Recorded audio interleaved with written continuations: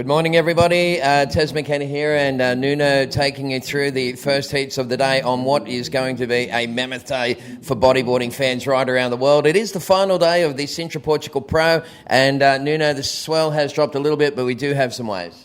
Yeah, that was what's on call in the forecast. Good morning and good evening or good afternoon to everyone that's watching all over the world. And that's what we had on the forecast at the beginning of this week. And we did deliver the goods about that forecast.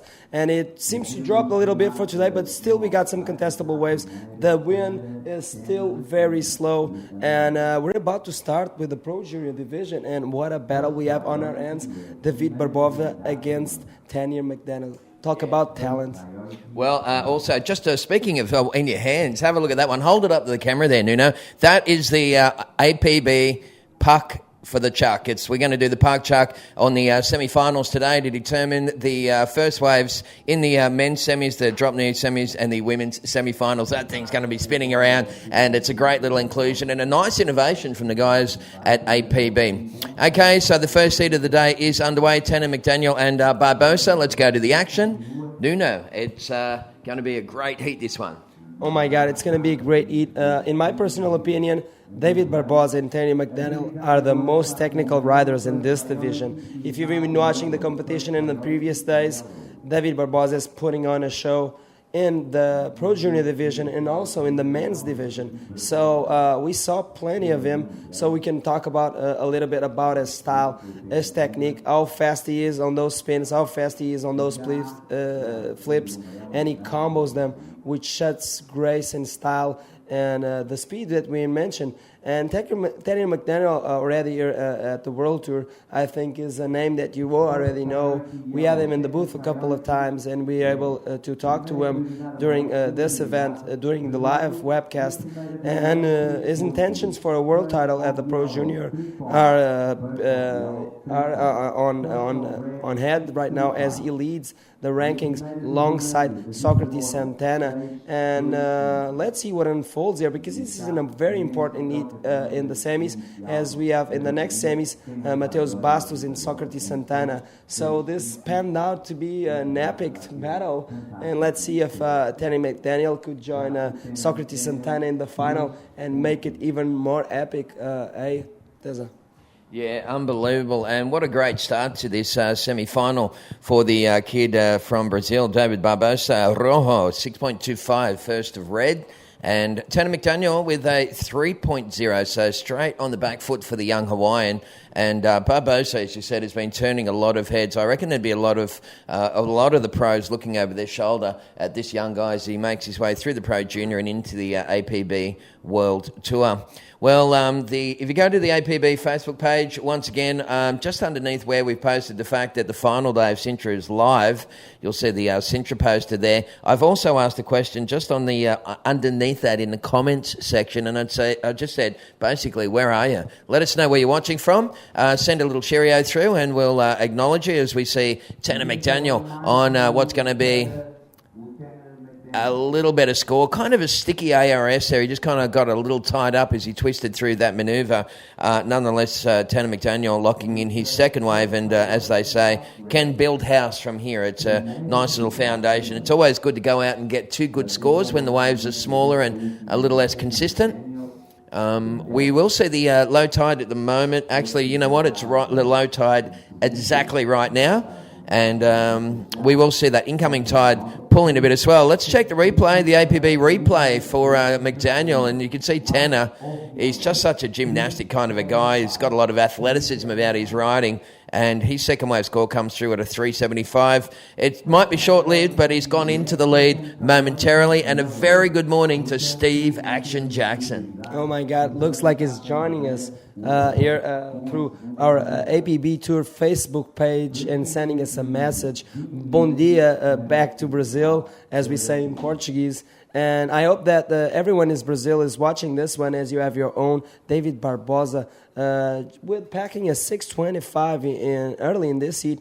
but Terry McDaniel currently leading as he packed a 3 and backing it up with a 375. He's still early in the lead, and we got an epic battle, like we said, in our hands. As you can see, the swell has dropped a little bit, but the waves are still here in the range of 2 to 3 foot. We'll be watching some sets wash through, and as we see live action with Terry McDaniel flipping that left and turning it into the foam and still riding with a spin. Can he combo it to the inside? Nah, he knows that it's low tide and that wave won't do much for him. As we got an answer from David Barbosa with a nice roll on the right-hander, comboing it with a spin. He uses his legs to break a little bit and go for that roll. That was a great wave.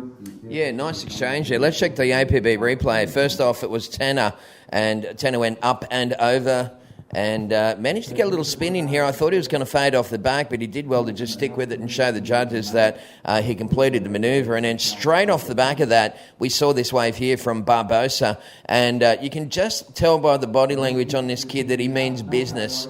And a nice, snappy roll-to-spin combo. And Barbosa reminds me very much of a young Uri Valadeo. He's just got a, that real energetic sort of style and able to muster up a lot of power in these small, grovelly conditions.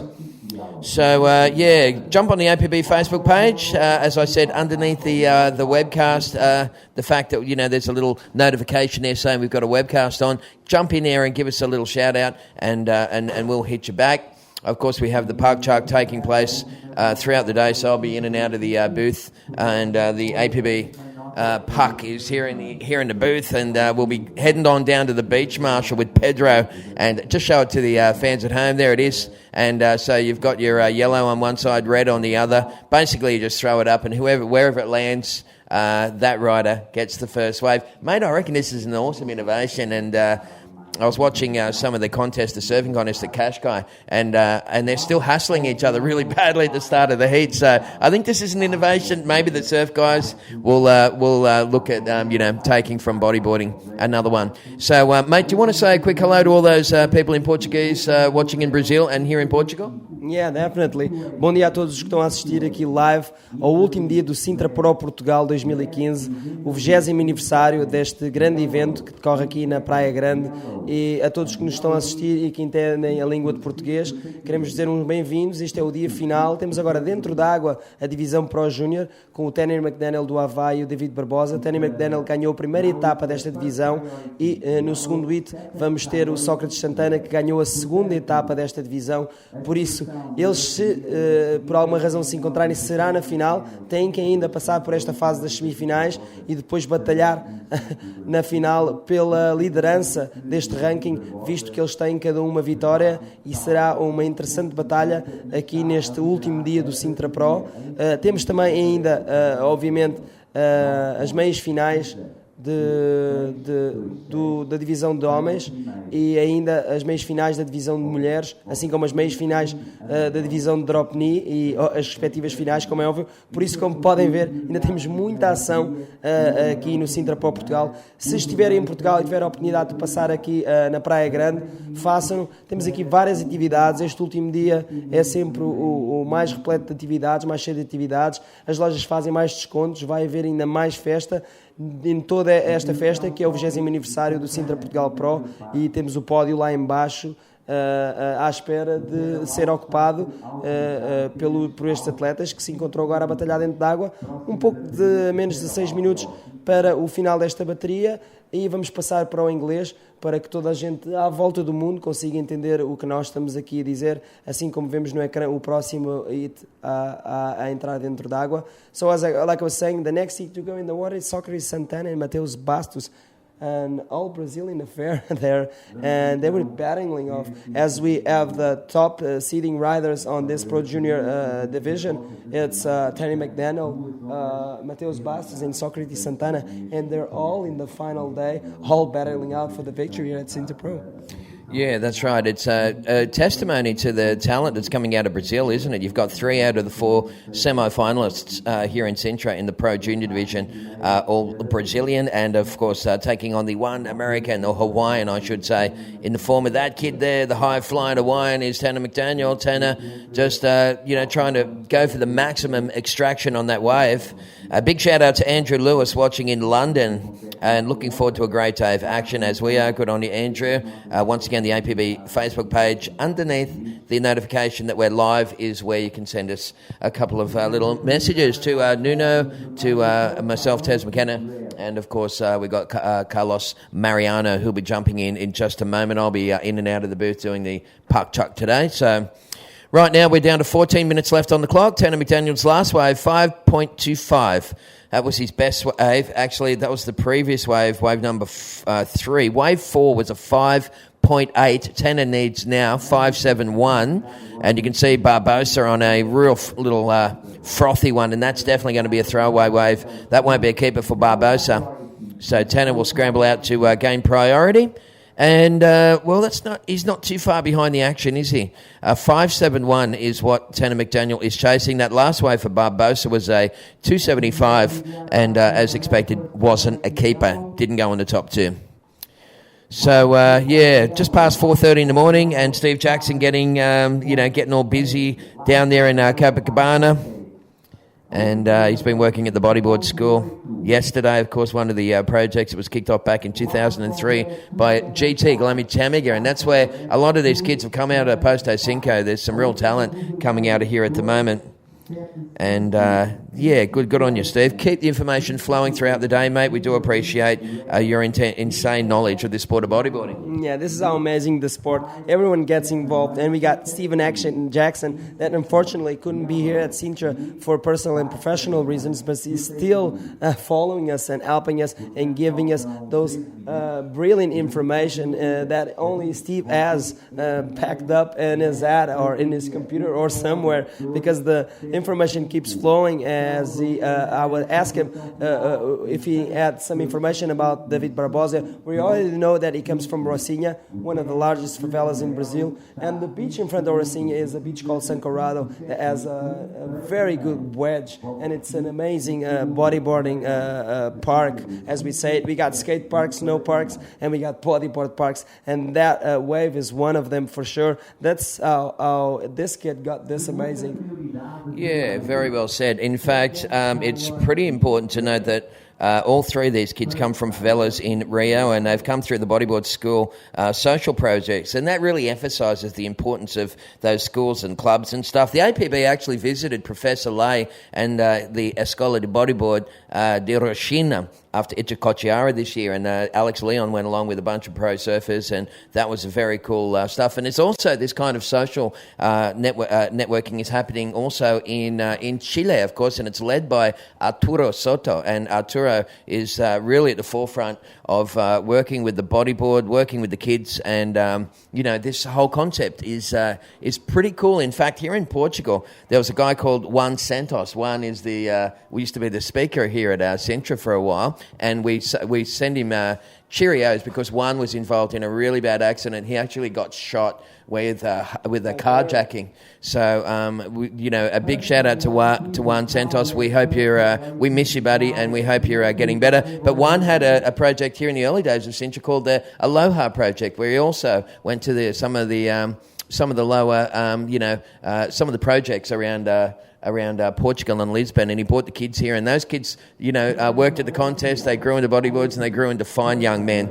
It's a good way to introduce people to the ocean. When they jump in the ocean, Nuno, everything changes. Yeah, I was able to watch live and follow up those projects and see a bunch of those kids in the water. And once I even went to do water footage for them, and how stoked were they to get pictures and footage, as we see Tanny McDaniel starting really early on that right-hander, going for a spin and going for a flip there. Can he land that one? And talking about mentors and you having the chance of having coaches since a young age, talking about Terry McDaniel having Mike Stewart as a mentor, as a coach. Oh my God, this kid must be really privileged to being able to have Mike Stewart on that position. As we see the replay, he starts with an early spin, very stylish. He has to speed up for the last section. Trying to gain a little bit more speed so he can reach that end section and go for a explosive maneuver. He went for the flip, but I think he didn't have enough speed so he could come out in front of that foam. Yeah, like you said, Mike Stewart, what a mentor, what a coach, and what a good bloke to have on your side. I walked out there earlier on, and Mike was having a bit of a talk to Tanner and Ian.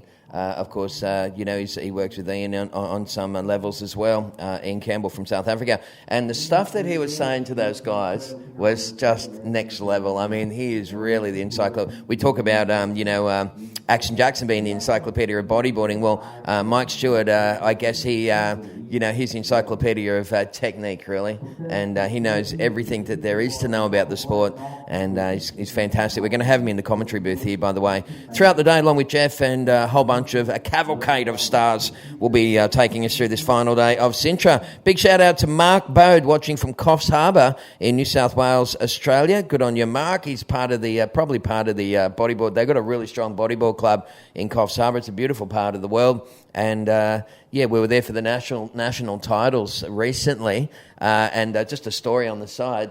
During the national titles for the cadet, we had 2 heats to go. Had a great contest in Coffs Harbour, 2 heats remaining. And in the cadet final, a 3-metre bronze whaler shark come very close to one of the kids and freaked everyone out. We cancelled the contest. We went to another beach. We started to get the contest up and running, and 2 more sharks came. So we had to give everyone in cadets and juniors, cadets and grommets, equal 4th position. It's never happened before. So there's Barbosa getting real busy. Look at him just flipping his way through, and you can see the energy in this guy's style. He's just so snappy. He's really just milking this wave for everything it's worth.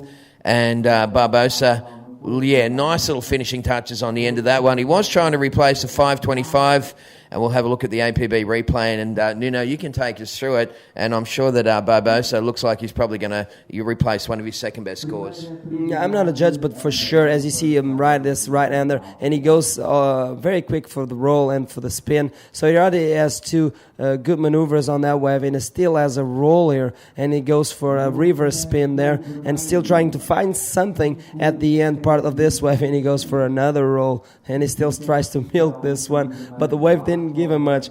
And if the wave gave him a little bit more, it would pack another roll. And this is a high-scoring wave, although it was a very small wave. He does replace his second wave score, which was a 5.25 with a 5.75, and he increases his lead. Right now, Terry McDaniel is in the need of a 6.21, 7 minutes to go. He's capable of that. We all know he's capable. But going back to David Barbosa, a local kid from Rocinha, and he comes through Escola de Bodyboard de Rocinha, the local school there at the Rocinha Favela. And he has already a lot of local wins, including events as his own break in San Corrado, and some strong results in the men's division at Icotiara in the past 2 years. We're talking about the men's division, not the pro junior division. So this kid has been around, and as soon as this pro division was available this year at the APB Tour, he went for it, and he's here trying to upset Tanya McDaniel and maybe fighting for the world title this year. I don't know where does he stand in the rankings. I hope we can get that information. But this is a very important deed for Tanner, and for sure maybe a very important deed for David Barbosa as well. Yeah, that's right. And big shout out to, of course, Tanner's parents will be watching on intently from Hawaii, of course. And good morning to Mark and Dawn, lovely people. And you should be very proud of your son. He's turned into a fine young man under the wing there of Mike Stewart. We're just back to live action now. And David Barbosa, his last wave was marginally better, so he lifted the bar a bit for Tanner. Tanner now chasing 6.21. That last wave there for Barbosa will not go into the top 2. As we see Tanner McDaniel on this one, it's got a little bit of open face. That's how you do it. I was going to say nice early manoeuvre and then you try and get a combo going, but Tanner electing to hold priority with just 5 minutes, 20 seconds remaining, and Yellow will go into a first priority situation and requires 6:21 to take the lead. In this first heat of the day, it's semi-final number one of the Pro Junior Division here on Sintra's 20th anniversary. What time is it in Australia? About 10 to 6. It's a Sunday afternoon, 10 to 6, and we've got a big audience watching down under. A big shout out to all my Aussie mates, including Scotty Mason, all the gang that love watching their webcasts. So send through a shout out on the APB Facebook page, folks, and we'll give you a bit of we'll shout back. Yeah, as we see a 3-foot set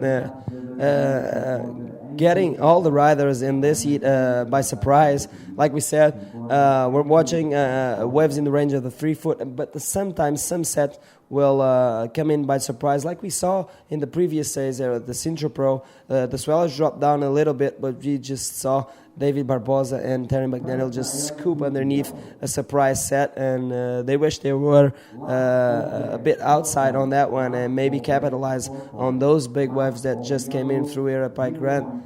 And we just watched the last wave of David Barbosa was a 4. Does not come in the top 2 scores for David Barbosa. Doesn't do much for him, but he's still in the lead.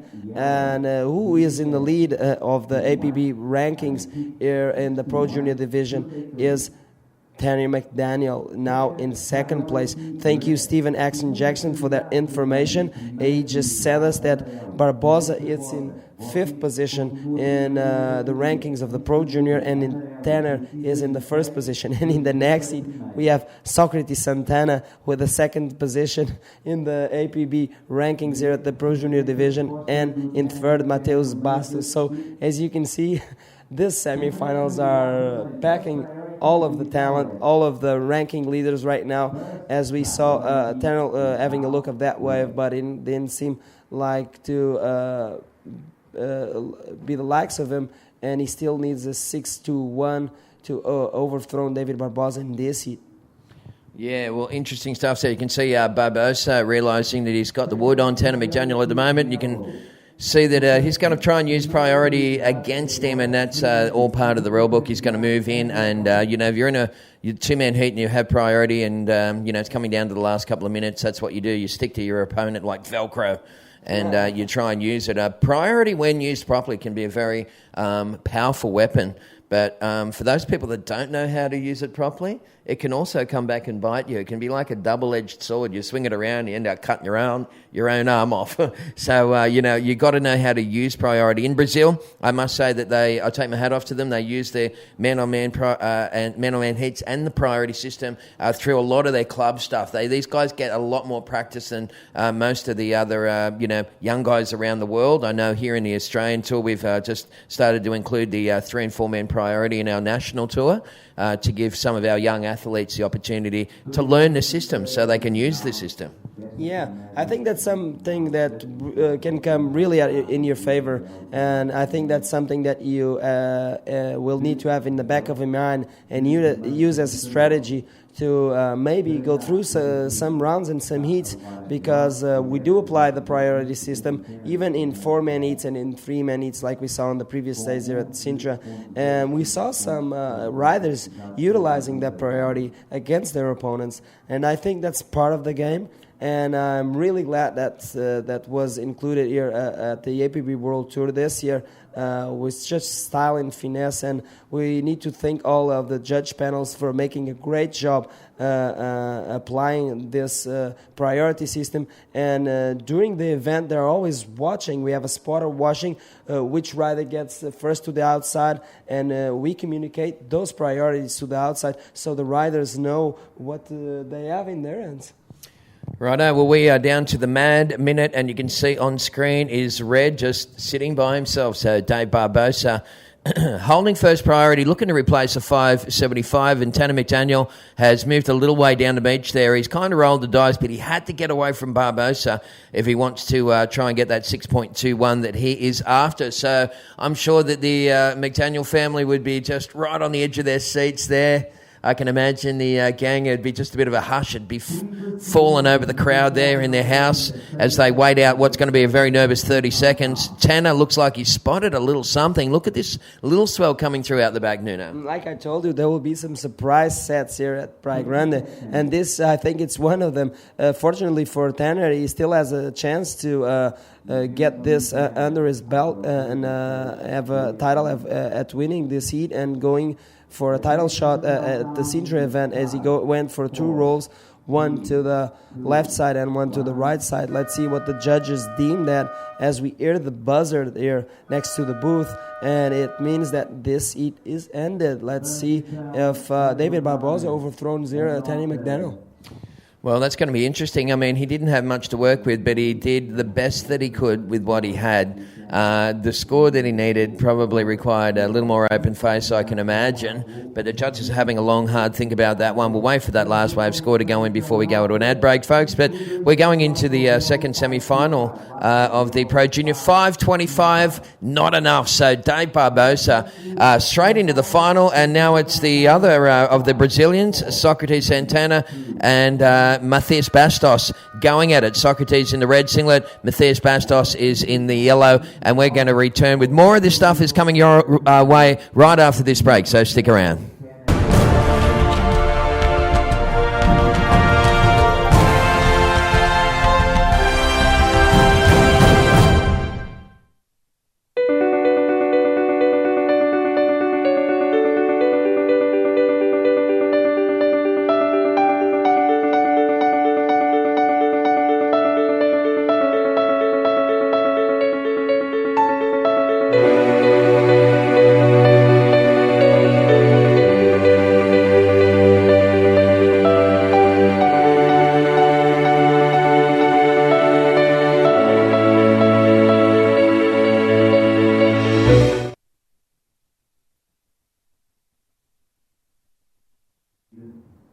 Okay, and we're back. This is heat number 2 of the semifinals of the Pro Junior division. And we got in the water Matheus Bastos, Socrates Santana. In the water, we got these riders. Here in the booth, we got Carlos Mariano back on live action. Good morning, Carlos. Good morning to you all. Good morning, Nuno. Good morning, world. We're here at the Sintra Portugal Pro 2015, the last day of this beautiful comp here in Praia Grande, Portugal. As we just saw, a pretty intense start of this heat. The second semi-final of the Pro Junior comp. After we just saw Tanner McDaniel. It's too early, guys. Tanner McDaniel being knocked out by David Barbosa from Brazil, and now we're having a couple of Brazilians, Socrates Santana and Matheus Bastos, 2 Brazilian super groms here at the semis of the Pro Junior Sintra Portugal 2015. So it's a beautiful autumn morning here in Praia Grande. The waves have dropped substantially from yesterday, but there are still some pretty fun ramps to be had out there. So the show is promising here at Praia Grande. If you're around Sintra, if you're around Praia Grande, please come and visit us. Enjoy the fine bodyboarding show we have here for you guys. And because we're going to crown the champions today, we're going to crown the DK World Champion. We're going to crown champions on the Open, the Sintra Portugal Pro Champions, of course, on the men's division, on the Pro Junior division, and on the women's division as well. So it's a pretty exciting day, the final day here at Praia Grande for the Sintra Portugal Pro. Meanwhile, we're watching Matheus Bastos and Socrates Santana, the 2 Brazilian super groms, battling it out here in the semis, the second semi-final of the Sintra Portugal Pro, with 21 minutes and something to go. Matheus Bastos and Socrates Santana, a couple of scores each, just some incompleted maneuvers. As we're watching Matheus Bastos going for his first real score with just a small spin and roll combination. Just your bread and butter here, right, Nuno? Yeah, it's still early in this heat, and they still need to find themselves because this is a low tide situation now here at Praia Grande, and the outside bank is working, and they need to find their way over in this part. When we say they need to find themselves, it's because yesterday they competed in this type of tides, and today they are competing as well in this type of tide. But the swell has dropped, like you said, and it will be hard to find which waves are good or not. As we been happening in the previous rounds here at the Sintra event, and I'm talking here with Steven Jackson and asking him a little bit about those kids. I know they come from Posto 5, they're still local break, and they both live in favela Pavãozinho, and they both ride for GT boards, which is the brand owned by six-time world champion Guilherme Temega. Doesn't need any intro on that athlete in the bodyboard divisions. Socrates is also known as Little Doctor, Doutorzinho, and Mateus is also known as Mateuzinho. It's nicknames, diminutives for their first name. And I didn't know Socrates has the nickname of Little Doctor. That's a cool name to have when you growing up, for sure. That's a cool name to have here in the competition wise. So we're going to have a puck chuck in 10 minutes with Taza McKenna back in near the beach marshal. The puck chuck is something that was add on this year in the APB World Tour, and I think it's a nice thing to have here because already on E2 men's, as we're watching the outside, Mateus Bastos scoring for a flip, and in front of him we just saw a word from Socrates Santana. So we will wait for those replays and maybe talk after them and explain what the puck chuck is. But before all of that, we're going to go to an interview with Vilma Vicente on the outside with a very happy David Barbosa. Take it away, Vilma. Hi everybody, we just witnessed David Barbosa go to the final. It's going to be an all-Brazilian final that shows the powerful kids from Brazil, the powerful team that they have, and they're all coming from the like favelas and the poor neighborhoods, so that gives you more strength to achieve your goals maybe. Yeah. Because you're on fire. Então, foi uma final ali, uma semifinal muito disputada com o Tony McDaniel, muito bom atleta. It was a very hard eat, very lots of fears with Tanner McDaniel, that is a very good competitor and he's very happy. E tô amarradão, consegui, defendendo aí o título pro Brasil. Agora é Brasil na final. Vamos aguardar aí o Sócrates Santana e o Mateus para ver aí quem é que vai conseguir ali. Okay, he can't wait for the final. He's going to compete against one of his friends. You in Brazil you have some programs when you are kids to start surfing, and how is it work? Como é que funciona aí os programas que vocês têm no Brasil para vos ajudar aqui a chegar? Para quem esteja lá a ouvir em casa, para também ir procurar e chegar aqui ao topo do mundo. Então, a galera toda dando apoio, principalmente. Tem a escolinha lá de São Conrado, que incentiva muito a poder alcançar o nosso objetivo. A W9, que está sempre ajudando aí a mandar para os campeonatos, pagando tudo. Só tem que ter força aí. Só tem que ter força, exatamente. Bastante focado com a equipe Brazilian Bug, principalmente também dando total apoio aqui nos campeonatos. E estou muito grato a todos. Muito obrigado, galera. Consegui. Congratulations, you're in the final. Let's see who is joining you. Back to you guys. And we're back, and the amount of teeth that we can see out of David Barbosa's mouth. He was so happy to make it through the final and overthrown Henry McDaniel. Good job on you, David, and congratulations to all of the Brazilians that were watching. David has been quite a lot in that interview, which means he's been packing a lot of wins, Carlos. Definitely. As we see right into the action, Matheus Bastos throwing a spin, and I guess he was trying to pull off an IRS out of that wave, but unfortunately for him, didn't quite make it.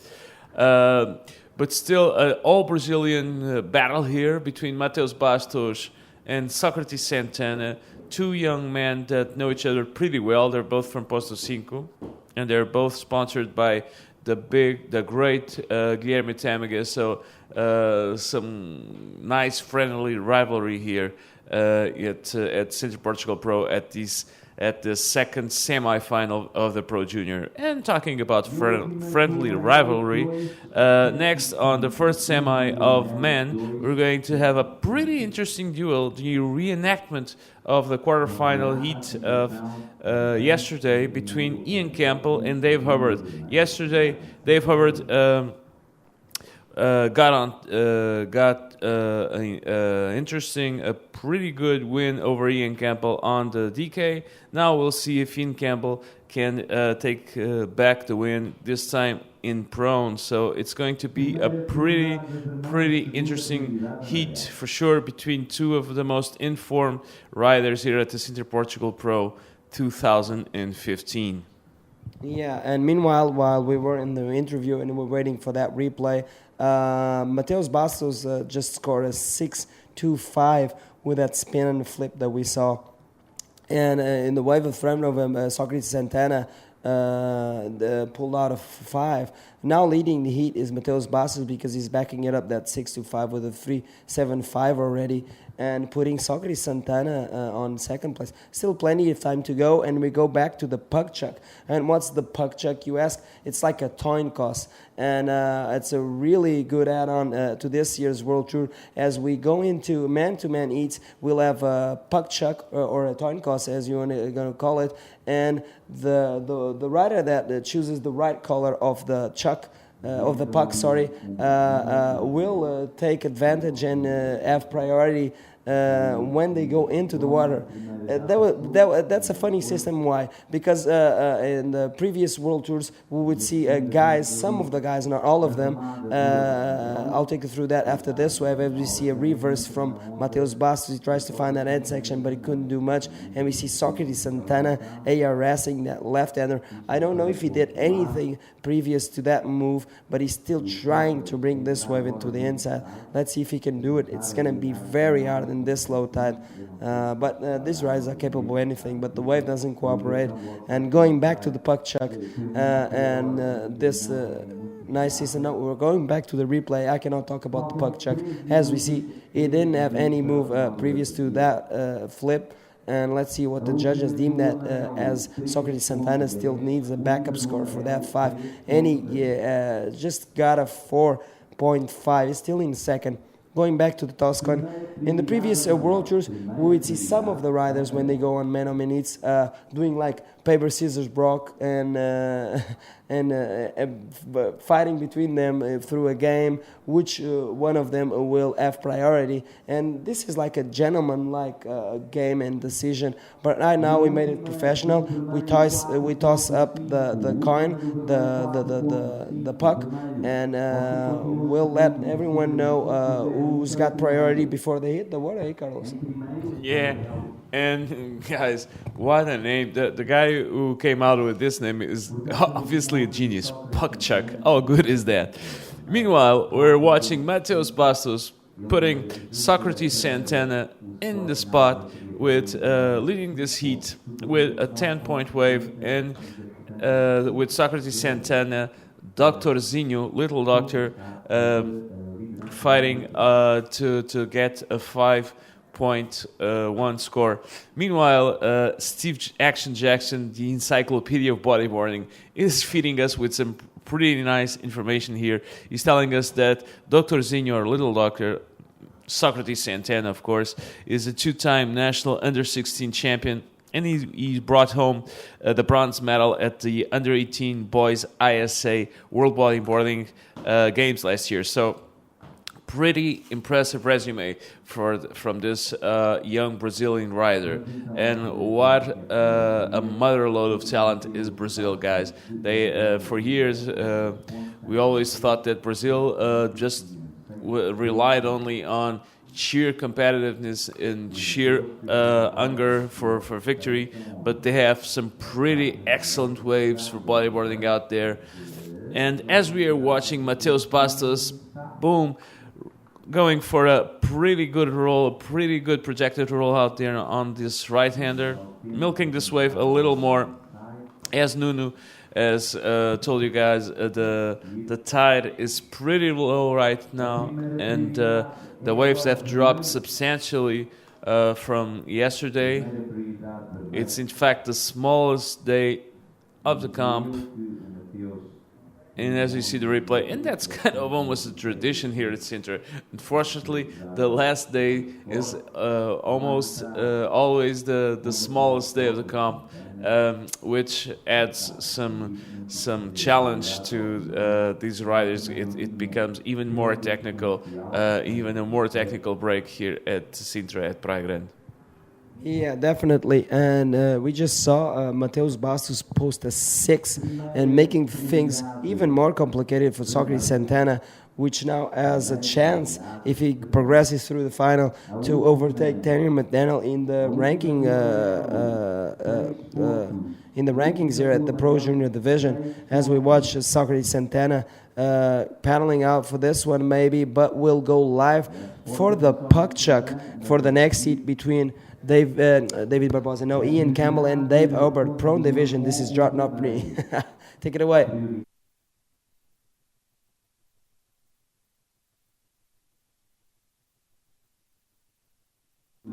As we see our contesting director, Mr. Teza McKenna, throwing the puck, and it has become yellow, and so it's going to be Dave Herbert who's going to take the early priority on that, and we can see Dave and Ian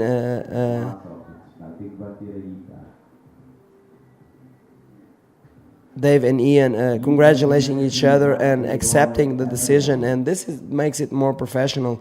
And as soon as they hit the water, there's no paddle hassles, there's no priority system at end. It's already established, and Dave Albert, in this case, is taking priority in that heat, as we saw Socrates Santana. And I was speechless watching Socrates, because he needs a 7-6 now. I just found that out, and let's see if he can find that wave or two waves that will get him out of this situation and still have a chance to battle for the first position here in this heat and move to the final, as we still got 8 minutes to go.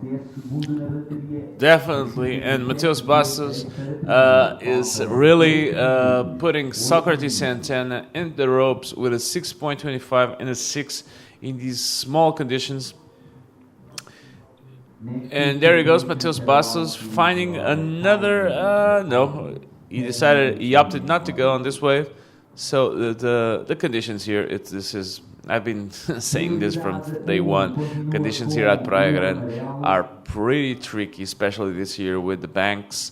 The banks are a little below average, and it makes it pretty. We've had some pretty good waves here, but still very technical, very tricky. And today, with this low tide and the dropping swell, it makes it even more fundamental that you choose the right wave. That can really decide if you survive, if you go through onto the next heat or not. As we're watching Dave Hubbard going through his warm-up routine there on the sand, and Mateus Bastos, the Grom on fire here at this semifinal, this second semifinal, going through a pretty standard combo, 2 spins in a row, but it's been pretty effective on leading this heat against Socrates Santana.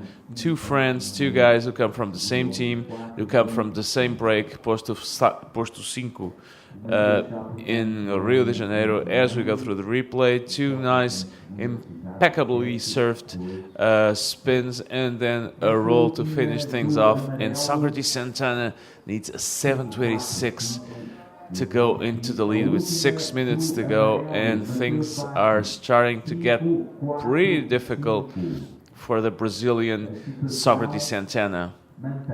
There he goes, trying, and the waves. Oh, the one out the back seems a little better for Socrates. Let's see if he can capitalize on it. No, unfortunately, it just crumbled on him. So pretty difficult situation here for Socrates Santana as we are entering the last 5 minutes of the heat noon. Yeah, a pretty complicated situation for Socrates, who saw Terry McDaniel getting knocked out on the first semi, and he might have thought to himself like, oh my God, I have a chance to move up in the rankings. But his fellow countryman, Matheus Basso, putting some pressure on him. Still 5 minutes to go, and already has two nice medium-high scores, a 6:25 and a 6, and which combines to a 12:25, and he's taking the lead right now, putting Socrates Santana needing a 7:26, 5 minutes to go. Let's see if Socrates, Doutorzinho, can pull it through. I'm not against Matheus Bastos, but there's a great opportunity for Socrates to move up those the ranking ladder. And but Matheus Bastos wants that as well, as it is in third in that ranking. So if Matheus Bastos advance, Mateuzinho, he'll have a shot as well at this world title. I'm not sure. I'll maybe ask Steve Action Jackson, if you're watching, what's the title odds right now for the Pro Junior division at this moment, as we have ranking number 5 advancing to the final, David Barbosa, and ranking right now number 3, Matheus Basso, was trying this flip, could not land it, going for the final as well. And looks like no, for sure we'll have all Brazilian affair in the final, Carlos. Definitely, and that what a testament to the we see Socrates Santana here trying to get back into the heat with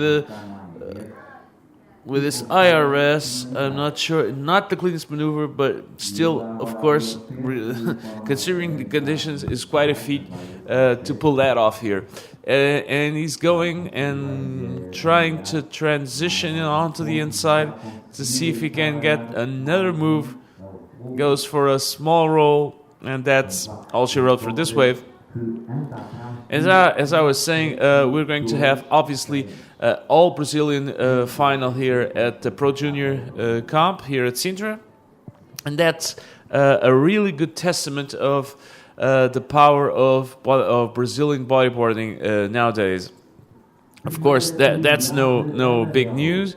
They've had excellent riders throughout the years, guys like Guilherme Tâmega, Paulo Barcelos, and the women, of course, lots of Neymara Carvalho. They have Jessica Becker here. I don't know. It's just the list is huge. But the thing is, watching so many young, talented riders here at the Pro Junior ranks gives you a totally different perspective of that Brazilian phenomenon.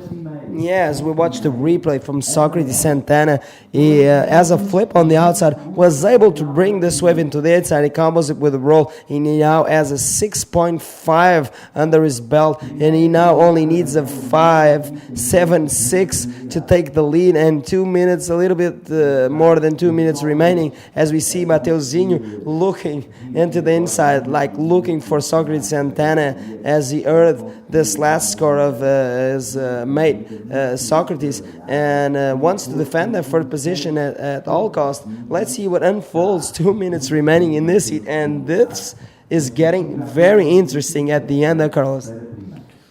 Definitely, it's quite a suspense.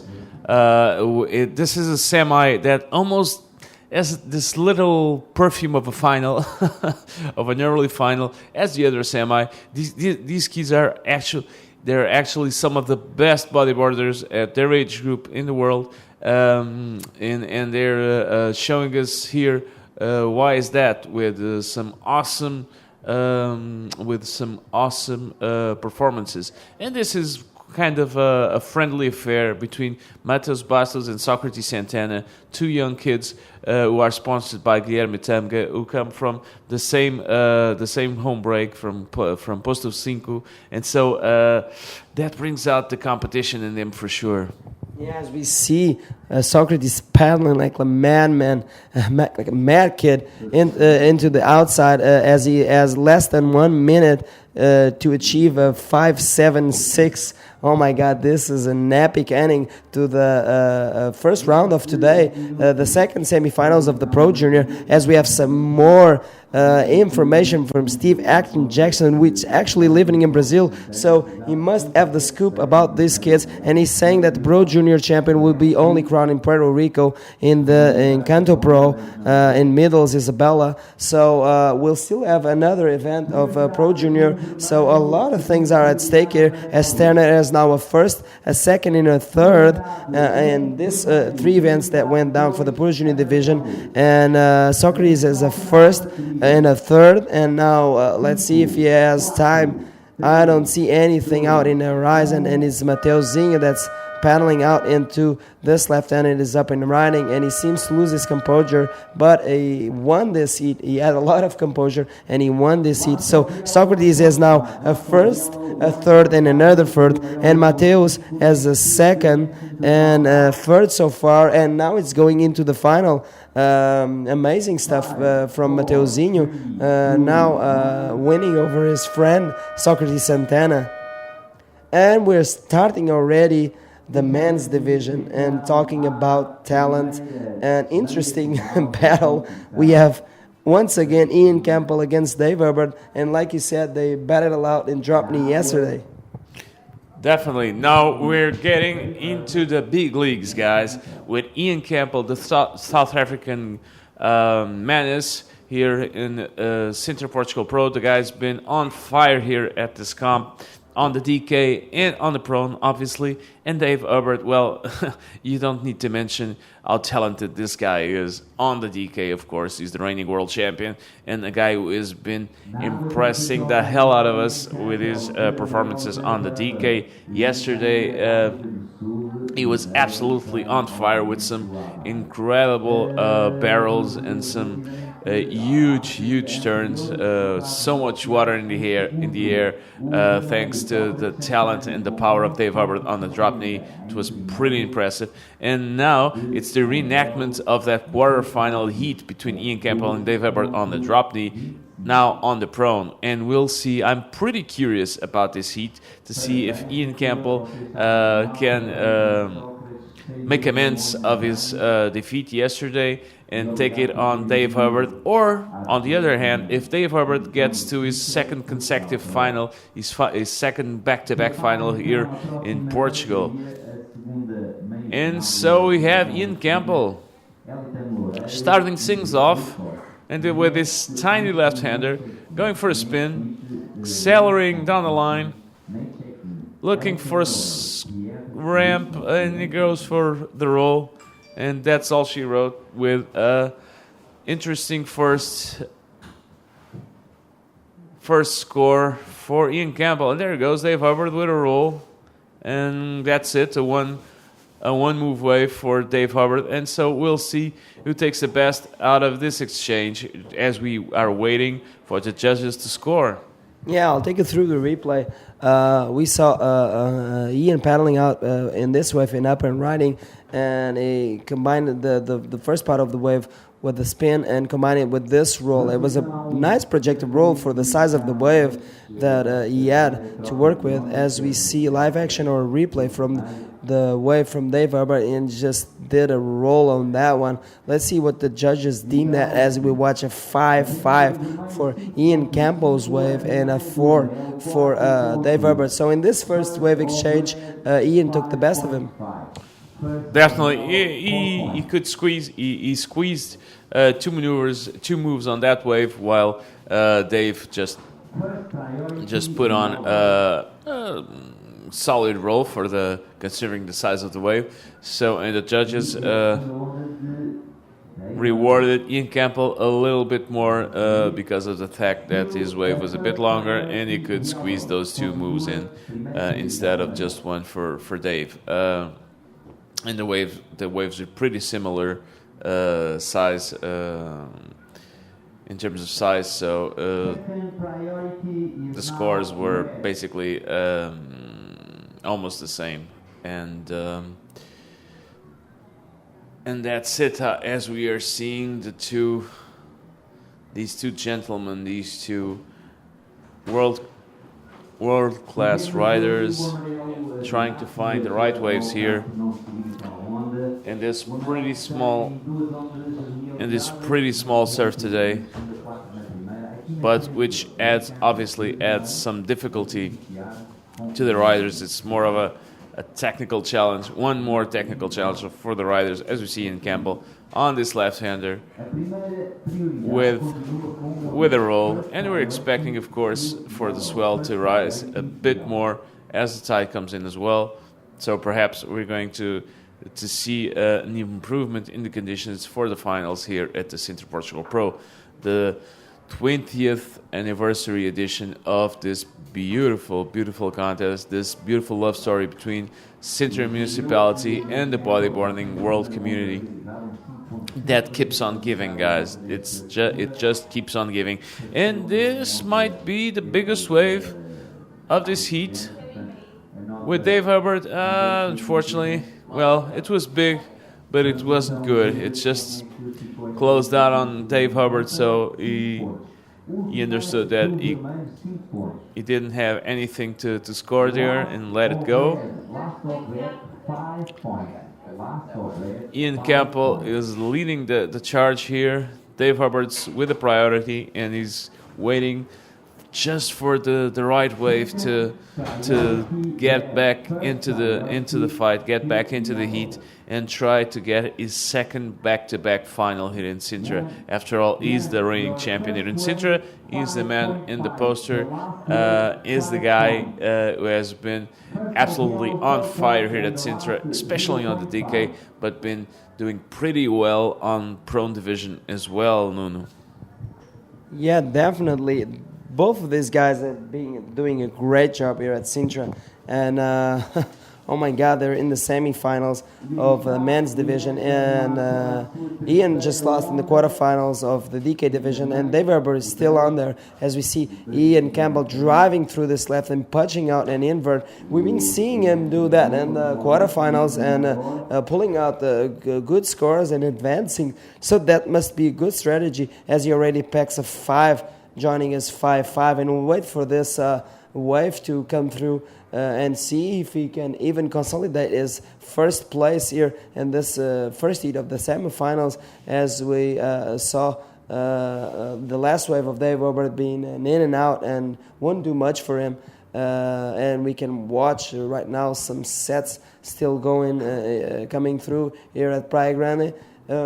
Not as big as the previous days, but still there's a little bit of punch in this swell, as the swell will be dying during the day, and hopefully when the tide comes in a little bit, we'll have a little more punch in the waves on the inside. As we watch the replay of the last of Yellow, he flips it and he goes for a roll, combos it with the roll, and he gets out of that. That was a pretty fast wave, and he combined a lot of moves in just short space, and he was awarded with a 6, and the last wave of red was a 7.5. I think Ian is taking a revenge on Dave on the prone division, huh? Definitely, Ian Campbell pulling all the stops, trying to go for a final here in Sintra. And possibly, what I'd say would be his maiden win at the World Tour. So we'll see how this exciting South African, this exciting rider, how he does here at the Sintra Portugal Pro, as we're heading in 17 minutes on this semi-final, the first semi-final here at the Sintra Portugal Pro. Now, a quick update in Portuguese, guys. E, portanto, temos aqui, bom dia a todos, temos aqui uma repetição, uma possível desforra de Ian Campbell depois de face a Dave Hubbard, depois deles ontem se terem encontrado nos quartos de final, numa bateria dos quartos de final do drop knee, em que o Dave Hubbard levou a melhor com uma das exibições mais fantásticas que eu vi de drop knee na minha vida, a levar o Ian Campbell de vencida. E aqui no Prone, o Ian Campbell está cheio de vontade de assinar a sua desforra e chegar a uma final aqui no Sintra Portugal e possivelmente conseguir a sua primeira vitória de sempre no circuito mundial. Entretanto, o Dave Hubbard, por seu turno, é o campeão em título aqui no Sintra, é um homem que está na luta pela sua segunda final consecutiva aqui no Sintra Portugal Pro e com certeza não vai vender barata a derrota aqui na Praia Grande. Definitivamente, temos dois grandes talentos dentro d'água e tivemos aqui o Ian Campbell na cabine connosco durante alguns dos dias de competição e eu estava-lhe a fazer uma piada matemática sobre a progressão do Ian neste tour deste ano, quando vemos Dave Hubbard ali a combinar um 360 com mais um flip ali naquela direita e a tentar aumentar o seu score total, deitando talvez fora um 4 com esta onda. E como eu dizia, tivemos aqui o Ian Campbell e eu estava-lhe a fazer uma piada matemática sobre os resultados deste ano, como vemos a repetição agora de Dave Hubbard com o 360 e aquele ARS aqui nesta direita, e ele foi-lhe atribuído um 450, melhorou a sua segunda onda, mas ele ainda precisa na mesma de um 701 para roubar o primeiro lugar aí em Campbell quando vemos um 7. Voltando outra vez à piada matemática que tinha feito com o Ian sobre a sua performance este ano no World Tour, ele alcançou um nono, um quinto, um terceiro, e eu disse, o próximo resultado só pode ser um primeiro Ian. É quando vemos o Ian nesta esquerda agora, aqui a acelerar para um backflip, mas infelizmente não consegue completar, fica ali um bocado preso. E vamos para a entrevista lá fora com o Mateuzinho, do posto 5 Brasil, que venceu sobre o Sócrates Santana. Leva lá esta entrevista, Vilma. And I'm here with Mateus Bastos, the second finalist of the Pro Junior competition. Congratulations, Mateus. Como é que foi o hit? He went against another Brazilian guy, so we're gonna have a Brazilian final with a friend of yours, because you're both from Rio de Janeiro. Vocês são os dois do Rio de Janeiro, vais ter uma final com um amigo. Sim, a semifinal foi bem difícil com meu irmão Sócrates, mas o melhor ali se deu bem, então quero agradecer a Deus. E também a final 100% brasileira, estou bem feliz. E é isso, quero me sagrar campeão, lutando pelo título, que vença o melhor. Of course, he had a difficult heat against in his semi-final against his friend, countryman Brazilian, and in the final is gonna do the same. He's gonna go against another Brazilian, David Barbosa, but he's running after the title. He's strong and motivated. So congratulations! See you in the final, and wins the best one of you. Que vença o melhor. Que vença o melhor, né? A trilha vai ser disputada. Final 100% brasileira. Agradecer ao Emmanuel ali também pela ajuda. E viva o Brasil, né? Viva o Brasil, a comunidade lá do Pavãozinho. Okay, back to the water. We have the first semi-final of the Open, the Pro Division competition. So let's see what's happening. Obrigado, Vilma. E, entretanto, como o Nuno estava aqui a dizer, e acho que foi a primeira vez na minha vida que ouvi as palavras piada e matemática na mesma frase, tem toda a razão no que diz respeito na sua provocaçãozinha ali ao Ian Campbell, que ele tem estado em progressão no circuito mundial nesta temporada, sempre em subida, e vamos ver, bem, essa progressão será com certeza verificar se é com certeza, porque mesmo aqui no pior cenário possível consegue um pódio aqui no Sintra Portugal Pro nesta altura, mas está aqui numa posição muito interessante para conseguir a sua primeira final do ano aqui no Sintra Portugal Pro. So as Nuno was saying, and he was talking about a mathematical joke he was pulling with Ian Campbell here at the booth a couple of days ago. And I must confess that was the first time I ever heard a joke and mathematics on the same sentence. But as he was saying, between he was pulling Ian Campbell's leg, saying that he has been doing progressively better throughout the year. And there he goes, Dave Hubbard, on this flip and kind of, soft roll there. He was, as I was saying, Ian Campbell has been always progressing, always rising on the charts on consecutive events. And this was the time, if that progression was to be respected, this time in Sintra, he would probably win. And Ian Campbell looks like as we see the replay on Dave Hubbert's wave, a flip and a soft roll there. But if Ian Campbell is going to respect that progression, I think he has a pretty nice chance with 10 minutes to go into the final of this Sintra Portugal Pro. And that last wave of Dave Hubbard was a 540. As we see up and running, the red singlet, Ian Campbell from South Africa already has a spin on it and is trying to get some speed into that end section with a small wave. He just jumps off of that one.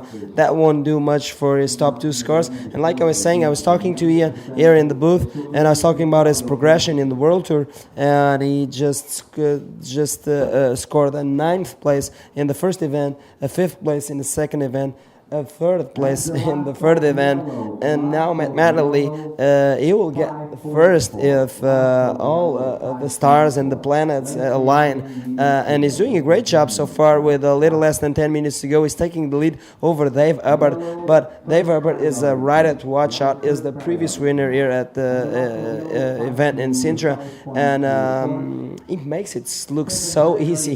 He makes it look so easy, catch the waves, and it looks like he's making fun with all of us as he flips and combos with rolos and all kinds of moves that he has in up his sleeve. And oh my God, he can reach that 701 pretty easily, huh, Carlos?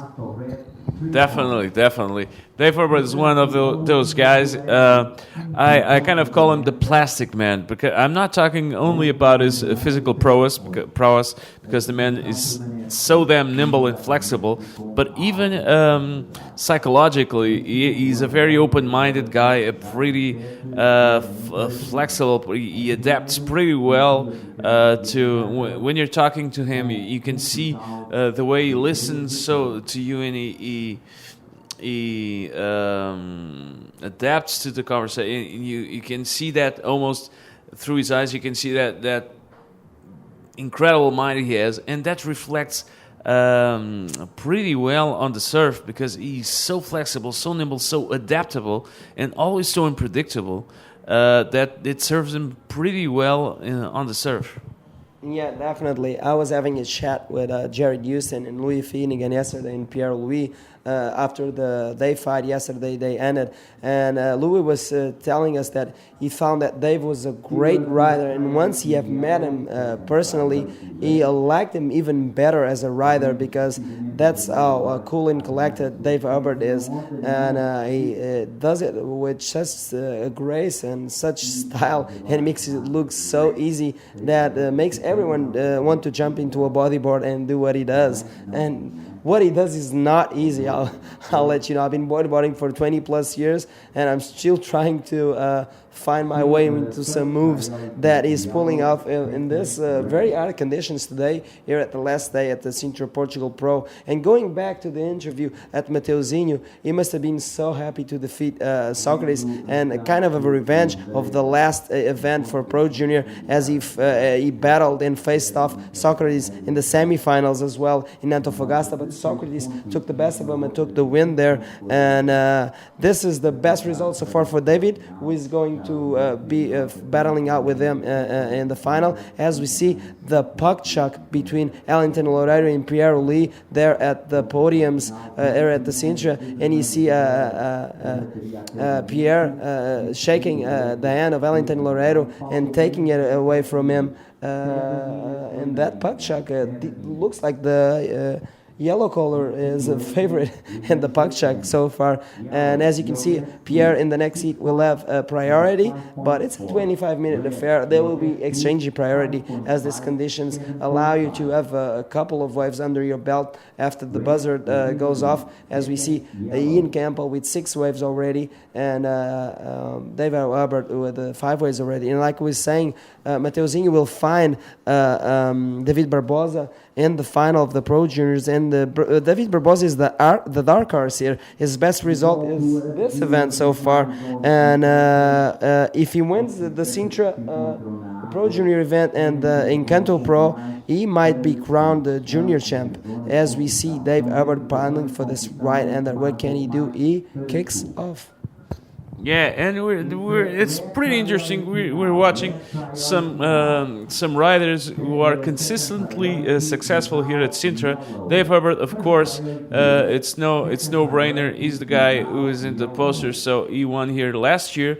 And then we have on the other semifinal Ellington Loureiro, which is a rider who is usually pretty successful at Sintra here as well. But obviously on the other side of that matchup, we have Pierre Lescos, a man who has won here in 2012 and then got a second consecutive final in the 2013, which was the year, of course, that Lucas Nogueira took the prize.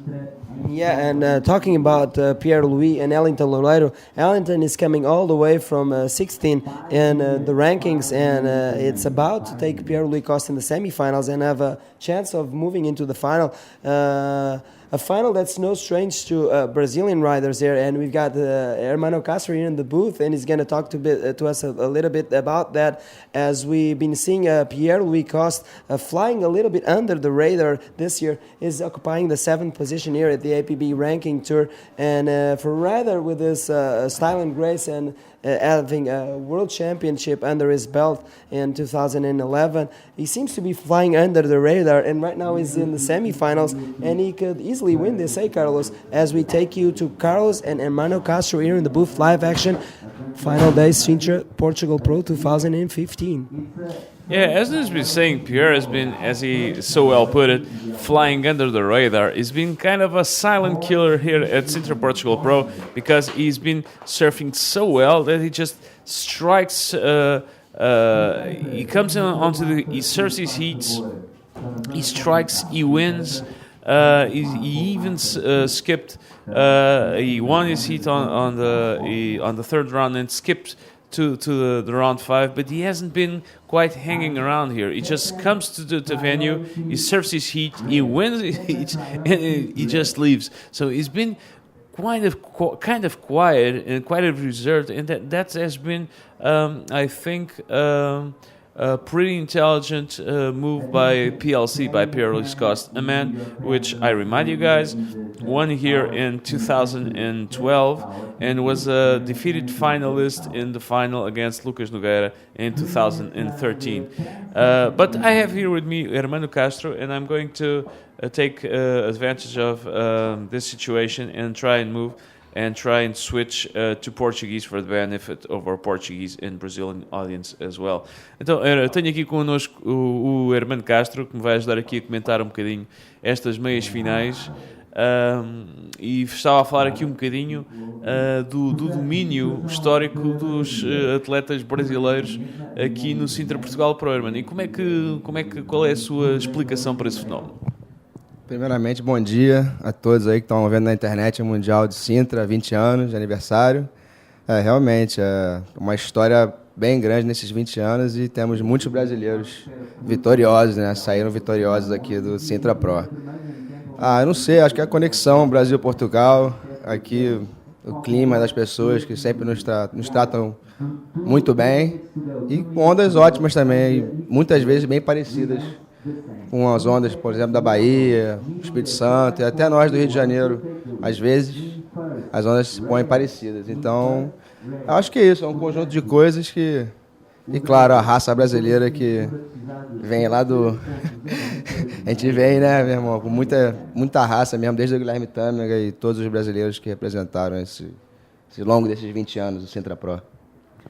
Sim, de facto era isso que eu ia perguntar. O Hermano antecipou-se aqui à minha outra questão.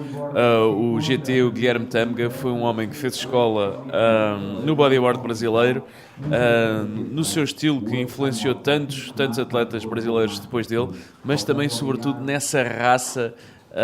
E isso foi de facto inspirado pelo Guilherme Tâmega, ou é algo que é muito vosso e que tem a ver se calhar com as situações complicadas e com a adversidade que vocês enfrentam muitas vezes no Brasil? Exatamente, a gente tem que agradecer, até mandar um abraço pro Tâmega, um alô para você, campeão. Você sempre foi a nossa esperança e sempre vai ser nosso espelho.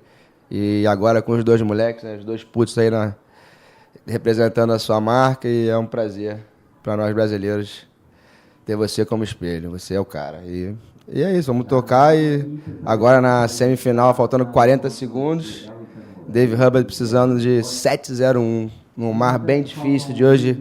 As ondas abaixaram bastante e tal, mas Ian Campbell escolheu melhor as ondas de série. Então, por isso que está vencendo. Vamos ver o Dave agora tentando virar. Infelizmente, a onda não abriu para Dave Hubbard e parece que vamos ter um sul-africano. Aí, acho que pela primeira vez em Sintra, um sul-africano na final. E que anda muito bem. Acho que não, né? De repente... Não, de facto não é a primeira vez que temos um sul-africano na final. Já tivemos o Jared Houston numa final com... Também Filipe Rodrigues, que é português. Desculpa a minha informação errada, mas final de bateria, Ian Campbell levando a melhor sobre Dave Hubbard, que também surfou muito bem, campeão do ano passado e que está andando muito bem, que ele tem a ótima sorte na final do Drop Knee, parece, semifinal do Drop Knee. Exatamente. And so Ian Campbell taking the best out of Dave Hubbard, beating Dave Hubbard here in what was a reenactment of yesterday's quarterfinal heat on the DK. But this time Ian Campbell was the winner, and now we're going to have a pretty interesting second semifinal. I've got Hermano Castro here with me, and he's amped for sure for his brother of another mother, Ellington Laredo, the countryman Ellington Laredo is great. He's a big friend here. It's so cool to see how tightly knit these Brazilian riders are. They travel together. They're quite of a family here at the World Tour, and it's going to be a pretty tough heat between Ellington Laredo that we see Ellington Laredo on this first wave, and I don't think it's going to be definitely. They both paddle on two waves, and so Ellington Laredo as the priority. But as I was saying, I have Hermano Castro here with me, and so I'm going to conduct this interview basically in Portuguese. But a bit more in Portuguese, after all, we're talking about this is for the benefit of our Brazilian audience and our Portuguese audience as well. So, Como estava a dizer, tenho aqui o Hermano Castro, que está absolutamente a vibrar com esta semifinal.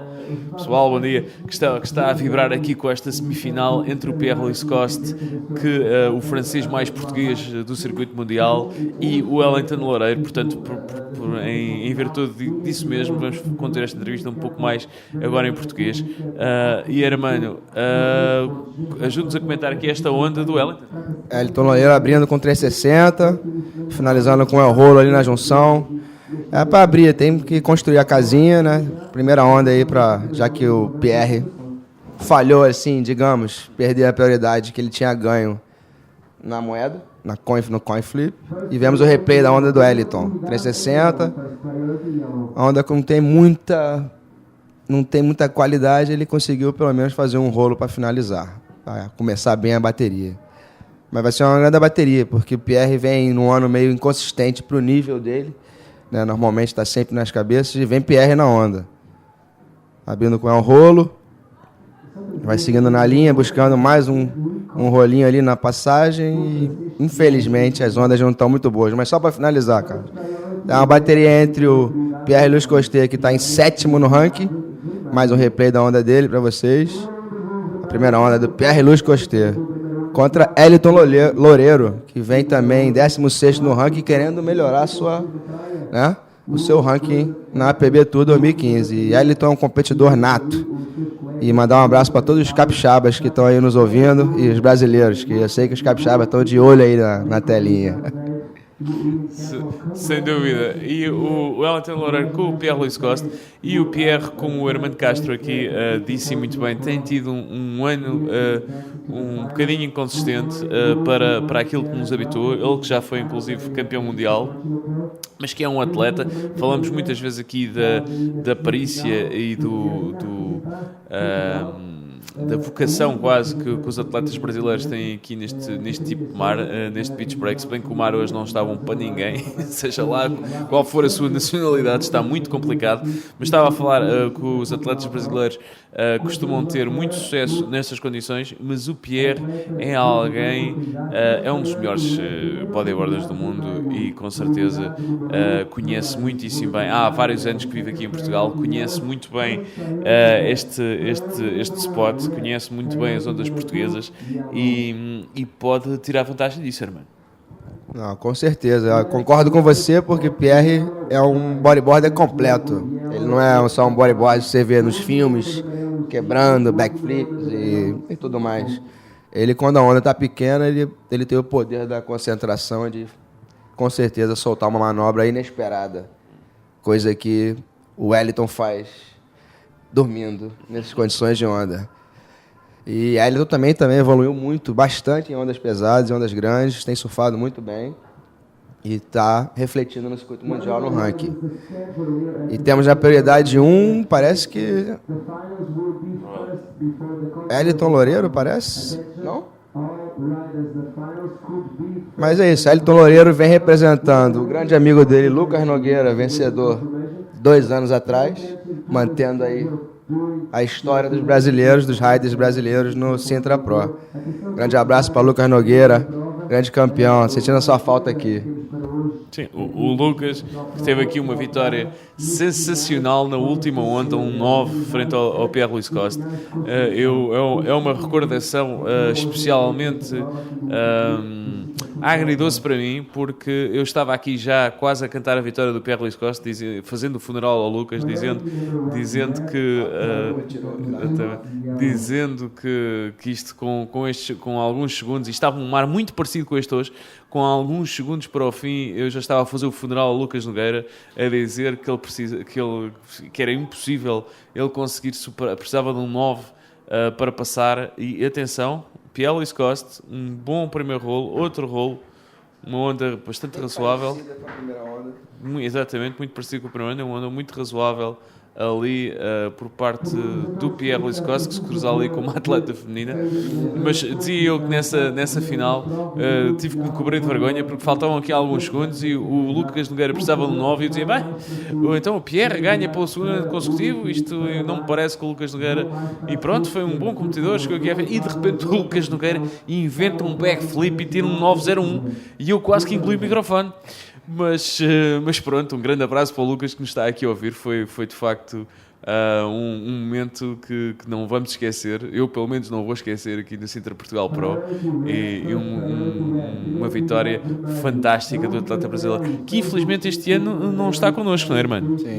Sim, infelizmente ele não está conosco, mas com certeza de coração ele está lá torcendo por nós. Sei muito bem por que ele não pôde vir, mas eu sei que ele queria estar aqui. Mas ainda é muito novo, tem 30 anos. E agora veio um amigo dele, grande parceiro de campeonato mundial de circuito, Elton Loureiro, outro 360 e rolo. Os dois com ondas bem parecidas.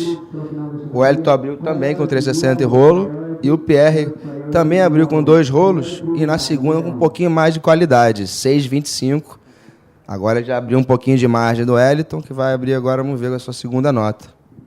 Seja como for, esta segunda onda do Ellington, este 360 é fantástico, uma grande velocidade e um rolo muito projetado, com a prancha muito bem, pelo menos estendeu bem os braços, deu um efeito bonito a este rolo. Não foi talvez, não descolou assim por aí além da onda, mas foi redondo, foi bonito, foi plasticamente muito agradável. E à medida que vemos aqui esta outra onda do Pierre, 360, também muito rápido, muito fluido.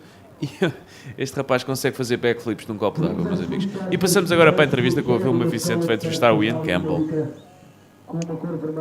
And we are here with Ian Campbell, the finalist of this Open Men competition of the Sintra Portugal Pro. He that just defeated the winner of last year, Dave Hubert. How do you feel? Yeah, coming in from round 3, I never really looked forward to getting into the final, like making any positions here. So, just to get into the final is absolutely amazing, and I'm just so stoked and grateful for all the support back home. It's been incredible, and just to have family and friends here at the beach just watching on, it's just so good. But the waves are getting smaller and smaller. Yeah, it's kind of actually like my home break and what I've been surfing for a while now. So this is exactly like North Beach where I am from Durban, and I'm actually quite at home out there, so I'm pretty happy. Yeah. Good for you. So, and which of the guys do you prefer to go to the final with? I don't know. May the best man win out there.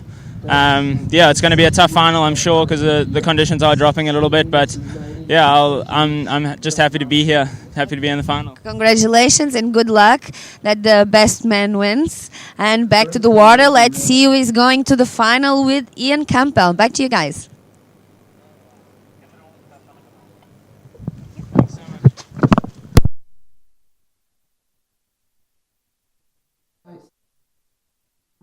And this last wave from Pierre Liscoste with that huge backflip on that smaller wave. I used to say that Pierre Liscoste can backflip inside a glass of water, and he's showing us all his prowess here on these pretty tiny waves here at Sintra Portugal Pro. Unfortunately, the smallest day. It's kind of a tradition here in Sintra. The final day is always the smallest one, unfortunately for us, but it adds up for a technical challenge to our riders. And I have Hermano Castro here, the Brazilian, one of the top Brazilian guys here at Sintra Portugal Pro, helping me commentate here on this heat with his country fellowman. With his fellow countrymen, Ellington Loureiro. So I'm going to conduct this a little bit more in Portuguese. After all, we have Pierre Liscoste, who is living here in Portugal, and Ellington Loureiro, who has a massive support from Brazil. They must be glued to their screens right now. Although there's a pretty significant time lapse between here in Brazil, but of course people are 4 hours. But people are obviously rooting for their fellow countryman Ellington Loureiro. And Hermano Castro Ellington is in a pretty tough spot here with needing a 7:51 to go into the lead, but this is far from over. Yeah, for sure. It's far from over. It's 14 minutes remaining, and Pierre-Louis Coster putting Ellington Loureiro in a situation to 7:51 to take the lead. I think Ellington can do it that score if he have a patience to choose the right wave with the priority now. He got the priority. And gotta be the wave have to come to him. If the wave came, Ellington gonna do it for sure. Entretanto, vamos continuar aqui a falar um bocadinho mais em português, como eu tinha dito. Afinal, são os brasileiros aí colados, apesar de haver uma diferença de 4 horas, são colados aos monitores aqui a torcer pelo Wellington. O Wellington que Hermano Castro, que está aqui comigo a ajudar, Hermano, o Wellington tem feito um campeonato impressionante. E, entretanto, vamos saltar agora ali para, vamos ver aqui o Puck Chuck, que é uma espécie de moeda ao ar para decidir a prioridade da próxima meia-final feminina, com a Jessica Becker, outra brasileira que se tem dado sempre muito bem aqui em Portugal, e a Alexandra Rinder. E isto hoje está a amarelo. Eu não sei se este Puck Chuck não está viciado, irmão. Mas como eu estava a dizer, tenho aqui o Hermano Castro, e que maravilha de campeonato tem feito o Wellington, com algumas prestações interessantíssimas, e lá está ele a provar isso mesmo agora. E parece que ele vem com a sua prioridade, abrindo com 360. Ellington Loureiro buscando a sessão para fazer aquela manobra do dinheiro, lançando a RS. Infelizmente, Ellington não completou a manobra, mas vamos lá, ainda falta muito tempo. 12 minutos para o término dessa bateria da segunda semifinal do Sintra Pro 2015. E Ellington à busca de um 7,51. Vamos lá. Mas como eu estava a dizer, o Wellington tem feito aqui alguns hits memoráveis, e um dos momentos mais bonitos para mim deste Sintra Portugal Pro, daqueles de provocar quase um sorriso largo aqui em toda a gente que estava a ver, foi a bateria com o Mike Stewart, em que nós vimos, é assim que se percebe o coração grande que este atleta brasileiro tem. Foi lá e deu um abraço sentido ao Mike Stewart antes da bateria, do género, aconteça o que acontecer, pá, tu és o meu ídolo, e foi bonito ver. Mike Stewart é uma grande inspiração para todos nós, não tem como, é muito bonito de ver.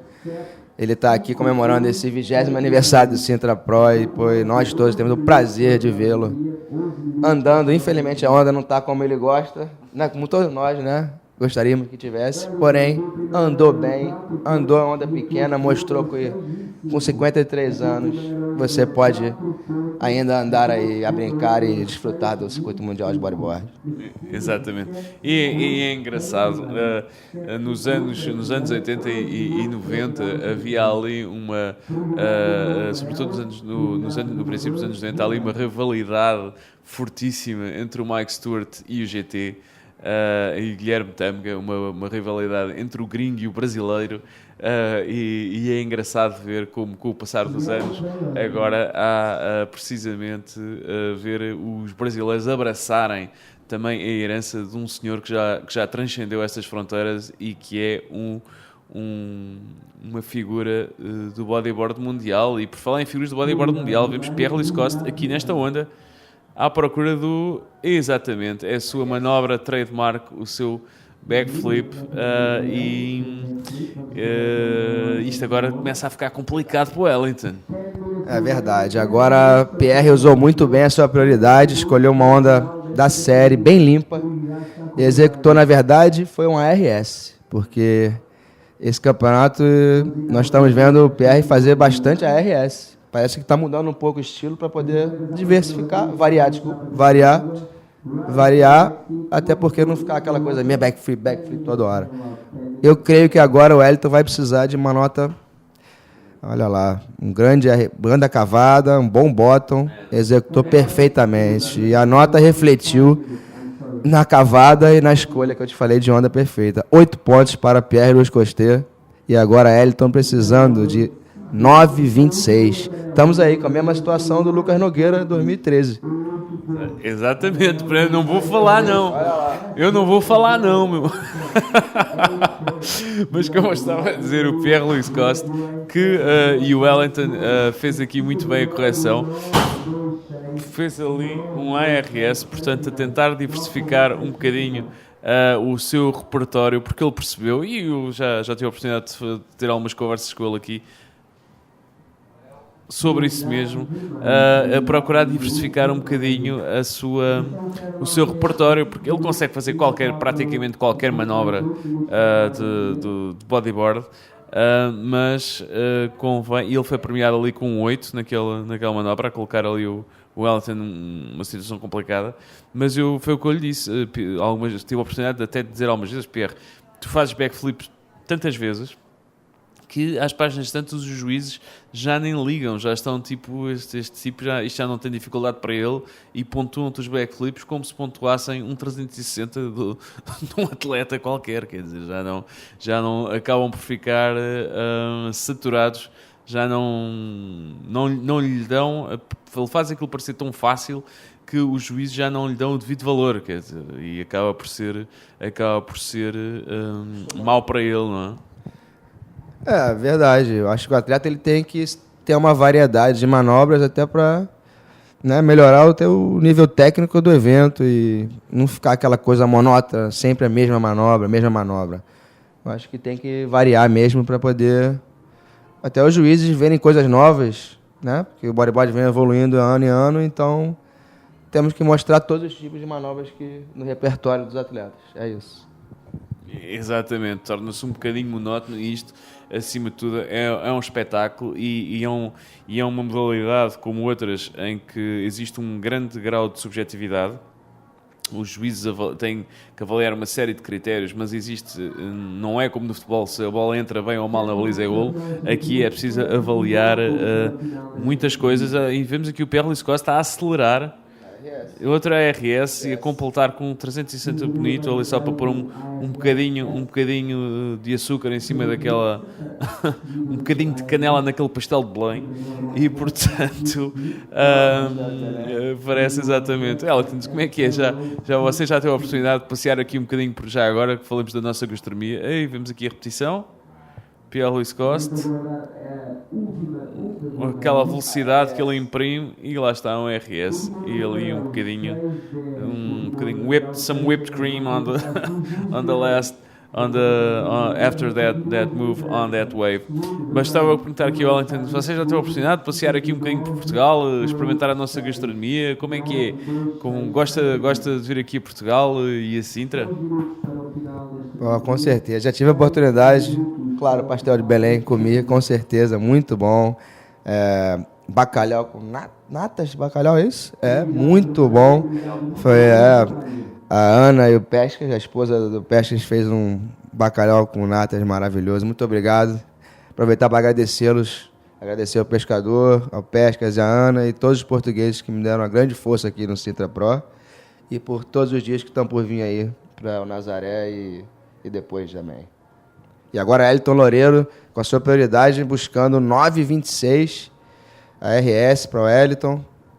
Vamos ver se ele vai buscar a conexão. A onda não formou para o Wellington. E logo atrás, Pierre, não parando, buscando trocar o seu 7,50, que é a sua segunda melhor nota. Vamos lá.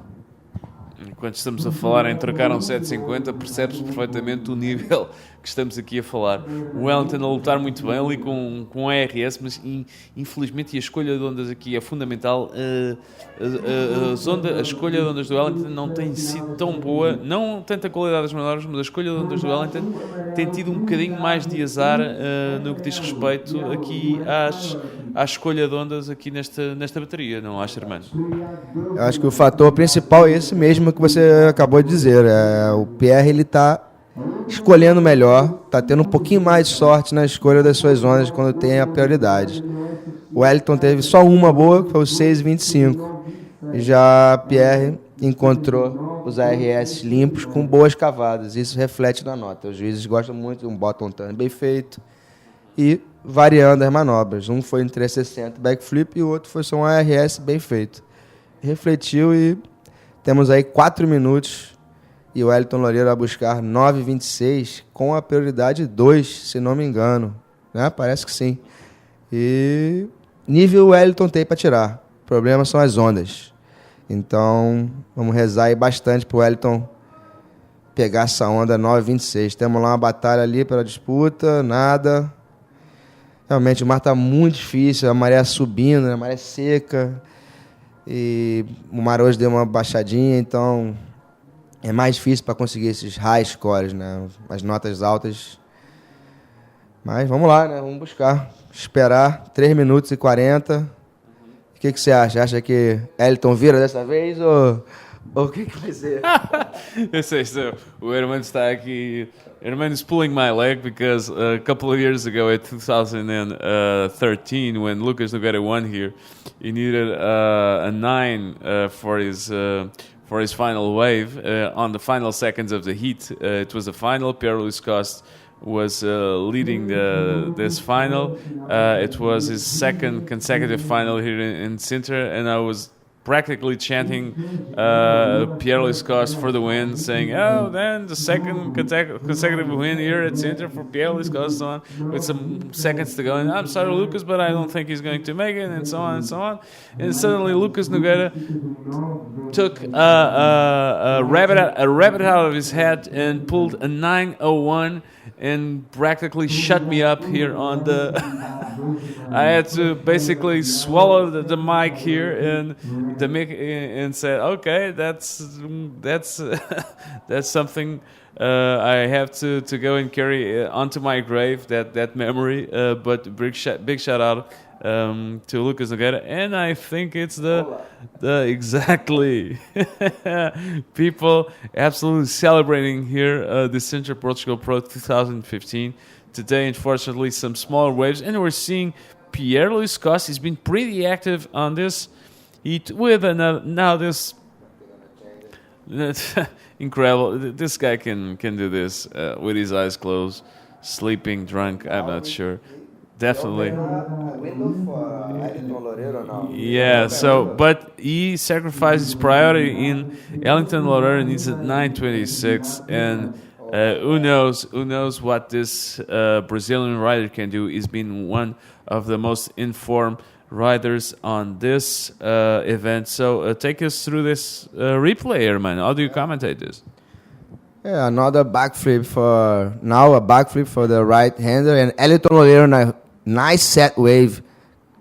Oh, the wave didn't open well for him, but still can take the priority. Come on, 1 minute, Wellington.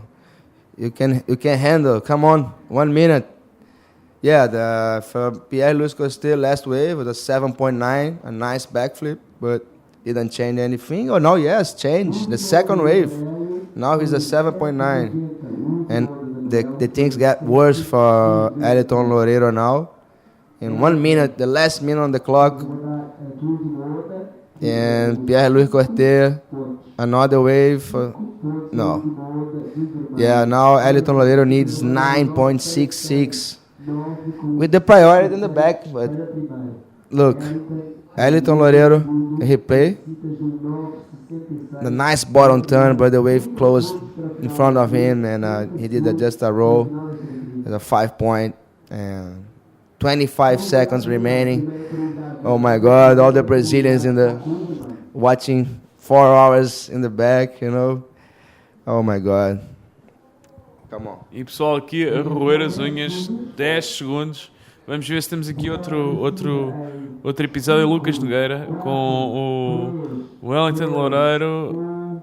E não, infelizmente para o Wellington, infelizmente para os brasileiros, o Wellington Loureiro a não conseguir e o Pierre-Louis Coste a chegar à sua terceira final aqui em 4 anos, e a chegar à final com o Ian Campbell. E isto, o Hermano está aqui a chamar a atenção para esse facto aqui ao meu lado. Isto vai ser muito interessante no que toca à corrida ao título mundial, porque o Amaury Laverne caiu aqui bem cedo no Sintra Portugal Pro, o Uri Valadão foi logo a seguir, Jared Houston também, Louis Finnegan também, portanto os 4 primeiros do ranking mundial, e agora o Ian Campbell, que é o 5º do mundo, e o Pierre Coste, que é o 7º do mundo, ao chegarem a esta final vão com certeza somar resultados muito interessantes para esta corrida, à medida que vamos para a Nazaré. E não há descanso aqui hoje. Agora temos outra brasileira, Jessica Becker, outra mulher que conhece bem aqui o sucesso na Praia Grande, foi finalista aqui no ano passado, frente num duelo completamente brasileiro, mais um, aqui do Sintra Portugal Pro, aqui com a Isabela Souza, e contra a líder do campeão, exatamente, contra a campeã mundial e contra e líder do ranking, Alexandra Rinder, e que começa muito bem. A Alexandra aqui com uma combinação, ela que não se... Exatamente, uma troca de ondas, não sei se esta onda da Alexandra Rinder não foi um bocadinho superior à da Jéssica, vamos ver, não sou juiz. Temos aqui a repetição da Jéssica, uma onda maior. Ela vai mais rápido, faz ali um bom 360 e depois exatamente, parece-me que a onda da Alexandra Rinder é ligeiramente melhor, irmão. Agora o tempo não para mesmo, semifinal entre a campeã mundial e a vice-campeã mundial do ano passado, Jessica Becker, que vem muito forte e desde o começo do campeonato aqui no Sintra Pro, 2015. E a Alexandra Rinder, olha, Jessica Becker ao vivo agora, 360, um outro 360 invertido, para meter a sua segunda nota. A onda, infelizmente, não conectou. É uma grande bateria, porque a Alexandra Rinder já ganhou 2 de 3 eventos, sim, ganhou a Arica, Antofagasta, e não foi ao Japão, então, que ganhou foi, acho que foi a Neymar. Não, Neymar não ganhou no Japão. Neymar. Ganhou foi a outra que está na semifinal. A outra japonesa que está na semifinal. Sari Ohara, que agora está na disputa. Então, Jessica Becker abriu com 5,25 no 360 e rolo. E como você falou, a Alexandra Rinder, a campeã mundial, um pouquinho melhor, um ponto a mais, 6,25, uma onda um pouquinho mais limpa. E Jéssica vai primeiro porque tem a segunda nota, 4,25. Agora, voltando aos masculinos, realmente, o ranking agora vai embolar muito, porque Pierre e Campbell estão aí na cola dos líderes e Nazaré, o show vai ser... o negócio vai pegar lá. E como é que é, irmão? Toda a gente, todos os atletas com quem eu falei aqui, quando eu lhes falo da estreia da Nazaré no circuito mundial, e que é o evento que vai começar já a seguir, começa na terça-feira, todos os atletas com quem eu falei aqui, quando me referi à Nazaré, todos tinham um brilhozinho nos olhos. Você já experimentou surfar lá? Quais são as suas expectativas para a Nazaré? Bom, Nazaré é uma onda que a gente vem sonhando há muito tempo para fazer parte do tour, né? Já tinha o Sumal Special Edition há anos, sempre sonhei em ser convidado, mas atenção agora na onda, camiseta amarela, Alexandra Rinder, sua segunda nota, um é o rolo, finalizando ali com 360, parece que vai tentar conectar, não conectou, mas fez essa segunda nota. Como tem a primeira nota maior, é a dela, 6,25, vai colocar aí um 4 e pouco e vai provavelmente passando para primeiro. E voltando a Nazaré, é um sonho de todos nós, bodyboarders profissionais, de ter essa etapa do circuito lá. E eu, desde o Sumol, como eu estava dizendo, agora o replay de novo, desculpa, vem a campeã mundial fazendo uma sua onda, escolhendo um El Rolo e finalizando com 360 na espuma. Virando para primeiro agora, em primeiro, Alexandra Rinder. E Jessica Becker precisando de 6,11. Voltando a Nazaré, é um sonho, desde o Sumol ter vindo competir. Eu nunca fui convidado, mas o Zé Otávio já foi, Magno, alguns brasileiros, não sei se o Dudu também foi, Dudu Pedra. Porém, agora temos o sonho, se tornou realidade, e com certeza é um brilho nos olhos. E vamos agora com a entrevista com o campeão da segunda semifinal, Pierre Luiz Coster.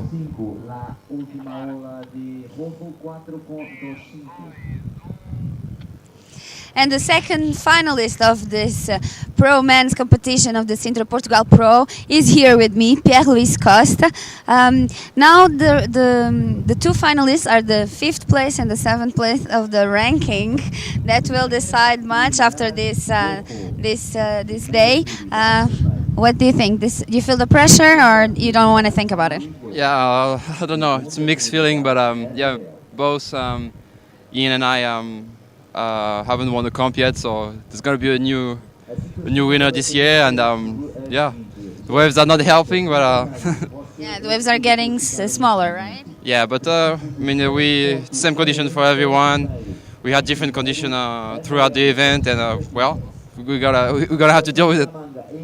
Let the best one win. Best man wins. And now in the water we have the first semi-final of the women's competition. Also a very exciting heat, so keep an eye on these girls. Back to you guys. Let's see what's happening in the water. Obrigada. E saltamos diretamente para live action with Jessica. Just a quick update in English. I'm conducting this interview a bit more in Portuguese for the benefit of our Portuguese and Brazilian audience. But as I was saying, we just saw Jessica Becker trying to come back on this heat that is being led by Alexandra Rinder from the Canary Islands, the current world champion and current ranking leader. And Alexandra Rinder, she's really matured competition-wise, because she doesn't she admitted to me on the first day that she doesn't feel quite comfortable on these kind of waves. But Jessica Becker with a 360, looking for something more to put on this score. Nice roll. And I think I would risk saying that this was Jessica Becker's best wave. As we are watching the replay on Alexandra Rinder's wave, nice reverse there, and a roll. And we're having a pretty tight heat between these two bodyboarders. But as I was saying, Alexandra Rinder told me in the first couple of days that she wasn't very comfortable in this kind of wave. This is non-stop action, guys. No, okay, no. But she adapted, and it shows truly some competitive. How competitively mature Alexandra Rinder has become, and she's surfing quite well on these small beach break conditions. Mas como eu estava a dizer, estava aqui a falar com o Hermano, enquanto a Jéssica levou a melhor nesta troca de ondas e passou para a frente. Mas a Alexandra Rinder, como estava a dizer, está a dar muito boa conta de si aqui nesta bateria. Ela que nos primeiros dias me disse que não se sentia muito confortável nestas condições de beach break. Ela prefere ondas, vem das Canárias, prefere ondas pesadas, de fundo de pedra, mas mostra aqui muita maturidade competitiva, e mostra aqui que está uma atleta mais completa que noutros anos. Já não confia tanto mais na força, consegue aplicar aqui um suplesse e uma velocidade por forma a tirar partido destas ondas pequenas hoje aqui na praia. Entretanto, temos aqui o Hermano Castro, e estava-lhe a perguntar quais são as suas expectativas para a Nazaré. Bom, minhas expectativas para Nazaré são as melhores possíveis, porque Nazaré ela é uma onda parecida com o meu pico, posto 5, Copacabana, e também Itacoatiara, que é um outro pico que eu gosto muito. E grande abraço para o pessoal todo de lá de Itacoatiara, é uma onda bem parecida, tanto que Toca Cardoso se deu bem lá. Então é aquilo, para mim, que sou do posto 5, é uma onda que eu espero grandes tubos, grandes rampas, e eu espero fazer o melhor resultado que eu estou precisando. Espero que Nazaré seja o resultado. Agora, rapidinho, Jessica Becker virou para primeiro, cara. Tá aqui, passou para primeiro em cima da campeã mundial. E eu concordo com você, a campeã mundial não gosta muito dessas ondas, não é muito adepta a surfar esses tipos de onda. Porém, tá aí na semifinal, se adaptando a qualquer condição, mostrando que campeã mundial tem que saber andar em qualquer coisa. Então, o negócio não é reclamar. O negócio é ir para dentro d'água e treinar forte e contar com a sorte. E que que vença o melhor. Atenção, uma grande set agora. Jéssica Becker parece estar melhor preparada. Não foi. E temos então, com as duas melhores notas, Jéssica Becker em primeiro, com 6,35 e um 5,50. E a Alexandra Rinder com 6,25 e um 5,60, precisando de 5,61 para virar. Mas ainda temos 15 minutos, muita coisa vai rolar. Exatamente.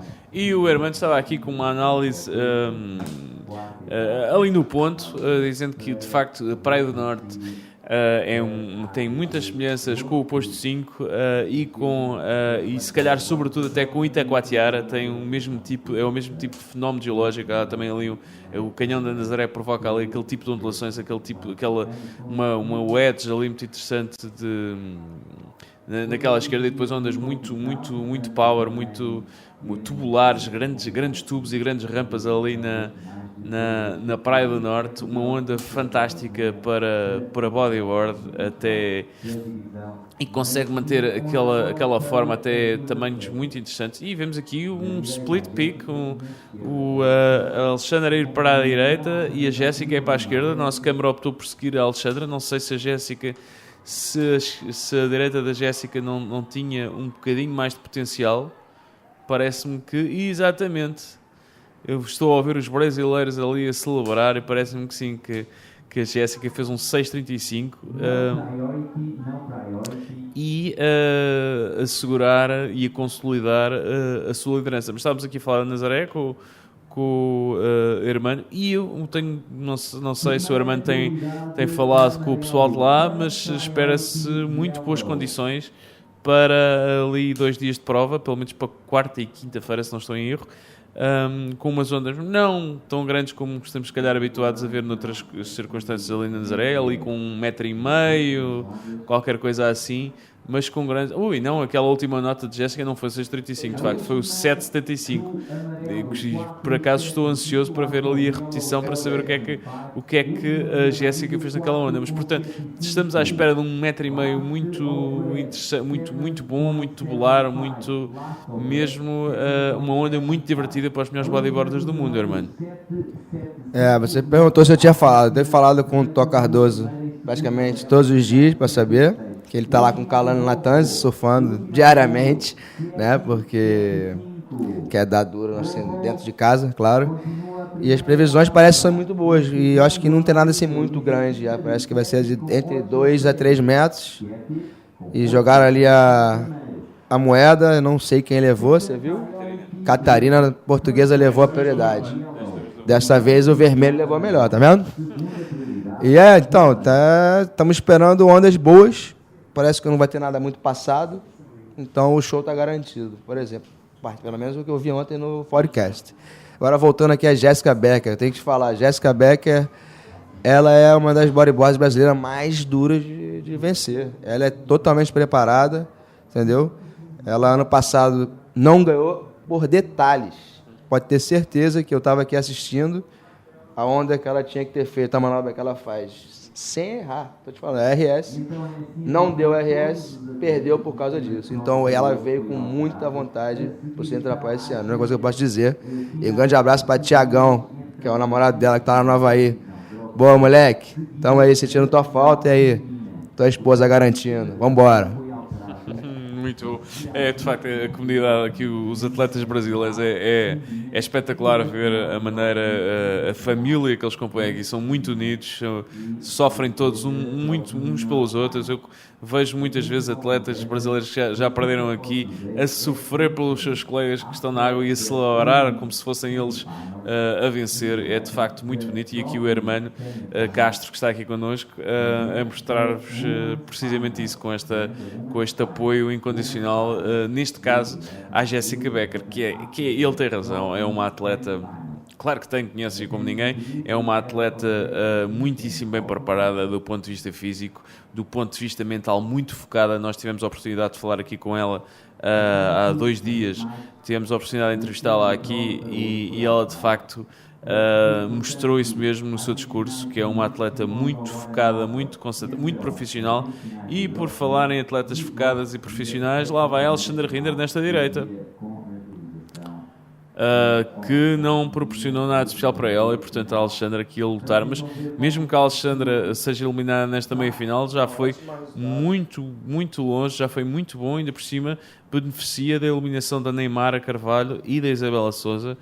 Vamos ver a seguir o que é que a Sari O'Hara na meia-final com a Catarina Souza vai conseguir, mas a Alexandra pode conseguir um resultado muito importante aqui em Sintra, com estes, pelo menos para já, nesta meia-final, que a Jéssica Becker está muito bem a vencer.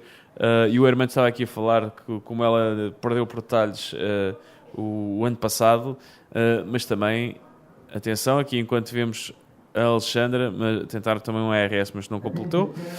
Mas estava aqui a dizer que ela perdeu nos detalhes, mas também a irmã estava frente a frente com aquela que para mim é a mais entusiasmante, e perdoa-me a Jéssica e perdoa-me as outras atletas do circuito mundial, mas para mim Isabela Souza é a mais entusiasmante atleta do circuito mundial. Com certeza. Mas eu tenho um ponto a deixar aí, porque a Isabela ela faz 100% bodyboard. A Jéssica ela não é 100% bodyboard profissional. Mas se ela for 100% bodyboard profissional, vai ser duro de vencê-la. É o que eu estou te dizendo. Realmente, a Isabela ela surfa para os dois lados, tem as melhores manobras, linha de onda, incrível. Pegou um grande tubo ano passado na final. Só que a Jéssica, não sei se tu lembra, foi uma grande série, uma direita, que a onda armou para dar um RS na boca do tubo, que ela ia perfeita, ia ser 10. Ela deu um rolo. Tirou 2 décimos a menos do que precisava. Então, mas concordo contigo, Isabela é excepcional, melhor bodyboarder do mundo, para mim, na minha opinião, no momento é ela, com certeza. Aí vem depois de Alexandra, Jéssica, Neymar, a Sari O'Hara está com uma linha de onda muito boa e vai ser uma bateria muito dura para a Catarina, hein? A melhor portuguesa do evento. Vamos lá. Sem dúvida, sem dúvida. A Catarina que vai ter uma tarefa muito complicada com a Sari O'Hara. Eu ontem falei com a Catarina que me disse que já perdeu 2 vezes com a Sari O'Hara aqui em Sintra e há alguns anos já no Havaí, e diz ela, não vai haver uma terceira vez. Portanto, a Catarina é um osso duro de roer. Do ponto de vista competitivo, é uma atleta muito inteligente, muito experiente e que não vai facilitar em nada a vida à Sari O'Hara. Mas nestas condições, e a Catarina ontem estava com algum receio disso mesmo, que se o mar baixasse muito, a Sari iria tirar vantagem, porque é uma atleta muito habilidosa neste tipo de mar. O cenário não ficou fácil para a Catarina. Portanto, vamos ter aí uma meia-final cheia de suspense, muito renhida, e com certeza muito interessante aqui para nós portugueses. Entretanto, a Jéssica está a dominar aqui nesta meia-final. O Hermano estava a dizer muito bem que a Isabela Souza e a Jéssica não é 100% profissional de bodyboarder, na perspectiva em que tem outra atividade profissional que não o bodyboard. Mas também posso dizer, pelo que nós conhecemos da carreira da Jéssica, e também isso ficou confirmado aqui pela conversa que tivemos com ela, só não é profissional, isso de não ser profissional é um pormenor, porque ela, na maneira como encara o bodyboard, na maneira como, atenção, e lá está ela, neste rolo, na maneira como encara o desporto e na maneira como encara a competição, meus amigos, não há mais profissional que isto. Não, com certeza. Vamos lá, não é profissional, não dizer que ela não é profissional, ela só tem outro emprego além de ser 100%. Se ela quisesse ser só bodyboarder, teria que ter o salário, tudo mensal, tudo como tem que ser, como manda o figurino. Mas quando ela vem para o campeonato, ela vem para ganhar e vem super focada. E abriu como bom é o rolo na sua 6ª onda, um 360 invertido, com bastante velocidade, está mostrando que está com ganho em cima da prancha, com energia na prancha. Está buscando, como ela estava conversando comigo, ela disse que a onda às vezes está até parecida com Macaé, lá da terra dela, que ela vem de Macaé, norte do Rio de Janeiro. Ela deve ter falado para você, né, que veio aqui conversar. E parece que agora a Alexandra Hinder, faltando quase 5 minutos, vai precisar de mais agora, cara. Porque a Jéssica fez um 7.10, na sua última onda e 8,61 para campeão mundial, virar em cima da vice-campeã mundial. Olha aí, páreo duro. Exatamente. And as I was saying, I'm talking here with Hermano Castro, and I'm sorry for you guys who don't speak Portuguese, but this is for the benefit of our Portuguese and Brazilian audience, and we've been speaking 90% of English here, so just hang on with us for a little more here in this final day. With 4 minutes and something to go, as we enter in the last 5 minutes, Alexander Rinder with a unfortunately for her, she didn't quite stick it, but it would be a hell of a move for Alexander Rinder on that left-hander. But as I was saying, Alexander Rinder now needs an 8.61 to take the lead of Jessica Becker, and Jessica Becker is definitely, it's a bit of a revenge. Jessica Becker, last year, she lost the world title to Alexander Rinder on details, as Hermano put it so wisely. And it's kind of a little bit of a revenge here for Jessica Becker, who last year was defeated finalist in an all-Brazilian final with Isabella Souza. But she's really putting Alexandra here on the ropes with 3 minutes and something to go, and Alexandra needs an 8.61, excellent score to progress on to the final. Portanto, as coisas parecem bem encaminhadas para a Jéssica, não é, Hermano? Sim, yes, for sure, but Alexander Rinder did very well to try the ARS in the last wave. She needs 8.61. She had to get the risk and that move, and he almost landed. I think if she landed that wave, that move, I think it's gonna be maybe the 8.61, but that's okay. Mas 3 minutos para o final, Jessica Becker com a prioridade e deixando a campeã mundial precisando de 8.61. As coisas estão ficando pesadas para a campeã mundial. Mas, ao mesmo tempo, é um ótimo resultado para ela. Ela ainda não perdeu, mas, como a gente estava falando, ela não gosta muito desse tipo de onda. Mas conseguiu um 3º lugar. É ótimo para o ranking e ela vai com muita força para Nazaré, que é uma onda que ela vai, com certeza, chegar até mais longe do que aqui em Sintra. Vamos ver aqui o ranking como é que tá, porque parece que vai primeiro Alexandra, segundo Neymara, que já perdeu, Isabela também, e na próxima semifinal teremos a 4ª do ranking, Sari O'Hara, para tentar vencer a única portuguesa do evento, Catarina Souza, que tá treinando comigo, aí eu vi. Estou te falando porque eu vi. Todos os dias, cheguei dia 18 aqui. 18, 19, 20, todos os dias estava aí treinando comigo. Desejo toda a sorte do mundo para ela. Estou torcendo com todas as forças para a Catarina. Catarina que... e à medida que... Não. In and out para Alexandre Rinder. A Catarina que, não sei se sabes, Hermano, mas... estamos na 20ª edição do Sintra Portugal Pro e a Catarina veio a todas, mas todas as edições do Sintra Portugal Pro aqui competir. Ela no outro dia dizia-me quase com entre a nostalgia, até quase uma surpresa, e mesmo uma surpresa tipo, eu entrei aqui pela primeira vez com 18 anos e estou com 37. O que é que... Isto foi tão rápido? Ela me falou, pô, estou aqui dentro d'água, não conheço ninguém, irmão. Eu falei, pô, tudo bem, vamos treinar, que vamos treinar para a gente dar duro nesse evento. Ela realmente, mas pô, não conheço ninguém, cadê meus amigos de 20 anos? Exatamente. Isto passou tudo muito depressa. Mas a Catarina, meus amigos, é como eu vos digo, eu acompanho a carreira da Catarina há anos e ela não perdeu nada do seu surf, não perdeu e ganhou em experiência, em capacidade competitiva, e isso, nestas condições, pode ser determinante.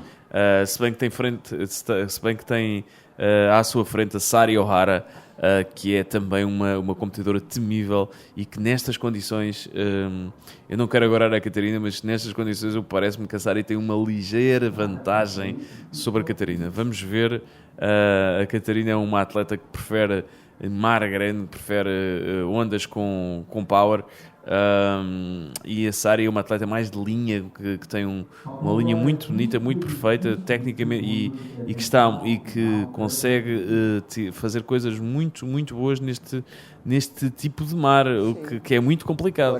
Porém, competição é competição, né? Hit é hit, tudo pode acontecer e a onda melhor pode vir para a Catarina e a Sari O'Hara fazer só uma muito boa e não. E agora 3, 2, 1. Meus parabéns, é Brasil na final, galera. Meus parabéns também. Congratulations for the world champion, Alexander Hinder from Canarias. She did very well here, 3rd place, perfect for the rankings for her. Congratulations, Ale. E Jéssica, vamos com tudo para a final. Você merece muito. Tamo junto e também queria dizer aqui um grande abraço para todos. Foi um prazer estar aqui com meu grande amigo português aqui no webcast. E agora eu vou tomar um cafezinho em português, certo? E muito obrigado, galera. Fiquem com Deus e até Nazaré. Muito obrigado. Tivemos aqui connosco o Hermano Castro. Nos deu aqui uma grande ajuda. Foi precioso aqui a comentar. O Hermano, muito obrigado. Boa sorte para Catarina agora. Vamos? E vamos agora para Portugal, Força Portugal, com Catarina Souza, aqui num duelo com a japonesa Sari O'Hara. So we're going into the second semi-final of the women with Catarina Souza, our Portuguese, the Queen of Portugal, of the Portuguese bodyboarding scene, Catarina Souza, and Sari O'Hara from Japan, Catarina Souza is looking for a final here. She told me on the first day of this comp that her objective was definitely to go into. Her objective was definitely going into the final here at the Sintra Portugal Pro. And we'll see if Sari O'Hara of Japan, the Japanese rider, if she will make it possible to the win.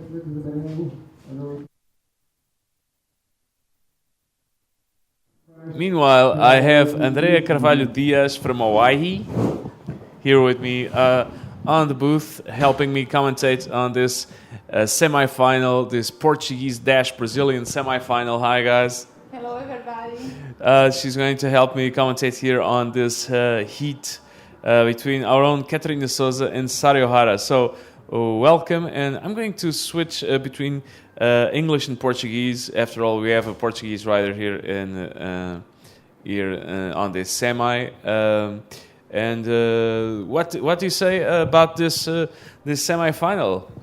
So, Sari has the chance of become a world champion, and you never had a Japanese girl world champion before.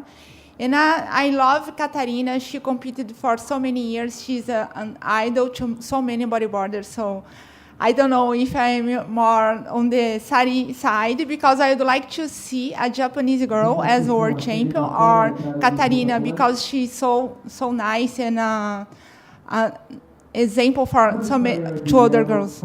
I think the conditions are so difficult, right? It's really difficult. Yeah, definitely. So I'm going to switch to Portuguese as well, after all, for the benefit of our Portuguese and Brazilian audience. E como eu estava a dizer aqui, temos um hit muito, muito complicado aqui para a Catarina Souza, frente a uma das mulheres que está na luta pelo título mundial. Vai ser muito, muito complicado. Afinal, as atletas japonesas são muito fortes neste tipo de condições, e a Sari O'Hara é de certeza uma das melhores representantes desta escola. Vamos ver a onda aqui. A Sari, ela é muito solta em onda pequena, né? Muito solta. Um rolo muito forte da Sari.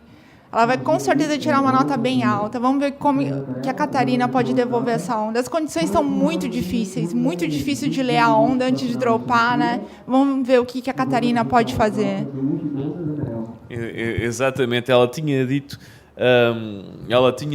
ontem precisamente isso, que nestas condições, que ela estava, o maior medo dela é que o mar descesse muito, porque não a beneficia a ela, que prefere outras condições, e porque pelo contrário, beneficia a Sara Iora, que é, como disse muito bem, é muito solta neste tipo de condições, tem um surf muito eficaz neste tipo de condições, e como vemos aqui nesta repetição, com um 360, a ler muito bem a onda, chegar a fazer ali o bottom e um rolo muito redondo, muito projetado, o que, tendo em conta o tamanho desta onda, foi tecnicamente muito bem conseguido, e o juiz a recompensá-la com um 6,25. Estava aqui, André, a dizer que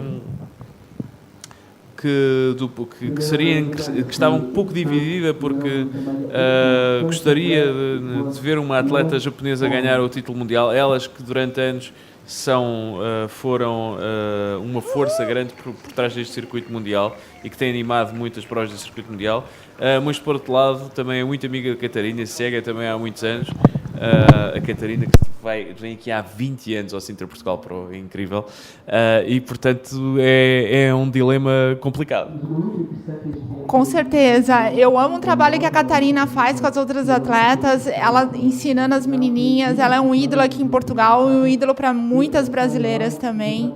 Ela é muito, muito gente boa, como a gente diz no Brasil, e é lógico, eu quero ver a Catarina se dar bem nessa etapa. Mas eu também queria ver uma japonesa sendo campeã mundial. É complicado, mas claro, vai perceber que nós estamos aqui a torcer incondicionalmente pela Catarina. Como é evidente. A Catarina, puxando aqui um bocadinho para vocês que não estão muito familiarizados aqui com a história do evento, a Catarina ganhou aqui em 2009 numa final completamente portuguesa, com a também campeoníssima Rita Pires, outra atleta que espalhou classe no circuito mundial durante muitos anos, mas que infelizmente não está aqui connosco. Ao que sei, está na Indonésia, onde tem agora um surf camp. E se ela nos está a ouvir, um grande beijinho para ela, e que volte rapidamente, e que, se possível, que volte aqui ao Sintra. Mas, entretanto, vamos agora então passar para a entrevista com a vencedora da meia-final anterior, a Jessica Becker. Enquanto vimos a Catarina aqui num bom rolo para a esquerda. Mas vamos passar para a entrevista.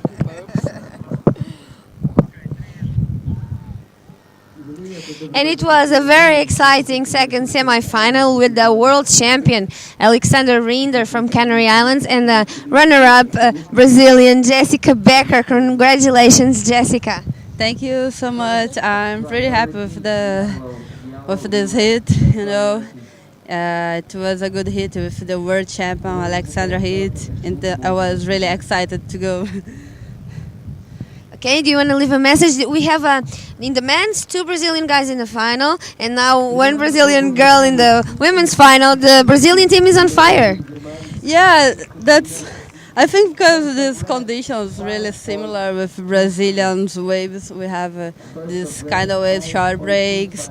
So I think that's why we are doing well.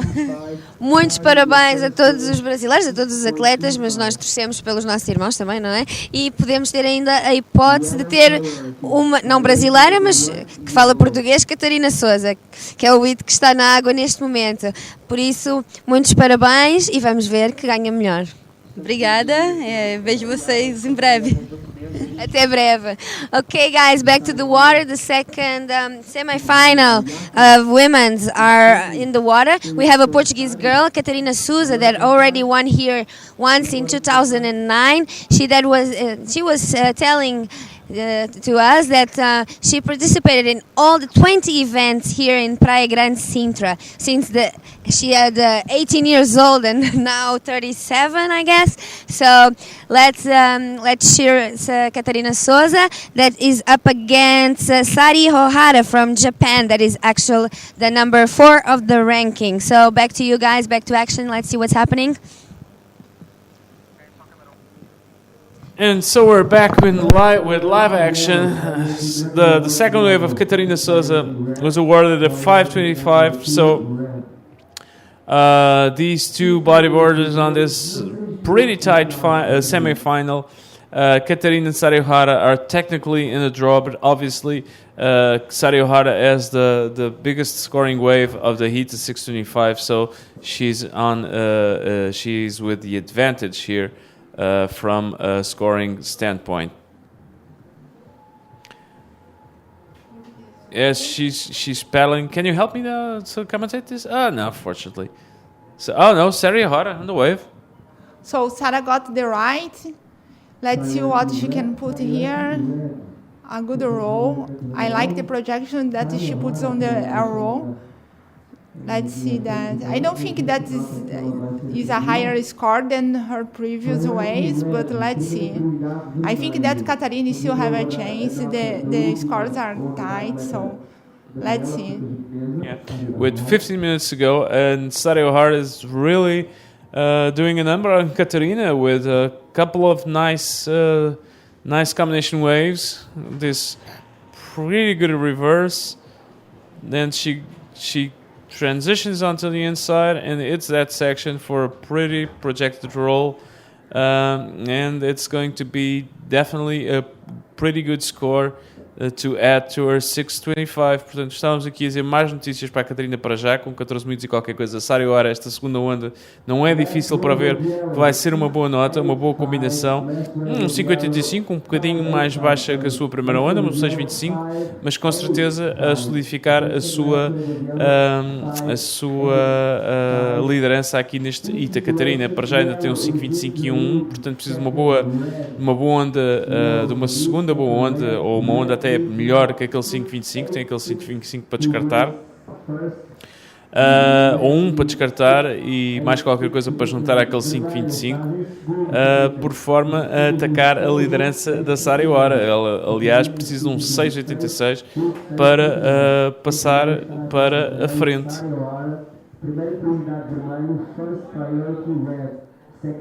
Exatamente, nesta segunda meia final. Recordo ainda que a Alexandra Rinder, que é a líder do circuito mundial, foi eliminada na noite anterior das meias finais pela Jessica Becker e que, portanto, isto lança um bocadinho de atenção. Catarina Souza, nesta e para a esquerda, e a falhar. Isto são nervos. Isto são nervos. Yeah, I think the rights are better waves. Maybe the girls should go to the right, I think. E meanwhile, we're going into the puck chuck, the traditional toss coin to decide the priority on the next heat. It's going to be the DK semi-final between Cesar Bauer and Dave Hubbard.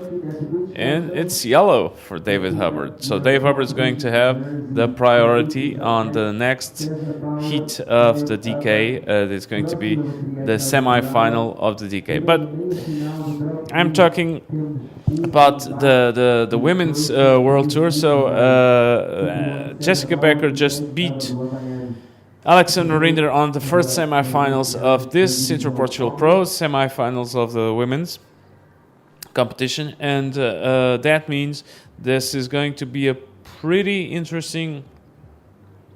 We're going to have a pretty interesting women's competition in Nazaré, because with this result, Isabela Souza was knocked out of the comp earlier.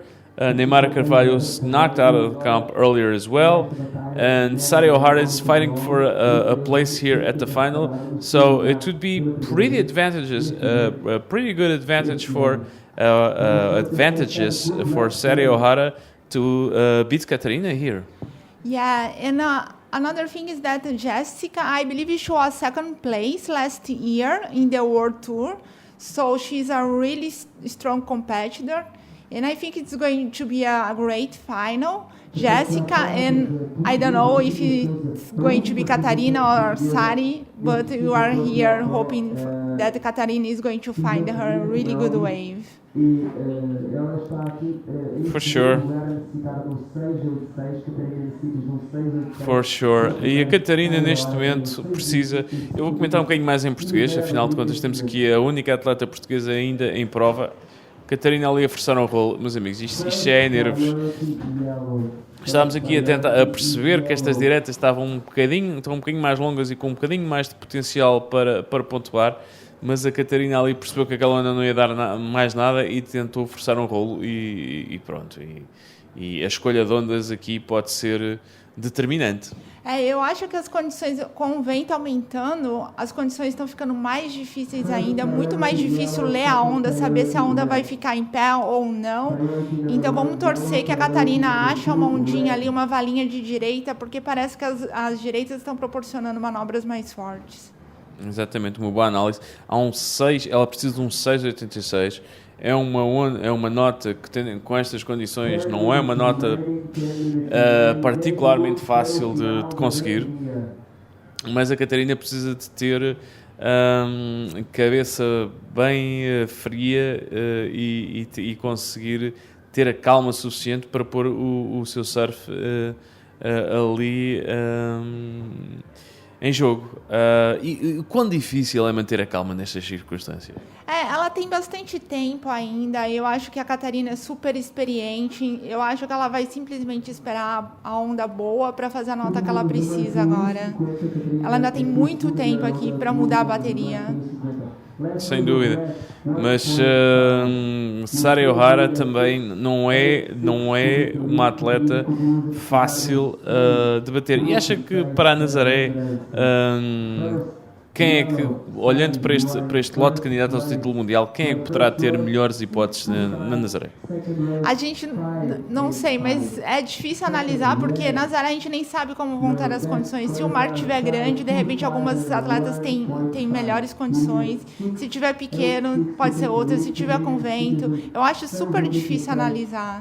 Mas eu apostaria que a Isabela, a Catarina, porque ela é super boa em ondas grandes, e acho que o forecast é para onda grande. E nem tanto, né? Mas vamos ver. Eu diria a Isabela, a Catarina, a Jéssica, as japonesas, se o mar baixar um pouco. Sim. Eu tenho estado ao telefone com a organização do Nazaré e temos discutido muito, até por uma questão de curiosidade, como é que vai estar, como é que vão estar as condições no Nazaré.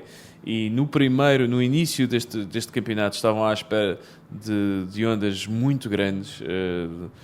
Diziam-me inclusive que aquilo ia começar na terça-feira com ondas de 5 metros, o que tornaria impraticável o campeonato para o free surf de alguns dos melhores atletas do mundo, com certeza, mas para um campeonato tornaria a coisa impraticável e pouco segura.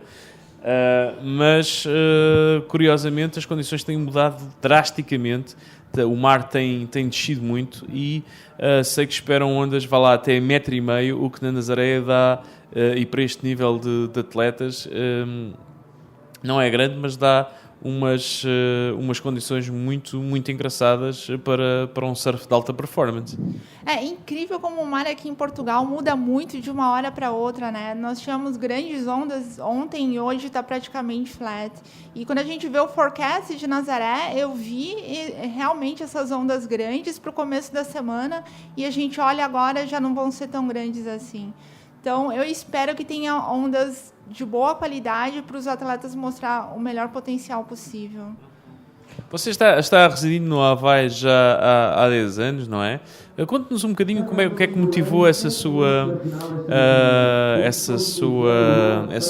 mudança para um atleta de ondas. Há de ser com certeza o facto do Havaí ser capital mundial das ondas, não é? Mas conte-nos um bocadinho mais o que é que motivou essa decisão e quais foram as circunstâncias que motivaram essa decisão. Eu fui para o Havaí, primeiro por causa das ondas, com certeza, mas eu estudava psicologia no Brasil e eu queria estudar psicologia esportiva na América, porque a América é um potencial na ciência da psicologia. E aí eu terminei meu bacharel no Havaí e agora estou estudando psicologia esportiva. Meu campus é na Califórnia, aí eu estou entre o Havaí e a Califórnia o tempo todo. E eu quero poder me especializar nessa área, psicologia esportiva, ajudar outros atletas.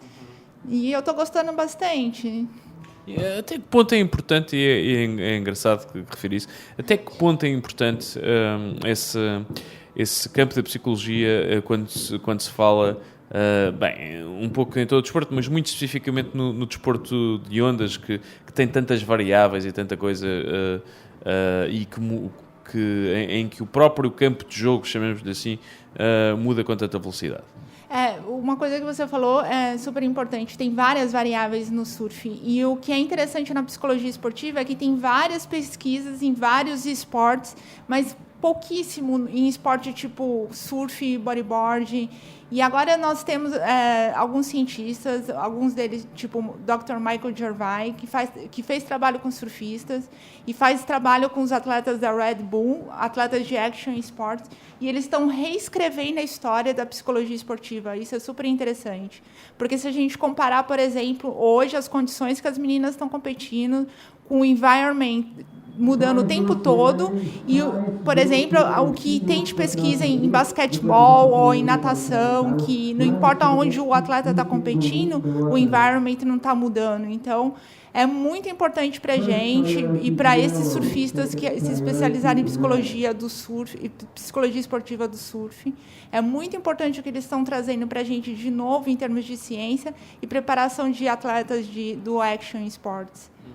Sim, porque são de facto a fronteira entre o que é a performance e o que é a diversão aqui torna-se às vezes um bocadinho esbate um bocadinho, não é? Com certeza, é bem complicado. E é interessante também que o surf, o bodyboard, não é só um esporte, é um estilo de vida, e é algo também super interessante para considerar quando você está estudando psicologia esportiva nesses esportes. É muito interessante. E à medida que vemos aqui, já entramos nos 5 últimos minutos desta bateria. A Catarina está em grandes dificuldades, apesar de um 6,86. As ondas, meus amigos, como vocês veem, não estão a facilitar em nada a vida dos atletas.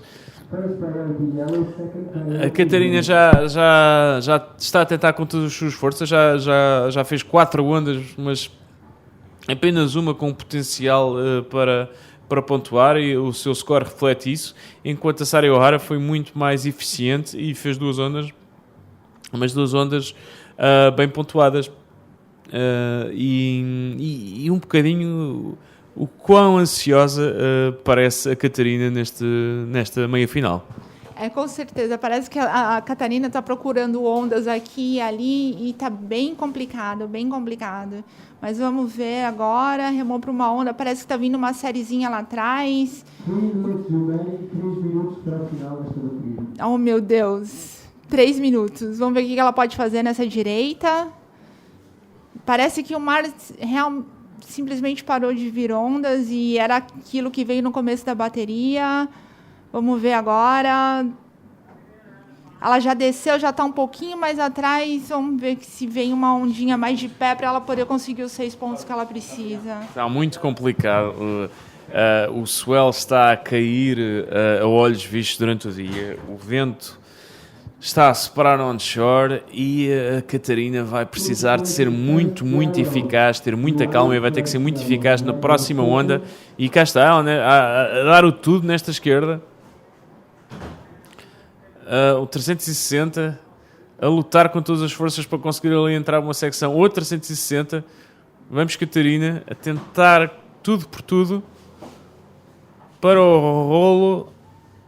E uma boa onda de combinação vai com certeza melhorar a sua situação. Ela tem um 5.25 e um 1.50 como segunda melhor onda, mas arriscaria dizer que não vai ser suficiente. Ai, não sei, porque acho que faltou uma manobra forte lá fora para ela. Ela tinha que ter pego uma onda mais de pé para botar um rolo lá fora, mas vamos ver o que os juízes vão dar. Exatamente, mas é que não há ondas lá fora, problema é esse. É muito difícil, simplesmente parou de vir onda e as ondas que estão vindo estão muito cheias. Parece que quem conseguiu pegar aquelas ondas mais de pé na bateria, ou seja, a Sari, ela vai manter a vantagem dela. Sem dúvida, com 1 minuto e qualquer coisa. E vamos ver, estamos aqui um grande suspense à espera e um 5.40, uma melhor nota, mesmo assim a Catarina, apesar ainda de um 6.71, melhorou muito ligeiramente a sua situação, mas ainda precisa de um 6.71 para passar para a frente da Sara O'Hara à medida que entramos no último minuto da bateria. E o mar, meus amigos, parou.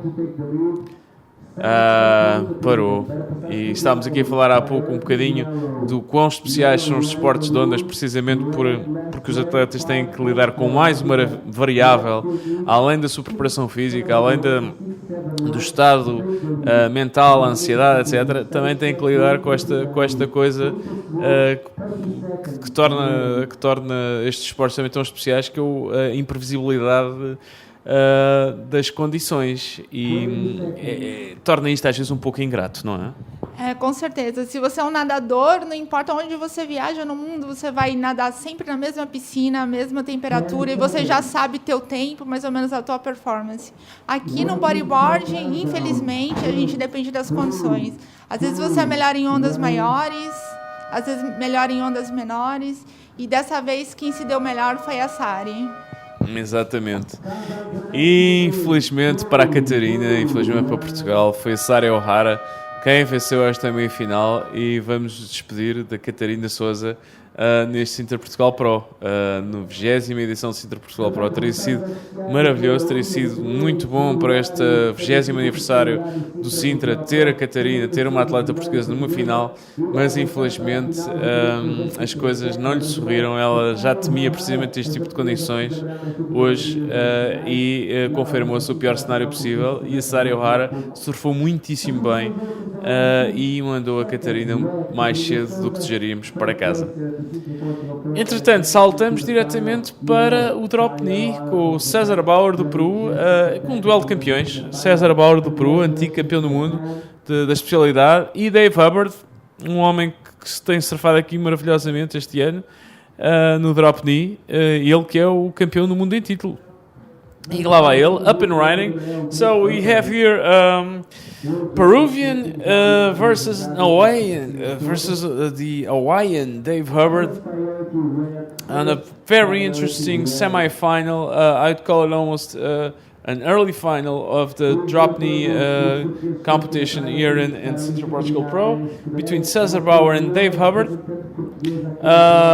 Former world champion César Bauer and current world champion Dave Hubbard. Dave has been impressing us a lot with his surfing.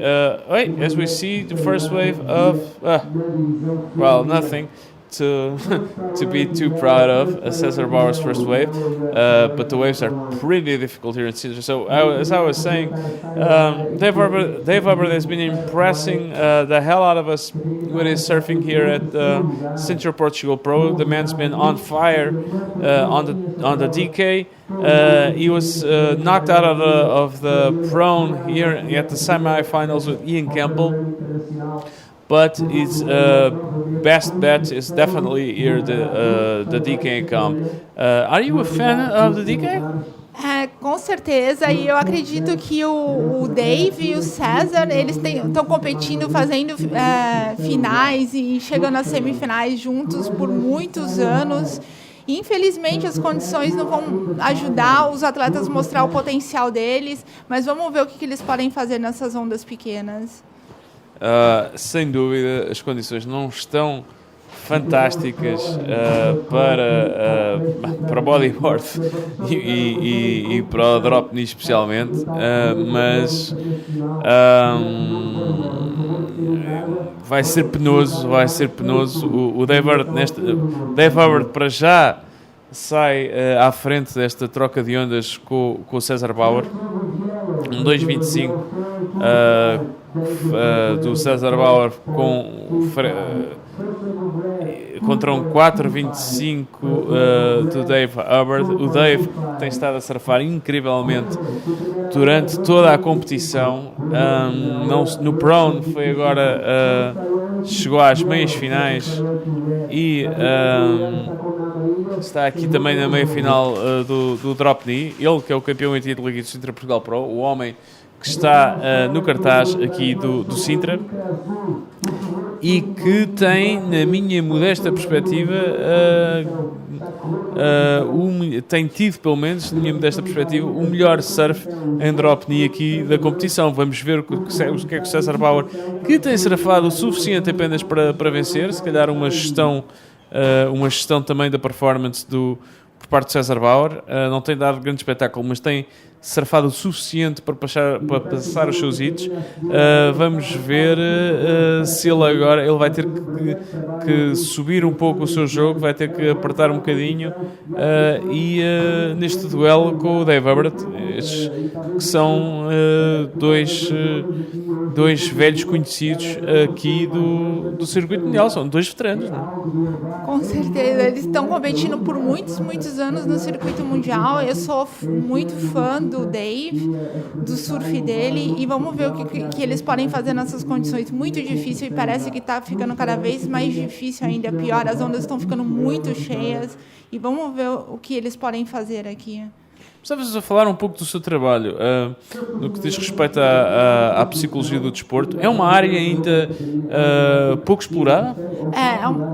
Como ciência tem poucas pesquisas, e é algo que está evoluindo mais nos últimos 30 anos. A gente vê psicologia como ciência, é algo que existe há 100 anos, e poucas pessoas olharam para o lado da psicologia esportiva, e vamos ver o que pode vir nos próximos anos.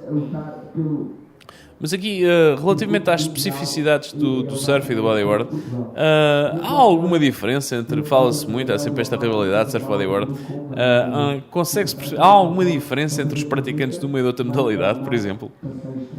Há muita diferença mesmo. Algo que a gente nota também, em termos de ciência, a gente tem que ver o que o atleta quer melhorar. Ele quer melhorar a performance dele como atleta nas competições, ou é o well-being dele, como ele se sente competindo, porque ele vai investir anos da vida dele, e depois, o que vai acontecer? Então, a gente também pode olhar para o atleta, como que a gente vai ajudar o atleta a se adaptar na vida depois da competição. Então, várias coisas para... Vamos ver essa onda. Vemos agora César Bauer. Ok, parece que foi uma onda regular para o César. De repente ele vai chegar ali bem perto do score do Dave. Vamos ver o que vem aqui nessa nota dele, do César. Estávamos a falar então, entretanto, se existem diferenças entre os atletas do surf e do bodyboard psicologicamente. Já conseguiu encontrar se há duas tendências diferentes? Então, com relação ao surf, existe uma possibilidade muito maior de se fazer um living, de você viver do esporte. Com relação ao bodyboard, não. Isso é algo que pesa no atleta em termos de pressão quando ele vai competir. É bem difícil. O atleta tem que levar em consideração o que ele vai fazer depois do esporte. E no surf, não. Você já pode fazer a tua vida do esporte, né? É algo que realmente pesa para o atleta.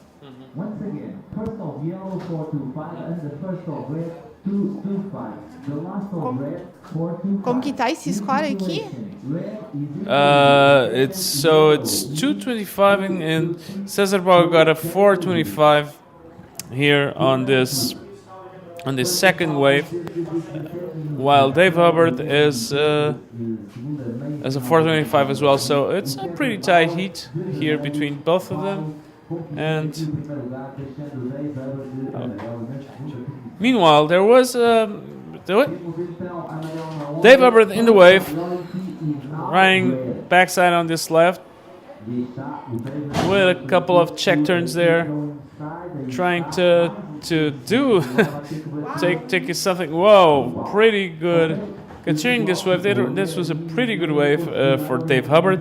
And meanwhile, our technical director, Tessa McKenna, brought me here. There was some update on the running schedule for today. After these DK semifinals, we're jumping directly into women's final. Then we're going to have the DK final, then the men's final, And then the Pro Junior final, and after all that, we're going to have the DK consolation final, the women's consolation final, and the men's consolation final. So we can see who's third and who's fourth here at the Sintra Portugal Pro. And so this is the running schedule for today, for the last day of this comp. And so Dave Hubbard with that last wave is 775. Pretty high score here for Dave Hubbard. He jumps into the lead, and I can see Cesar Bauer laughing. That's the spirit here on the DK. That's the spirit here on bodyboarding, which doesn't mean these guys aren't intense about the competitive side of the sport. Maybe they do. Maybe they are just having fun. Some athletes would take that serious. So let's see what happened here. It seems that there is a set coming. And let's go to the interview.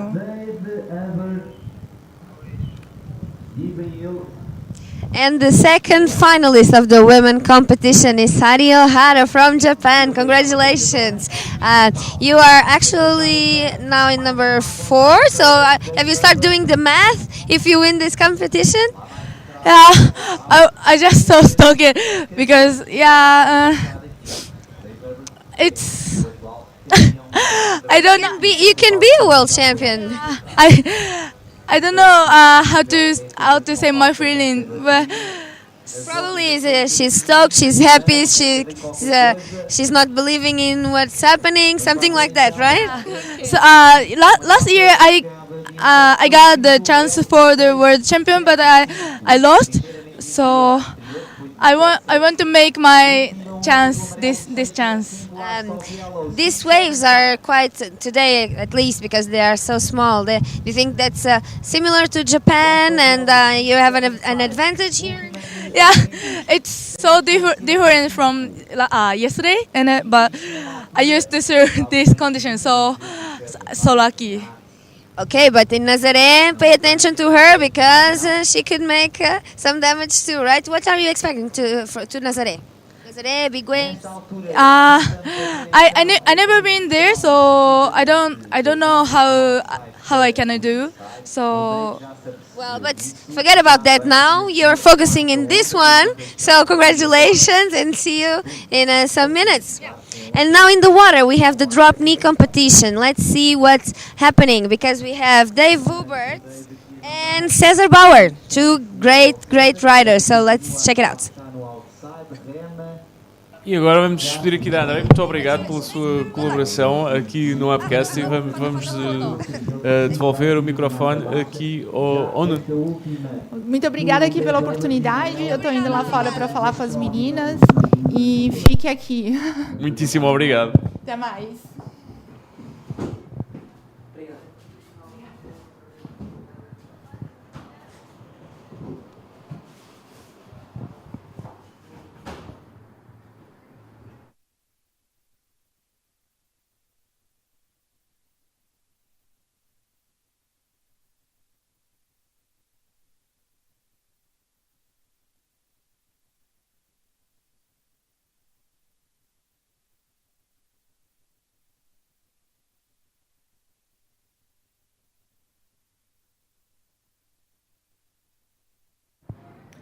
And I'm back at the booth with my wonderful colleague for 6 years. 6 years? No, 6 days. Seems like 6 days. It looks seems like 6 years. 6 years we've been here, stuck in the booth, and we're back with live action. And what's back as well is the sun. As you can see on the screen, the sun just came back. The waves dropped a little bit, as you can see as well, comparing to previous days. And the wind picked up a little bit.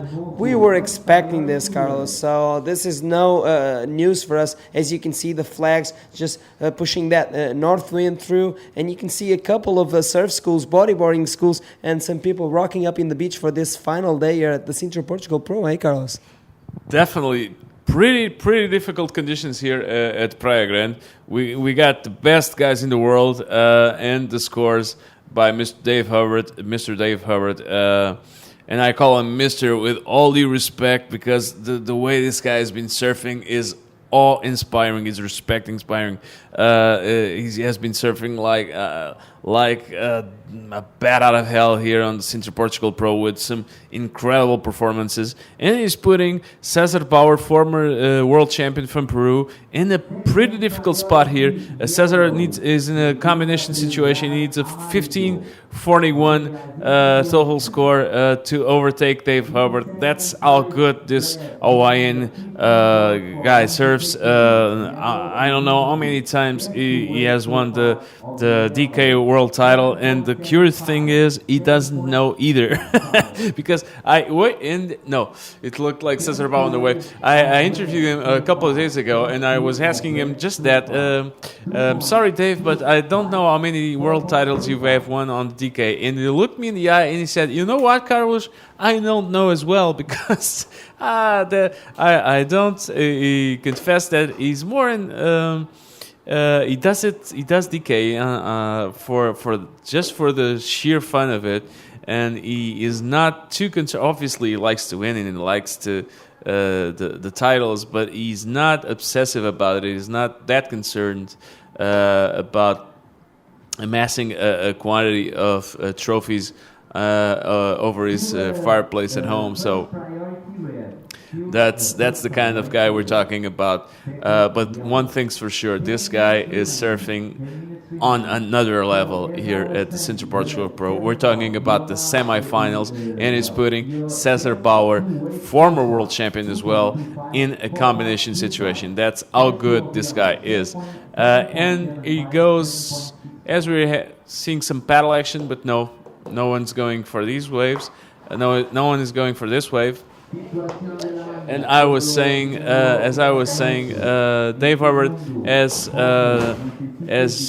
done pretty well for himself here at Sintra Portugal Pro this year as well. He was the winner of last year of Sintra Portugal Pro 2014, and here this year he reached the semifinals of the Sintra Portugal Pro, being knocked out by Ian Campbell, the in-form South African rider, and he is on the semis of the DK here, putting the real pressure on Cesar Bauer.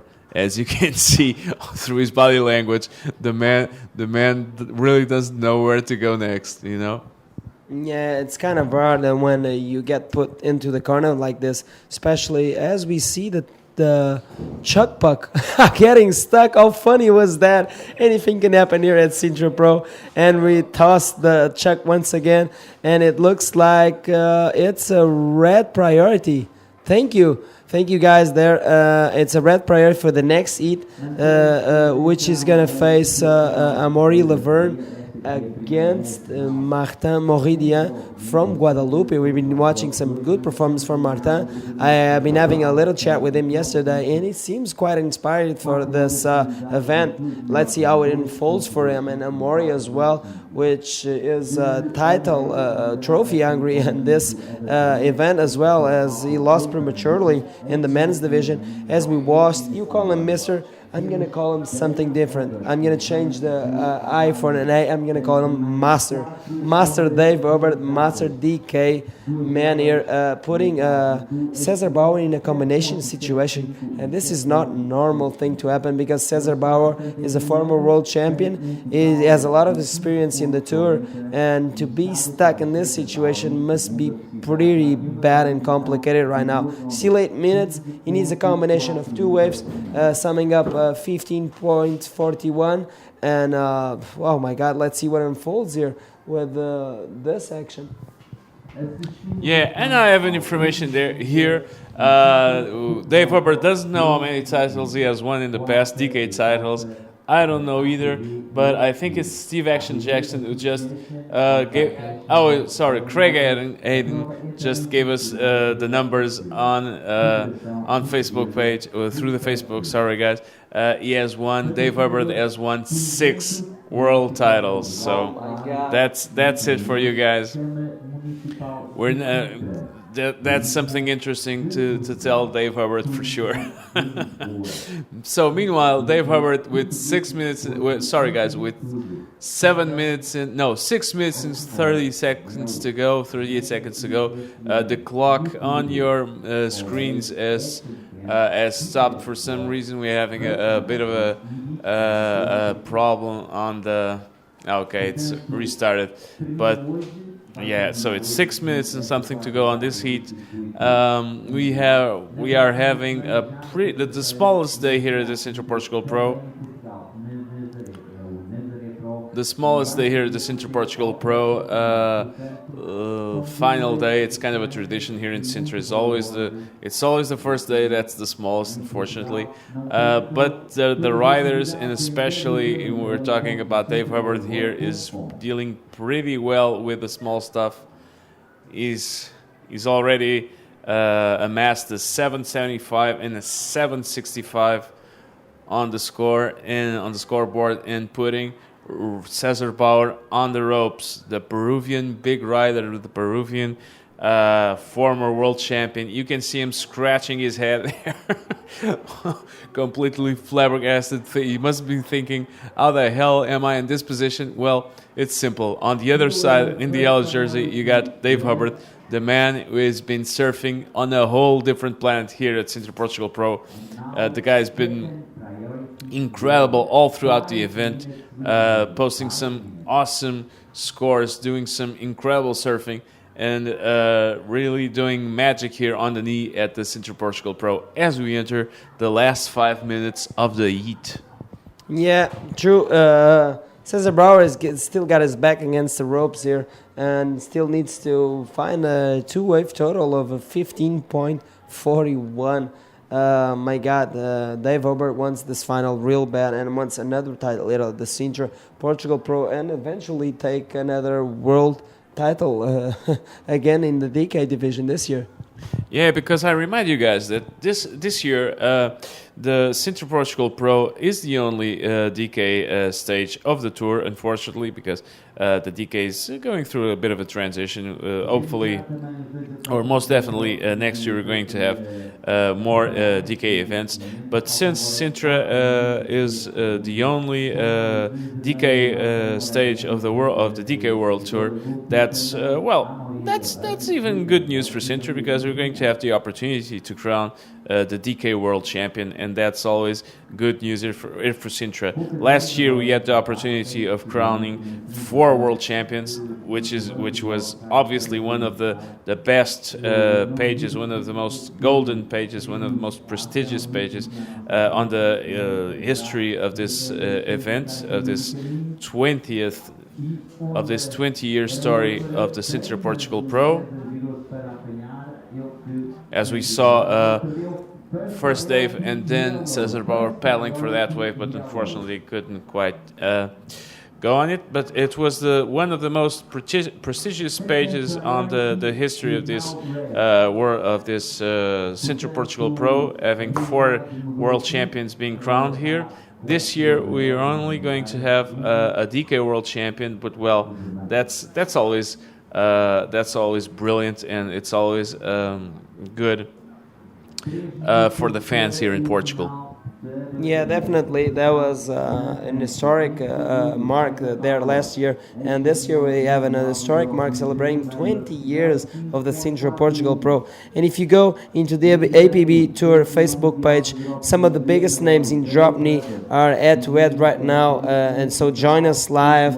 And if you go to the Facebook page, give us a shout-out where you're watching from, and we'll give a shout-out back up to you here from the booth as we read your commentary in the APB Tour Facebook page. So don't be shy, just let us know where we're watching from, who are you rooting from, and maybe we can have a little bet pool going on. So who's going to win the Sintra event this year on the men's division, women's division, and still we are in the semifinals of the drop knee. And so give us who you're rooting and cheering for, huh, Carlos?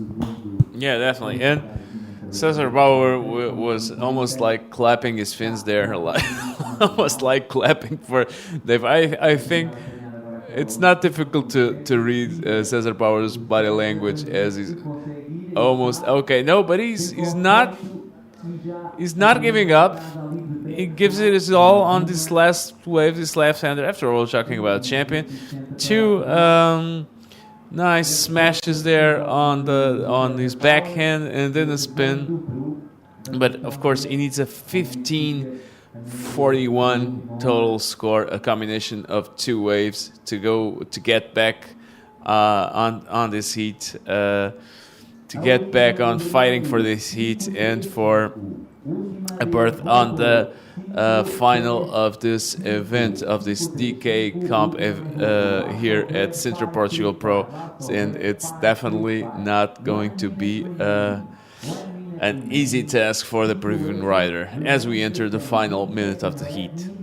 Yeah, and you can see the shot of the water patrol just going to put his jet ski on the water, as this is Sunday here at Praia Grande in Sintra, and we have surf schools, bodyboarding schools, free surfers everywhere, and we want to patrol these waters as this is the last day of this international event here at Praia Grande, and we watch Dave Herbert as the tide shifts in and comes up a little bit. I think the sandbank from the outside will probably fade out, and the inside will come alive, as we see on the inside Cesar Bauer going for this right-hander, and his last wave was actually a 5.35, but he doesn't come out of the combination situation. He was still in the need of a 15.41, and oh my God, Master Dave Herbert saying goodbye to Cesar Bauer on this one, and advancing to the finals and leaving Cesar Bauer to fight for third and fourth place in the consolation final, Carlos.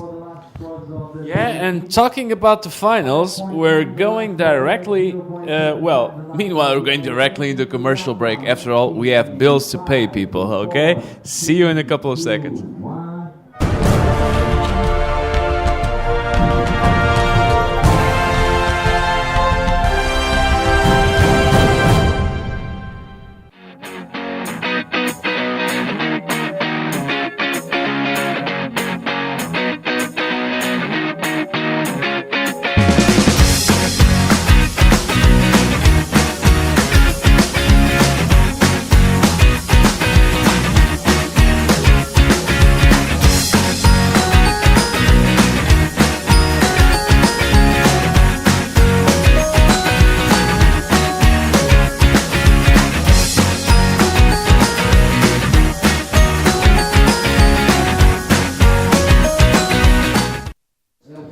And like you can see on the commercial, this is Sintra live action, and it's a World Heritage Site by UNESCO, and who's trying to dominate the world tour is Martin Moranin, starting with a big bang on that slash on his backhand on that left-hander, and we already have a wave during commercials from Oriva Laverne. It's a two-pointer, not a big wave. I hope that's not going to be the two top-scoring waves that he's hoping to get on this final, but conditions are pretty hard as we watch the replay of Amori's wave. Let's see what he's done on that one. He tries to connect it to the inside and goes for a little bit of snap. It gets stuck. Like I told you, the tide is moving up. The waves are shifting into that inside bank, and we're about to see the outside bank fade as we see the water patrol outside, just like searching for some sets maybe, and patrolling the competition area. Like I said, there's a lot of people here on Sunday on Praia Grande, like a normal weekend day, where the sun comes out and there's a couple of waves, and bodyboarding schools and free surfers in general will be eating the water here. And who's eating the water right now, it's Amaury Laverne in the red singlet from Reunion Island, and from Guadalupe in red, Martin Moradian, that's been doing a great performance here at the Sintra Portugal Pro this year.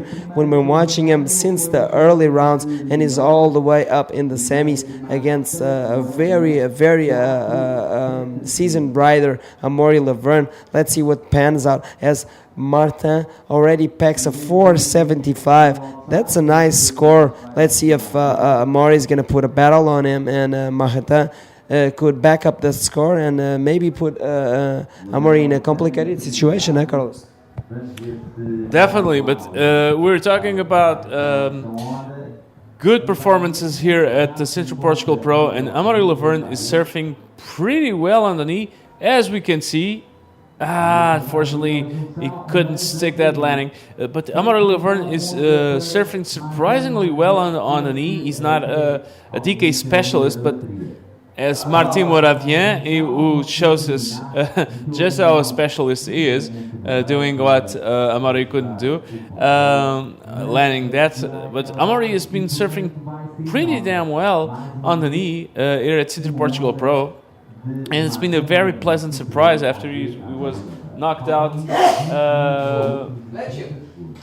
being knocked out pretty early on the men's division. But doing some pretty interesting performances here at the drop knee, and so he's been rewarded with a presence on the semis. And I'm betting that he's going to give a hell of a trouble to Martin Moradien. It's going to be a pretty interesting fight. He's going to give a run for his money for Martin Moradien at this semi. As Martin Moradien looks and boom, nice. Unfortunately, the wave closed out on him. But Martin Moradien seems a little bit more comfortable in these conditions on the knee than Amaury Laverne.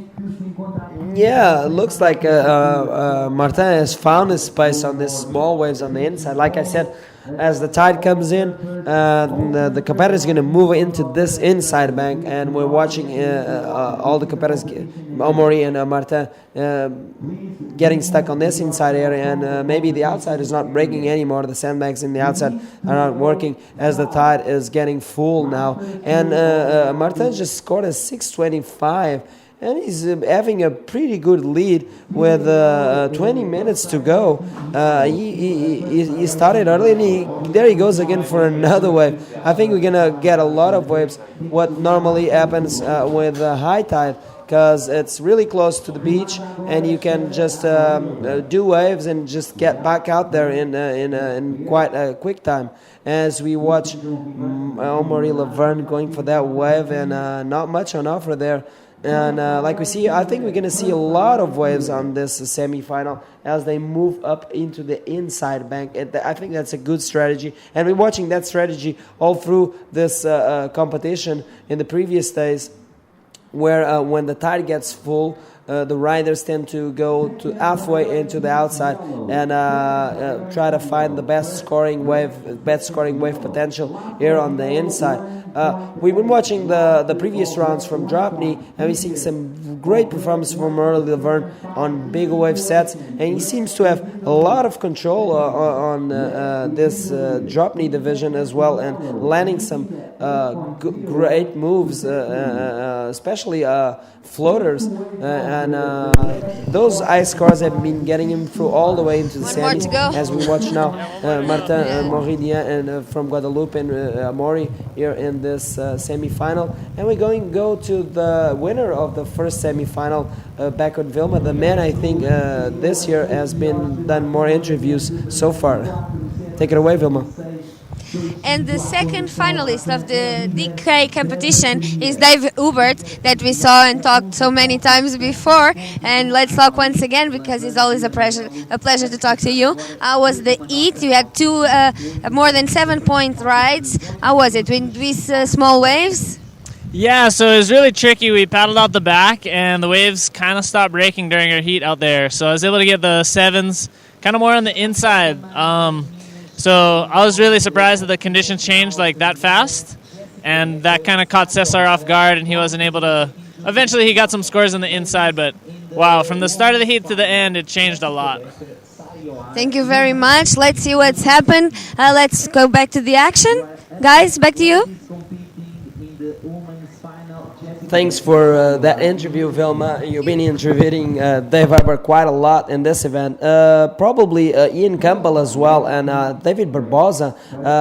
These riders are in two categories here at the Sintra World Pro and then been progressing so much in both categories. So as they pack wins in those rounds of those respectively categories, they'll be going into interview with Vilma. So we've been seeing these guys quite a lot in the interview. So as we watch Martin Moridian trying to better off the 475 of his first wave in this heat, let's see if he can get that score. Meanwhile, Amaury Laverne still struggling to get a decent score into his board, and let's see if he can do that. He still has 70 minutes on the clock. So we're talking about a world champion. As we watch the replay from wave of Martin Moridian, he goes for a little turn there, and he went for the end of the section and throws a little bit of water there and just pops off as the wave slides almost into the shallow sandbank there, and he scores a 585. He consolidates his lead in this heat and putting some trouble here into Amaury Laverne, as he need now is 911. Someone please call 911 because Amaury is in trouble. 60 minutes to go. Amaury still needs a combination of waves maybe, because a 911 is very hard to attain, especially in these conditions. I'm not telling you that he's not capable, don't get me wrong, but in these conditions a 911 will be very difficult to attain, so he probably needs a combination of two waves. That will be a strategy with 16 minutes remaining. And we're talking about Amaury Laverne, former world champion, not in this division of drop knee, of course prone, but he's been doing so great in the past years, and he's been collecting even finals in the DK here at Sintra, so he's no stranger to this division, as we saw Martin looking at that wave, but not doing much for him. Like I told you, the riders are now concentrated on the inside bank right now, and we're going to see heats with a lot of waves, right, Carlos, as we watch Martin Moridian going for a little barrel on that one, and the wave just squashed him because I think the barrel was too small for him to fit in. Definitely, but a pretty good effort from the Guadalupean rider.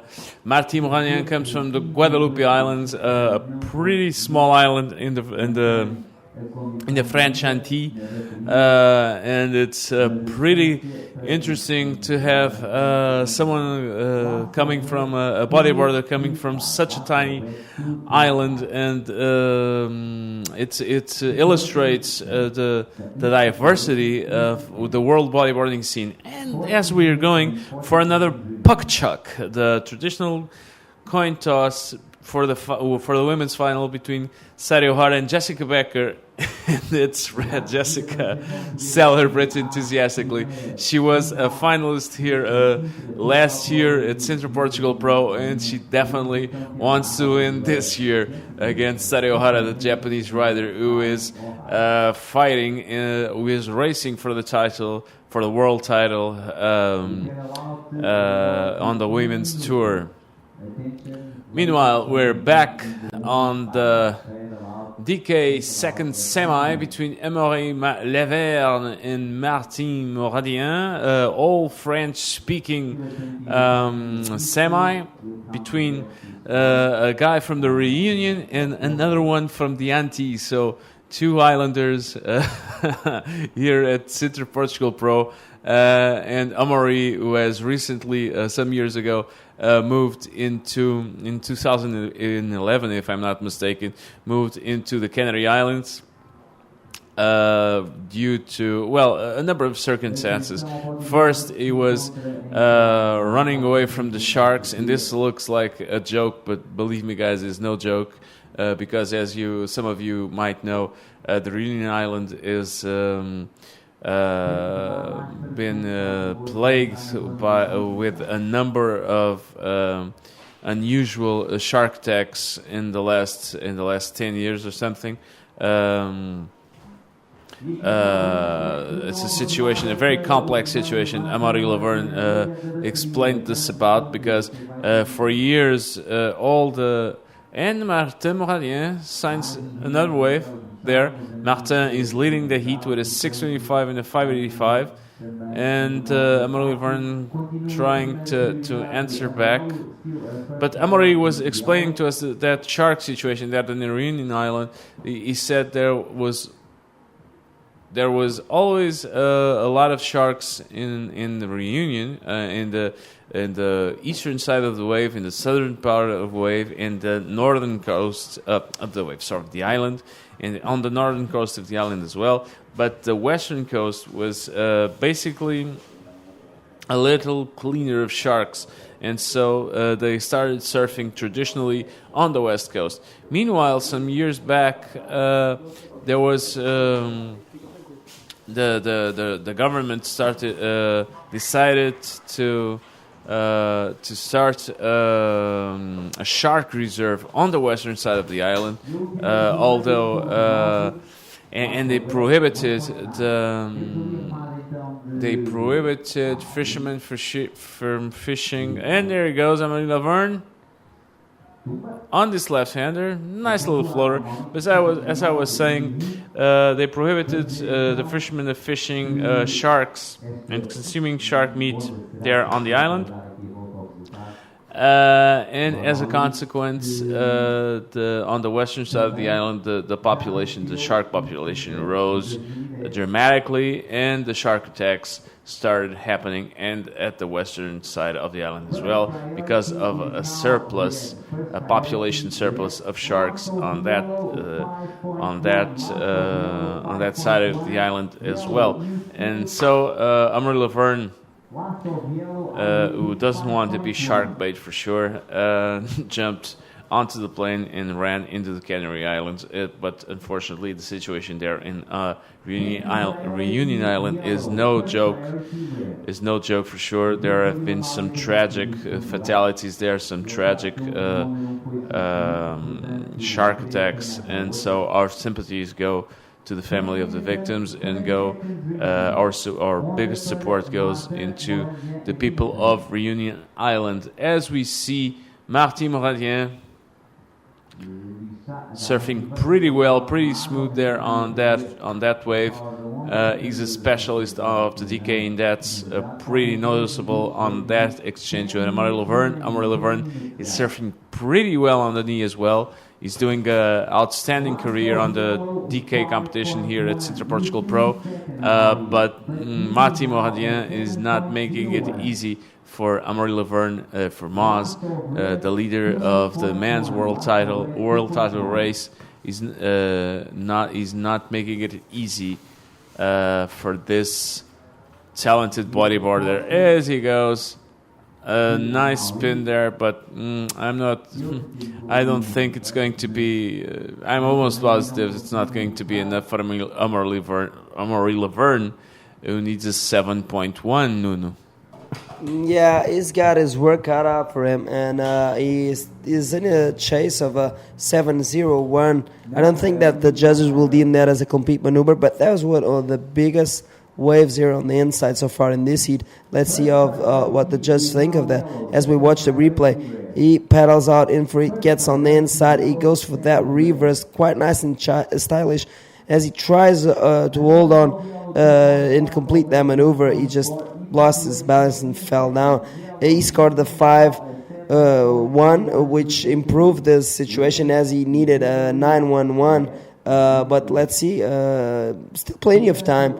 Like I said, this is going to be packed with waves, and you can see Martin already has 9 waves under his belt. I think the situation is 12 waves maximum. I don't know if it changed because we went on to an inside sandbank situation, and maybe the organizers just saw that it's going to be a lot of wave surfing during this 25 minutes.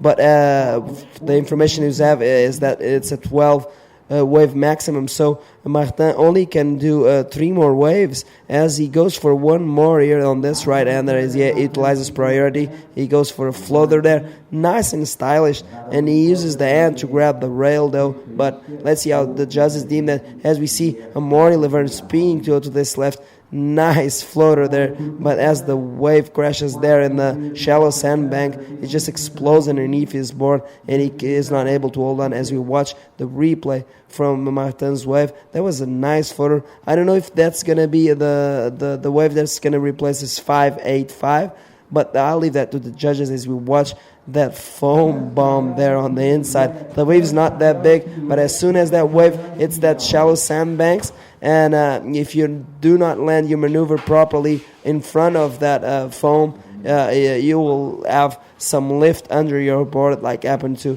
Amaury's board and there, and he could not hold on.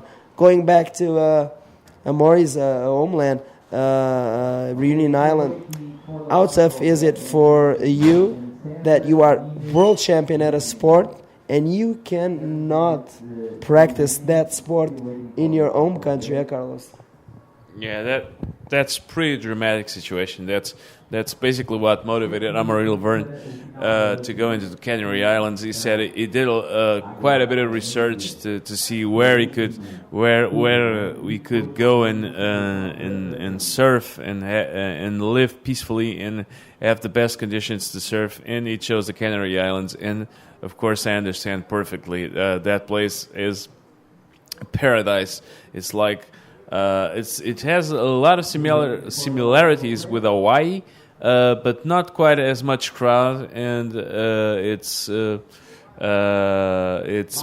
pretty cool, relaxed place to surf, especially when you're on a bodyboard with places like Fronton, like Tuberia, like Pikachu, like whatever. There's lots of waves to be surfed there, and it's a pretty awesome place to be a bodyboarder. And so Amaury Laverne chose perfectly. He went into the Canary Islands. He even met his wife there. Now he has a kid. He's pretty well established in the Canary Islands. And now he says that one day when the government solves that problem in the Reunion, he will be glad to come back, but meanwhile he's pretty happy in the Canary Islands, and I'm guessing the locals at the Canary Islands love to have him there too. As we see a split pick here, Martin Moradien goes for the right-hander, Amaury Laverne goes for the left. Martin Moradien smashes that lip over there, gets a pretty nice little floater. He's got a 625 and a 585 on his score board. I'm not sure if that's going to be better than any of those scores, but we'll let that to the judges to decide. And I'm waiting for the replay of Amaury Laverne's wave.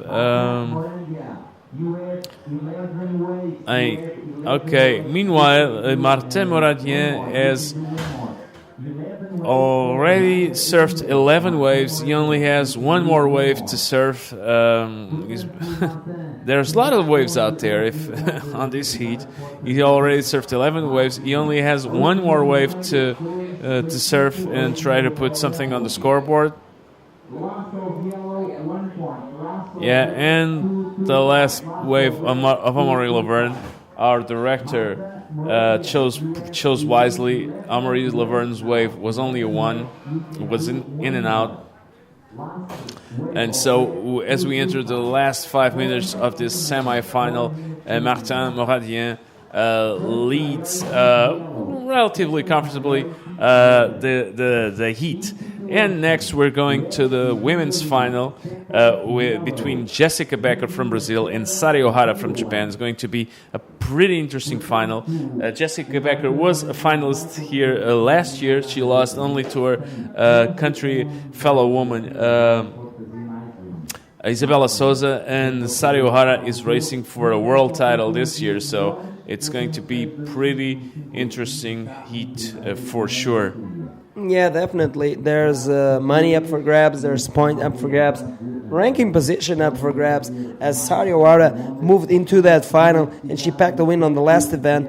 And if we look back at this year's events and winners, we got Alexander Rinner winning the first 2 stops in the American leg of this World Tour this year, and then Sari Ohara packed the and won the first stop. So we're looking if Sarah Ohara wins this one, she's gonna put Alexandra into the ropes, into this decision of the world title for the women's division, Carlos. Yeah, but next we're going to have Nazare, which is that's going to have the honor of crowning the women's world champion on the premiere on the world tour, Nazare. It's the first time that Nazare is going to host a stage of the APB World Tour, so it's going to be a pretty exciting time for the Portuguese bodyboarding scene and for Nazaré specifically. And so what a better way to have a premiere there in Nazaré than to crown a women's world champion. And I'm guessing that Alexandra Rinder, she doesn't feel very comfortable in these kinds of waves here at Sintra, but I'm betting my money that in Nazaré she's going to be way more comfortable. After all, it's a beach break, and she's not that comfortable in beach breaks, but it's a very special beach break. It's a first-class, world-class bodyboarding wave, and I'm betting my money on Alexander Rinder. That or else, rephrasing it, I'm betting that Alexander Rinder is going to give us one hell of a show, because meanwhile she's going to have a lot of competition. Namely Isabella Souza, Neymar Carvalho, but especially Isabella Souza, for the win there. And Amar Laverne is pretty happy with himself after this floater on his left-hander, Nuno. Yeah, he's still needing of a 7.01. I think that wave will improve his best score, which is a 5.1. I'm not sure if he's going to get the 7 that he needs, but let's see what the judges think of that, as Martin just packed in at a 5.85, which is his second scoring wave, and didn't progress his score, of course, because it's the same, and he's still leading with a 12.10. We'll just wait for this last wave, and it's a 6.35 with 40 seconds missing. He now needs a 5.76. What an exciting end to this first final, as we watch Martin chasing Amori, and he's going for this last wave. Let's see what he can do. Not much for him there. Still 20 seconds. And if this is the inside, he can paddle back out there and still catch a wave. This is how funny and crazy it is right now. And we are waiting for the end of this heat and maybe the unfold, because Martin is looking for a wave. We can see that Amori will be looking for a wave as well. And we are just hearing the countdown. And it will be Amori will be able to catch a wave. We see him try and catch a wave. And just fell down. You can see his frustration banging in the water, but he's still going in the water in the consolation final. And there's still some money up for grabs there. We're talking about $1,500 for the second place and $2,500 for the first place. That's in the final. And then third and fourth will have some money as well and some points. So all is up for grabs still here in the DK division, as we'll have the women's final. And as we're going to have the women's final, we're going to welcome Ayaki Suzuka here in the booth once again from Japan. Yeah, Ayaki Suzuka just jumps in the booth, and she says if she can talk, she wants to talk. Of course you can talk, Ayaka, and it's a pleasure to have you here, because you are very beautiful, even more beautiful than Carlos, don't get me wrong, and it's always a pleasure to have you in the booth with us. So Ayaka, welcome, and tell us what you need to say. Yeah, Sally, this contest is so good, right? I wish she get a win. Yeah, as you know, Sari Ohara is in the final with Jessica Becker, and Sari just won the last stop of the women's event there in Japan. And if Sarah wins this event, she gets the same victories as Alexandra Rinder. And for the first time, we can see Japan winning a bodyboarding world title. How exciting is that, Ayaka? So excited. The first time Japanese world champion is so excited. I think all the Japanese bodybuilder is so happy. For sure. And I had Ayaka and Sari on the second day at the booth, and they were talking about that. Definitely Japan has the talent and the riders for a future world champion, not just in women, but in men as well. Yes, men as well. All them boys have to come here. Yeah, and if you can say something to them in Japanese to visit Sintra next year and talk to Japan right now that may be watching, you can go into our APB Facebook page, and if you're watching from Japan, we have here Ayaka Suzuki, who has lost already, but she's here in the booth cheering for Sari Awara right now. Yes, because I want to talking about Sally because everybody watching the live is everybody I think so stalking, so I have to talking about Sally in here. Yeah, Sari is right now in the final with Jessica Becker, and Jessica Becker is a hard competitor. She has been in this for many years. What do you think? And if you did talk to Sari Awara, what is her strategy right now? But you know the boss Jessica and Sally, and also Jessica is so good rider, and all years, so long years, she doing the competition. It's so hard to hit. It's gonna be so hard to hit, but it's gonna be excited. As we watch Jessica catching her first wave, this left ear on the inside, she goes for the roll and she finishes it. So let's see what the judges think of this first wave. And now Sari Ohara has priority. Now the waves have moved a little bit into the inside, and the sandband on the inside is working. Do you think priority is very important at this stage? Because they are very close competing and there will be a lot of waves.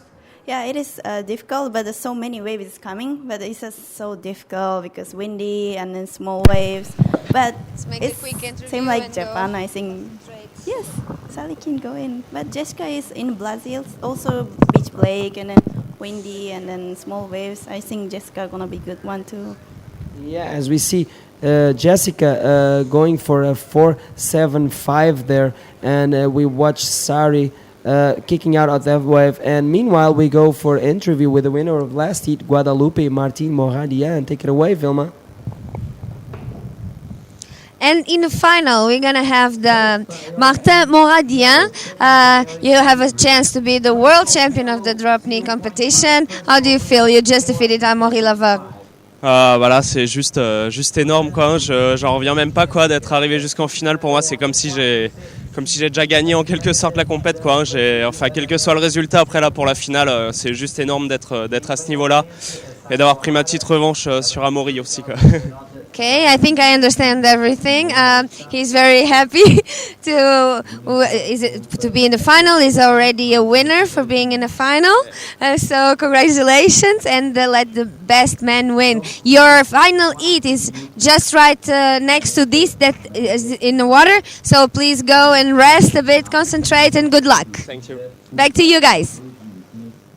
Thanks, Vilma. And it looks like it's a very happy Martin Moradian from Guadalupe making all the way here to the finals. Like I said, we've been watching Martin in the previous rounds, and he's been doing a great job. So great that he's in the final right now against Dave Hubbard. He's got a big match on his hands, but let's see. He's been doing great. Maybe he can have overthrown David Hubbard. But we just saw while we were on the interview away from Sari Awara, 2 rolls and a 6.75. Things are looking good for Sari right now, huh, Ayaka? Yes, it was good lighting. I'm so stoked to get a 6.75. Yeah, it's good.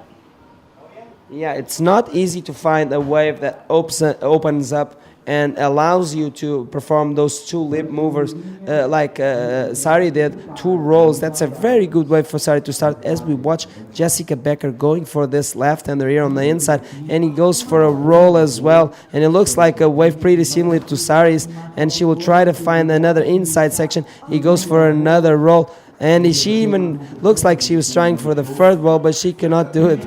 And we can watch here Ayaka. If you can go live into the camera here in the booth, Ayaka is getting nervous. She can feel, she looks like Ayaka is inside there with Sarah. She's nervous. While Ayaka did that way, we were on the interview, Sari did that interview, Ayaka was cheering for her. She was screaming here in the booth, but we had no sound. But right now, Jessica Becker just dropped an 8-point wave. How about that, Ayaka? Oh, so crazy. It's awesome here. Looking so fun. So excited. Yeah, but Sally can go in.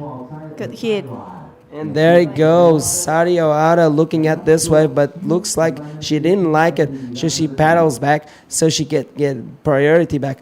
Listen, this is the finals that we're talking about. This is no random meet here at the Sintra Portugal Pro. This is the final day, day 6. And right now, we have in the water the finalists, the 2 finalists, Jessica Becker from Brazil that just posted now an 8-pointer. And she's trying to take this one away from Sari Ohara, who started pretty good with a 6.75, but now needs a 6.01 to take the lead. And Sari can do that wave, but let's see what will be the second backup score to that 8 from Jessica Becker, because she's got a bigger wave.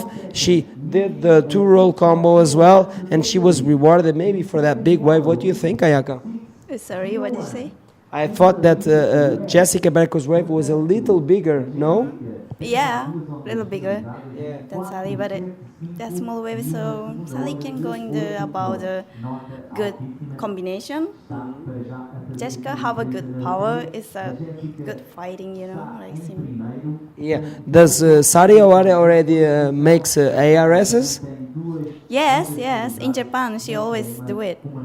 So maybe we can watch some ARSs from Sari as you watch. Nice spin there from Sari, trying to connect this one to the inside, but she pulls out of that one. Do you think she could have done the roll there on the inside? Yeah, she can go better. I think she looking for the 6-point over. I think looking for the good waves. Yeah, we're right now on the inside sandbank here at the Praia Grande here in Sintra, and we're gonna see a lot of waves because we got still 17 minutes to go. A lot of time still for Sari, and still a lot of time for Jessica Becker as well, as she needs to throw away a 4.75. And Jessica can do that very easy, huh, Ayaka? Yeah, it's very easy. I think that Jessica have a priority now, right? So she waiting the good wave, and then priority is a good position now. But Sally also can get a good wave. She looking for over the 6-point. It's easy for her. Yeah, I think it's easy for both riders right now. Still plenty of time remaining on the clock. And like I said, Jessica has a 4.75 throwaway. And Sari is still waiting for a second wave.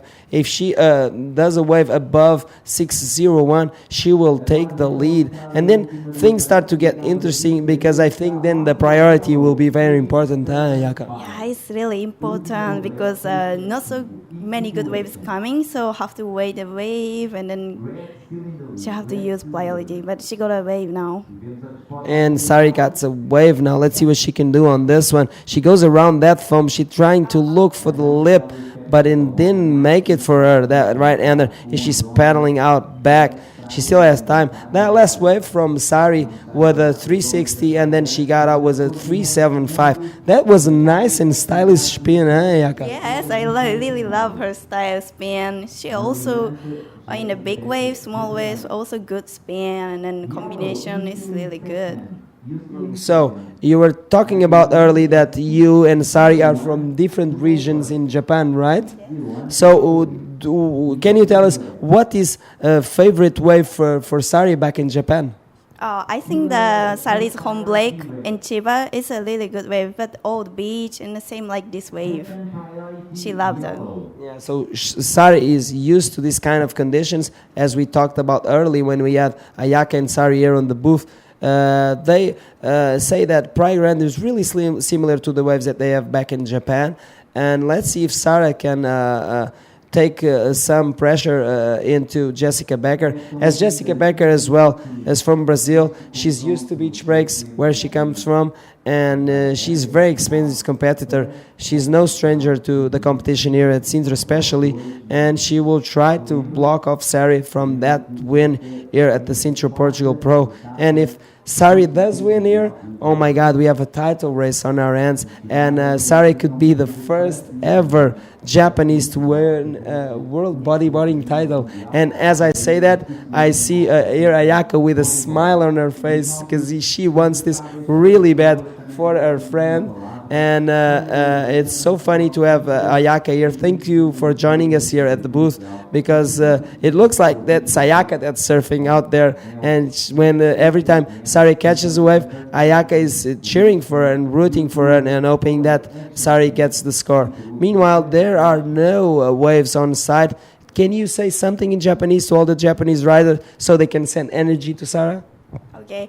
ライブを見てる皆さんこんばんは。時差があって大変だと思いますが、サリが今、決勝で戦ってます。そして、ワールドタイトルの争いにサリも参加しています。で、この試合で勝ってナザレでまた勝ったらもう本当にワールドタイトルがすごい近いと思うので、みんなもぜひ応援してください。まだサリ試合始まったばっかりなので、これから逆転起こると思います。応援しましょう。イエーイ。I don't know what Ayaka said, but if my Japanese is not that bad, I think she was telling all the Japanese people that are watching right now, please do support Sarah, cheer for her. There is a legitimate chance that Sarah can probably fight for a world title this year, and if she wins here, it's very important. Still, even if she loses, the second place is still very good, and she has a title shot for this year, Ayaka. Yeah, so good, so exciting. I don't know about after this contest when she going to the position, but I think it's sure for the second, something like that, right? And do you think this result from Sari, of course, she won in Japan, I think she inspired a lot of girls to travel through here. Do you think if Sari wins here again, and probably if she wins the world title, do you think that will inspire other Japanese athletes to start and do the world tour? Yes, sure, it's sure. If she got a world title, it's inspire all the Japanese girls, and then also all the Japanese surfer too. So, and then 2020 years Olympic is gonna be the surfing is gonna be, I think, join the Olympic. Okay. So it's good for inspire to Olympic to join the surfing and bodyboard. Okay, as Ayaka said and said it well, looks like surfing is going to be part of the Olympics in 2020, and this is very inspiring for everyone around the world to be joining the World Tour and train for the shot at maybe the Olympics in 2020. We'll have to wait and see. But meanwhile, we have in the water with less than 12 minutes, and we see Sari Wada getting busy on that one, looking at it, but the wave just closes. It was not that good. Now it seems like they're waiting for the waves, Ayaka? Yeah, it looks so hard. We cannot see all the area, but only in the monitor, but it looks so hard. You know, I'm so stalking and watching the movie, and then I cannot say something in English well. Okay, for you that were watching, we before the final start, we had a knock on the door here at the booth, and it was Ayaka Suzuki here from Japan, as well representing Japan. She was here competing as well in the Sintra Portugal Pro, and she said, I want to talk, can I please come and comment this final, so she could watch like you are watching live, and she's watching the same images. Like she said, we're only watching in the screen, we're not watching too much, we're only seeing what you are seeing out there, and she's commenting on what she's seeing, and she said she's so stoked for her friend, and she really appreciates a place here in the booth right next to me. And we watched Sari Wada going for a great roll there on that left. He's going for another one, and can he combine it with another one? The wave just closes it, and she kicks out. I think that will be the 601 that she needs, huh? Yeah, I think it's gonna be over the 6 point. Let's watch the replay and see what she did on this wave as we watched her go for a nice big roll there. And she found an inside good section there, and she packed it up with a nice roll again, and she kicks out. I think she will get the score in 10 minutes remaining. We'll wait for the judges. I'm no judge. I'm commentating, so I don't want to tell you what the score was that, but for sure it was above the 601. I'm betting my money on it. And let's see if Sari jumps up into first place. And for the first time in this heat, she will be leading, huh? Yes, coming. 7.10 is coming. She's leading now. Woo!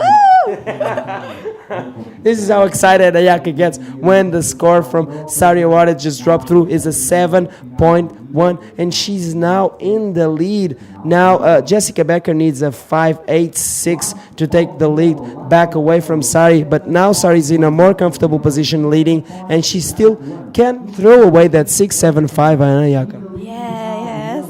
I cannot speak well.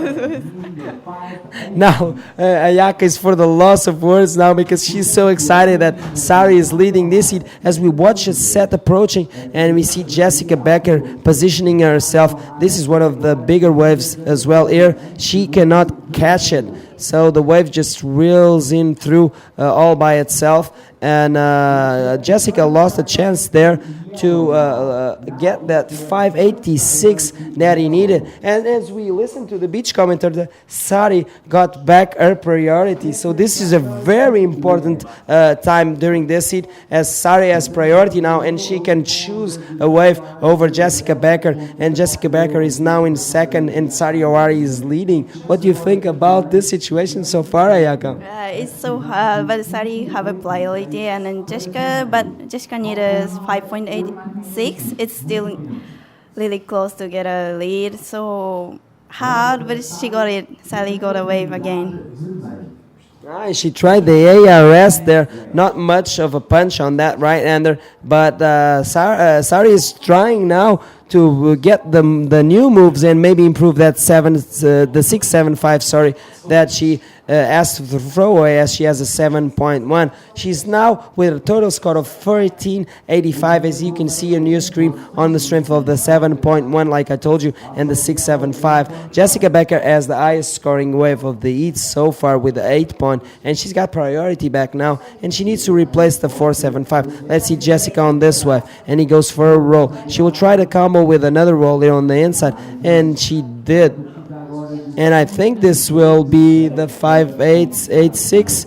It's the same move, and I just watch here Ayaka commentating. I think she's changing again as we watch Sari going for this one, the right-hander here, and she just pulls out. I hope that she can go out there and get priority away from Jessica as we wait for the score. Do you think that's the 5.86 that Jessica needed? I think she will get it over the 6 points, I think. But I don't know still. Let's see. As we go for the fuck shug for the next heat. The DK final. Oh my God, this is exciting. And there's the toss of the puck. And I think that Yellow is smiling. So yeah, Yellow's got priority for the next round. Thanks, guys, and good luck. Yeah, we now we toss a coin and we find out before the heat goes into the water who has priority. What do you think of that? That's cool. I never see it. First time to see that, but it's cool. Yeah, we have this here. It was an add-on this year, and it's a 6.85 for Jessica Becker, and now Sari Awara needs a 7.78, as we see here. Ayaka waving all over the place, her legs and her hands like he's in the beach trying to warn Sari. There you can see it as she tries to warn Sari that, hey, you're in a trouble right now. You need now a 7.76 to take the lead. I think Sari can get that score. She got a 7.10, and I think she can get the score. What do you think, Ayaka? Yeah, she's gonna get it. She's gonna get it. I think she tried to do ALS again. So please, I have to go into the beach again. Yeah. Ayaka is leaving us because she wants to join the beach. She's so nervous right now. She's almost crying. You can go, Ayaka. No problem. Thanks for having you in this booth. This is how exciting the Sintra gets at the last day. Ayaka just ran off the booth. How amazing and historical has been this event, the 20th anniversary of the Sintra Portugal Pro. We just had the best friend and traveling companion of Sari Awara right now in the final, Ayaka Suzuki, running away from the booth as she wants to go into the beach and cheer for her friend as she just found out that she now needs a 7.76, and she got so nervous. I think she almost was going to start crying, Carlos? Yeah, it's so cool to see these Japanese riders. a few heats back, I was talking with Hermano Castro, and we were talking about how tightly knit is the bodyboarding Brazilian community, how these Brazilians root for each other so passionately. But guys, the Japanese are in another league. These Japanese girls, they're just like so emotional. They're truly the life of the party here at the Sintra Portugal Pro. And how cool it is, every time I get up in the morning at 7 o'clock here at the Ribas Hotel, on the Praia Grande, a beautiful hotel, by the way. If you guys have the opportunity to come to Praia Grande, that's a pretty cool place to book a room in. But every time I wake up in the morning, I go into the balcony, and there they are. It's just like clockwork. They're entering the water for their first waves to get some practice going. So it's definitely an excellent love of the sport and incredible work ethics as well. Yeah, things got emotional here.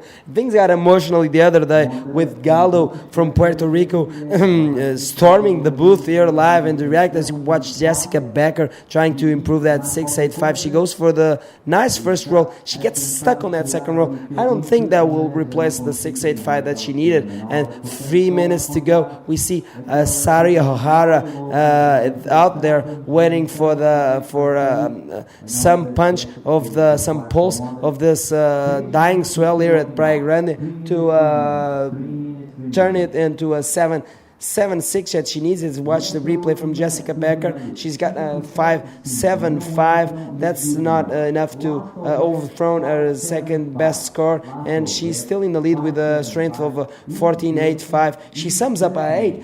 Don't get me wrong, that was a great wave. She deserves that 8, and then a 6.85 with a very similar wave but smaller wave. The maneuvers were not that good, so I think the judges are doing a great job in the final. Sari got strong in the strut with a 6.75 and then got the 7.10. She's on the rise. Do you think she can get the 7.76 from the competition we've been watching from Sara, Carlos? Well, definitely Sari O'Hara definitely has the ability to pull that off. After all, she's technically one of the best riders here on tour, and in these kinds of conditions, she's especially good. These Japanese riders, they're all pretty light, pretty nimble, pretty flexible, and they are a force to be reckoned with in these kinds of conditions. Yesterday, when I was talking to Catarina Souza, she was she said that would be the worst case scenario for her semi-final with Sari O'Hara if the waves were small, if the ocean dropped as it did. Sari O'Hara would be a threat in this Sintra Portugal Pro, and she is, in fact. She's here in the final, unfortunately for Catarina and for the Portuguese colors. Sari O'Hara overtook Catarina. She's here on the final against Jessica Becker, and she definitely has the potential and the skill to get this 7.76. And we're here waist deep on the final day of the Sintra Portugal Pro here at Sintra. What an emotional roller coaster this is. Nunu was speaking about the emotions running wild here with the Japanese riders, the girls here from Japan, all tightly knit, and how incredibly passionate they are about their bodyboarding. But of course, there were some pretty epic moments here, and as we see, Sari O'Hara on the right-hander needing and she goes for the IRS. Oh my God. Do you think she can get it at the last minute? I'm not sure. It's a very high score. She even tries a roll there at the end. But you can see that she's smiling. how good are these Japanese girls here and the Japanese contingent here at the Sintra Pro. As we see Jessica Becker trying to replicate the same move as Sari Owada. We will wait for that replay if that's possible here, because this is the final of the women. This is the last day, Carlos. And what a nail-biting finish, with Sari Ohara putting it all on the line here on this right-hander, just in the final moments with a pretty clean. And unfortunately, it was a 6.5, unfortunately, for the Japanese rider. That's what I was going to say. The wave was, unfortunately, for the Japanese rider, was pretty small. And how good is that? How good is that? That you can't fake it. You can't fake that kind of emotion. It puts my really incredible emotion by Sari Ohara over there.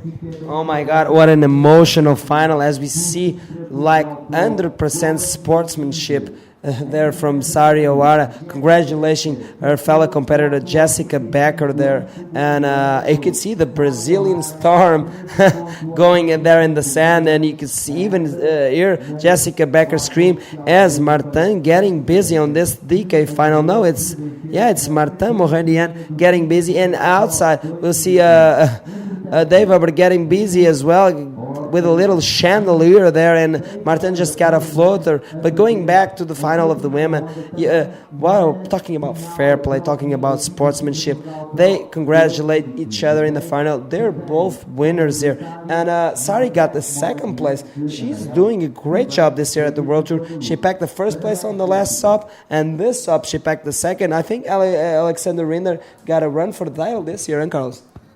Definitely, Sari Ohara. I think that's why she was smiling, because she knows that the second place puts her in a pretty good position to charge for the title, for what would be the first Japanese women's title in the history of world bodyboarding. And that's kind of curious, as we are seeing the replay of Martin Moradian's first wave, and out the back, Dave Herbert with a little bit of shampoo over here, and we're just waiting to see how the judges score these waves. So, as I was saying, it's pretty interesting that Japan hasn't never gotten a world's women's title, considering that they have so many quality riders in the World Tour for ages now, and they've been a staple in women's bodyboarding. But of course, Brazil has dominated. Brazil and Hawaii, but especially Brazil, has dominated on the women's bodyboarding history. And so it's, but maybe this is the time for the Japanese. Who knows? Yeah, I think so. We're talking to Ayaka, and started early in this competition. Second day, I think that they were here in the booth, and they were asking and all the Japanese competitors to believe and come to these events, and maybe they can crown a Japanese world title for the first time. That's what Sari is going for. And even Hiroto Ohara, Sari's brother, in the U.S. Open in Japan in Huntington Beach, packing up the win there in the U.S. Open and taking home $100,000. And this is the most funny interview. If you have not seen it, please go into YouTube, write Hiroto Ohara and U.S. Open maybe, and you'll see him give the winning speech. As he says, and when they ask him what he's going to do with the money, he said, I'm going to take my driver license and buy some cars. Talk about Tokyo Drift. And meanwhile, in the water, with less than 20 meters to go, Martin Moradian packed a 5.75 on that first wave. That's a very important score, as already Dave Weber, who is catching this wave on his backhand, going for it and just kicking out because the wave didn't offer him much. That was Martin going for his second wave, not Dave, as Dave already packed a 6.5, so he has the highest scoring wave so far in this heat, and his first wave was a 3.25. Dave Weber is now taking the lead, but Martin is not gonna let Dave Weber go all the way on with this one with ease. But Dave Hubbard has been doing that with much ease in the previous heats, huh, Carlos? Definitely. Dave Hubbard has been storming the ranks here at the DK World Cup, at the DK Cup at Sintra Portugal Pro. He's been surfing as I've been saying throughout the event. He has been surfing on another dimension. The guy's surfing way above the competition here at the Sintra Portugal Pro. But today he's going to have a run for his money because Martin Morandien has been surfing pretty well today. He's been surfing just enough to win his heats, to progress until this final, but he's giving a run for the money here on Dave Hubbard. Meanwhile, we're going for the interview with the winner of Sintra Portugal Pro with Jessica Becker. And the winner of the Sintra Portugal Pro 2015 in the women category is Jessica Becker. Congratulations. You just won to Sarah O'Hara. It's a very good result for Sari as well. You didn't take the world title from her, but you had a very good result. Congratulations. Thank you so much. I'm pretty happy. The first time I'm winning here at Sintra. So I've been here for 5 or 6 times and I made some good finals, but I never won. So this is my first time. I'm pretty happy. Muitos parabéns, ela está muito contente. Tu estiveste afastada o ano passado, não é? E voltaste mais forte, mais focada. She was away from the competition last year, but she's back and she's very focused and very, very strong. What have you done last year? No, actually, I'm Vice World 2014 last year. So I've been for in 2012 and 13, and last year I decided to come back because I was missing a lot to be here around the World Tour with the girls, and it makes me happy, so I think it's the truth. Okay, you are not in the run for the world title, but you are in a very good sitting position for the next year, so you're probably going to focus on the next year world title, or you not want to think about that? No, sure, I'm thinking about the next year. We are always think about the future. So it will make me be between the top 8, and it's really good. Who competes know that it's a good position to compete. Okay, but now just relax and enjoy this victory. And now in the water we have the final of the drop knee competition. We have Dave Hubbard that won 6 times the world title of the drop knee category already. Let's see if he goes for the 7th. And Marty Morian, very inspired Marty Morian this year here. So let's go back in the water. Back to you guys. Obrigada. Jessica, parabéns. Não queres dar And we were back live from that interview with Vilma Vicente. Amazing performance by Jessica Becker, and she took it away from Sari O'Hara. Sari O'Hara did perform an ARS, which is nice to see from the girls, pushing in some progressive maneuvers here in this final, here in this event at the Sintra Day 6 final days here at the Sintra Portugal Pro. And what an amazing show. Thanks, Sari. Congratulations, Jessica Becker. Parabéns a toda a gente a ver do Brasil. Jéssica ganhou a final aqui das mulheres e vemos neste preciso momento ali Martin Moridian ali naquela esquerda com snap backside. We just watch Martin Moridian on a backside snap as we watch the replay. He goes for a lot of speed there, pushing his body all the way in front of the board, and when the end just closes, he snaps this board, and unfortunately he could not land it. And right now, meanwhile, we were in the interview, Dave Hubbard just scored a 5-5. And oh my God, he's leading the way once again. This is what he does. He only was stopped in the semifinals in the prone division, and we have here live in the booth the winner of the women's division, Jessica Becker, and she is a Portuguese fluent speaking athlete, and she's going to give you a shout out straight to Brazil. All the guys are watching. She is here live in the booth. Tell us what you feel. You can speak in Portuguese, in English, whatever. What is the feeling of winning Sintra Portugal Pro this year? 20 years this event is here in Praia Grande. I'm very happy. The first time I'm winning here at Sintra. So I've been here for many years, and I have done some good finals, but I never won. So I'm very excited.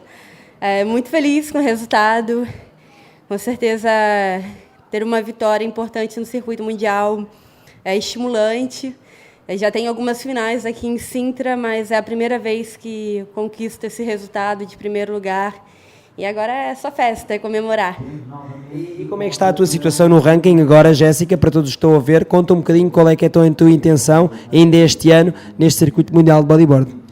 Infelizmente, para mim, pela primeira vez competindo no circuito mundial, não estou disputando pelo título. Com o declínio de algumas etapas, acabou afetando bastante a estratégia de competição e o sonho, né, de correr atrás do circuito mundial do título. Mas só de estar entre as top 8 já é bastante importante para poder dar um bom começo do ano que vem. E assim tivemos aqui a Jessica Becker já na cabine a fazer um live connosco, esteve aqui com o Carlos e parece que dá sorte entrar aqui na cabine, hein, Jessica? Ainda bem, eu quero entrar mais vezes.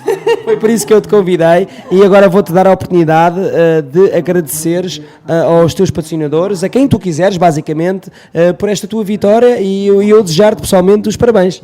Muito obrigada. Primeiro, agradeço a Deus pelo resultado. Eu sempre ponho à frente, peço para poder estar me iluminando. E desde o começo da competição, eu senti que estava numa sintonia muito boa com o campeonato aqui em Sintra. E com certeza isso abriu bastante as portas. Agradeço bastante aos meus patrocinadores, que é a cidade, o meu governo da cidade de Macaé. Junto com eles a W9, a Capaluas Pé de Patos, a Academia Infinity Health Club, entre outros apoiadores. Muito obrigada pelo apoio, por darem todo esse crédito e confiarem no meu trabalho. E vê isto, temos aqui Jessica Becker na cabine, podes ir descansar, Jessica. A Jessica ainda estava ofegante, foi uma final de 25 minutos, ela acabou de derrotar a japonesa Sari Ohara e veio aqui agradecer e, em certa forma, eu convidei a Jessica a vir aqui porque ela esteve aqui na cabine a comentar. Muito obrigado por também nos ajudares aqui a fazer o nosso trabalho e parece que deu sorte e neste 20º aniversário do Sintra Portugal Bodyboard Pro, Jessica Becker, que já tinha feito aqui algumas finais, sai finalmente vencedora. Parabéns Brasil, parabéns Jéssica e vemo-nos daqui a pouco para celebrar como tu disseste. Estás à vontade. Going back to English, we got some more action live now from the drop knee final. Thank you so much, Jessica, and congratulations. She was speaking in Portuguese, and congratulations. And she did a couple of finals here, and she never won the Sintra Portugal Pro. So 20 years in the making this event, and she finally won. She was so happy. We can hear cheer on the outside where the Brazilian friends. We had David Barbosa here taking pictures while she was in the booth. This is a big celebration, a big party here at the 20th anniversary of the Sintra Portugal Pro. And meanwhile, while we're interviewing, we are having replays and waves written by Dave Albert, Martin Moradian. They packed up some scores, but not really nothing ineffective. So the heat situation would change as now Martin Moradian is chasing a 6.26 as he was chasing before. He is in the strength of 5.75 and a 3.75. He can throw away that wave easily. Martin has been surfing so good, and if someone can take this away from David Wilbert is Martin Moreno, because he's in a final with him. And David Wilbert posting high scores in the previous rounds. In this final, he's not posted anything that special as he has a 6.5 and 5.5. But we see, because we still got a little less than 12 minutes to go, Carlos? Yeah, for sure. Meanwhile, because one thing that's curious regarding how these two bodyboarders have been surfing here at the Sintra Portugal Pro is that Dave Herbert has been smashing through the ranks. He has been smashing the competition here at the Sintra Portugal Pro. Well, on the semi, he got. Well, he put sorry guys, what's his name? The Peruvian former world champion Cesar Bauer. Sorry guys, I'm a bit tired. He put Cesar Bauer in a combination situation. That's how good he's been surfing. He's been absolutely smashing throughout the event. But Martin Moradien, on the other hand, has been surfing just enough to win, just enough to win his heats. But Martin Morien has been managing.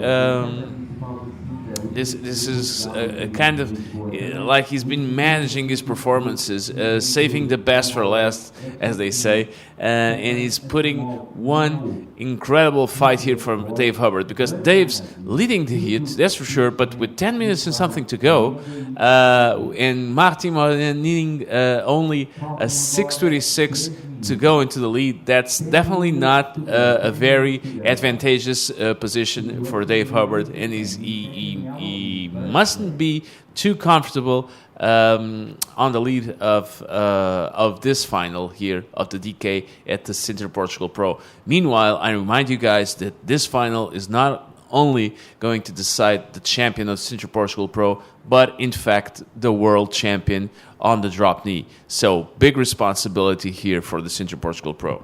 And we got some shout-outs on our APB Tour Facebook page. You can log into that, go into Facebook, APB Tour, and you give us a shout-out. The posts have been going regularly as we have the finals live now, as you can watch on live webcast. Please do comment on the Facebook, and we give a shout to you back. We got Matt Menzies cheering for Sarah, and sorry, and unfortunately she lost. But then you got JB Becker, which I think that might be familiarized with Jessica Becker, saying nice areas at the end, but Becker wins. Congratulations, Jessica Becker, once again. And he says as well, JB Becker, congrats. Woo! Yes, we're all happy for Jessica Becker from Brazil taking out the women's Sintra Portugal Pro this year, and she was stoked. She made some finals. She never won it before, and now she takes it home for Brazil. And Brazil was in the need of a title there. Usually, Brazilian zero dominate the Sintra Portugal Pro, but now we just saw in the final a Brazilian in the women's division, huh? Yeah, definitely. Because in the men this year, we're going to have a South African / French battle. We're going to have a South African against the French. We're going to have Ian Campbell facing off Pierre-Louis Coste. And I don't need to go into the records and to know that this is kind of a reenactment of the final that Pierre won a couple of years ago when he faced off Jared Houston in the final. When he faced off Jared Houston in the final, and he beat Jared Houston. So let's see if Ian Campbell gets back for the South African Bruise, and if he can take the win away from Pierre. And Pierre, what an spectacular performance of Pierre in these last years here in the Sintra Portugal Pro. This is Nuno, his third final in 4 years as Sintra Portugal Pro. How awesome is that? Yeah, like I said, Pierre has been flying under the radar this year, and I don't think many people were counting with him, surprisingly. And now he just skips into the final, like under the radar. No one's looking. Okay, everyone forgot about Pierre, but now he's in the final.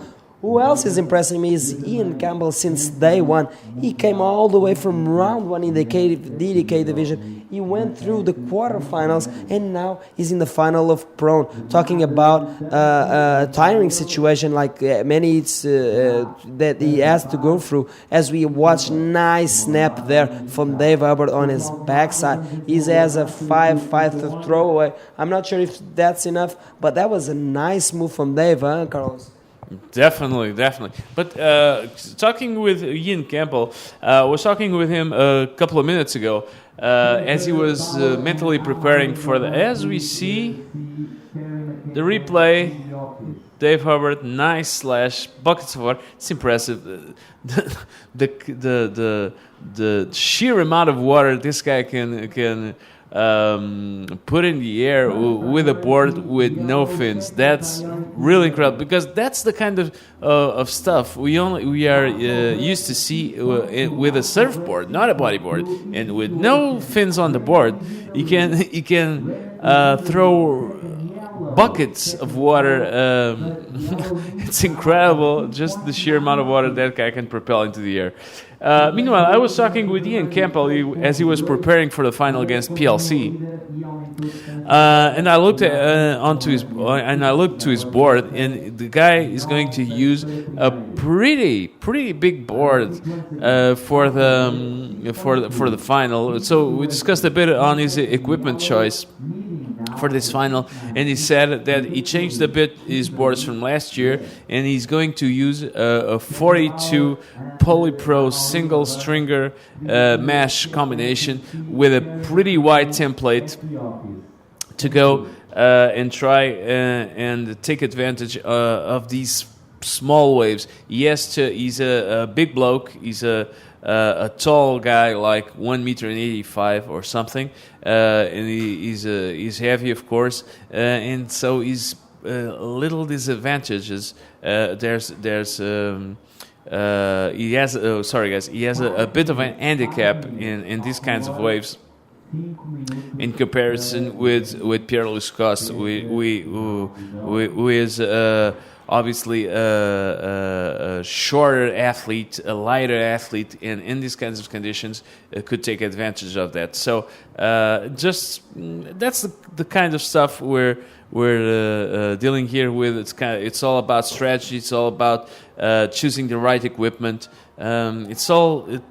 Sometimes the difference between being a winner and a loser in a venue like this is all about some details like the equipment. As we just watch the chuck puck or the puck chuck, you can have it both ways between Ian Campbell and Pierre-Louis Coste. Talking about Ian, going back to that, and he's been on the rise here on this World Tour. He's been on the rise in this Sintra event, and oh my God, these things are looking very good for him. When he went into this event, is packing up 3,166 points.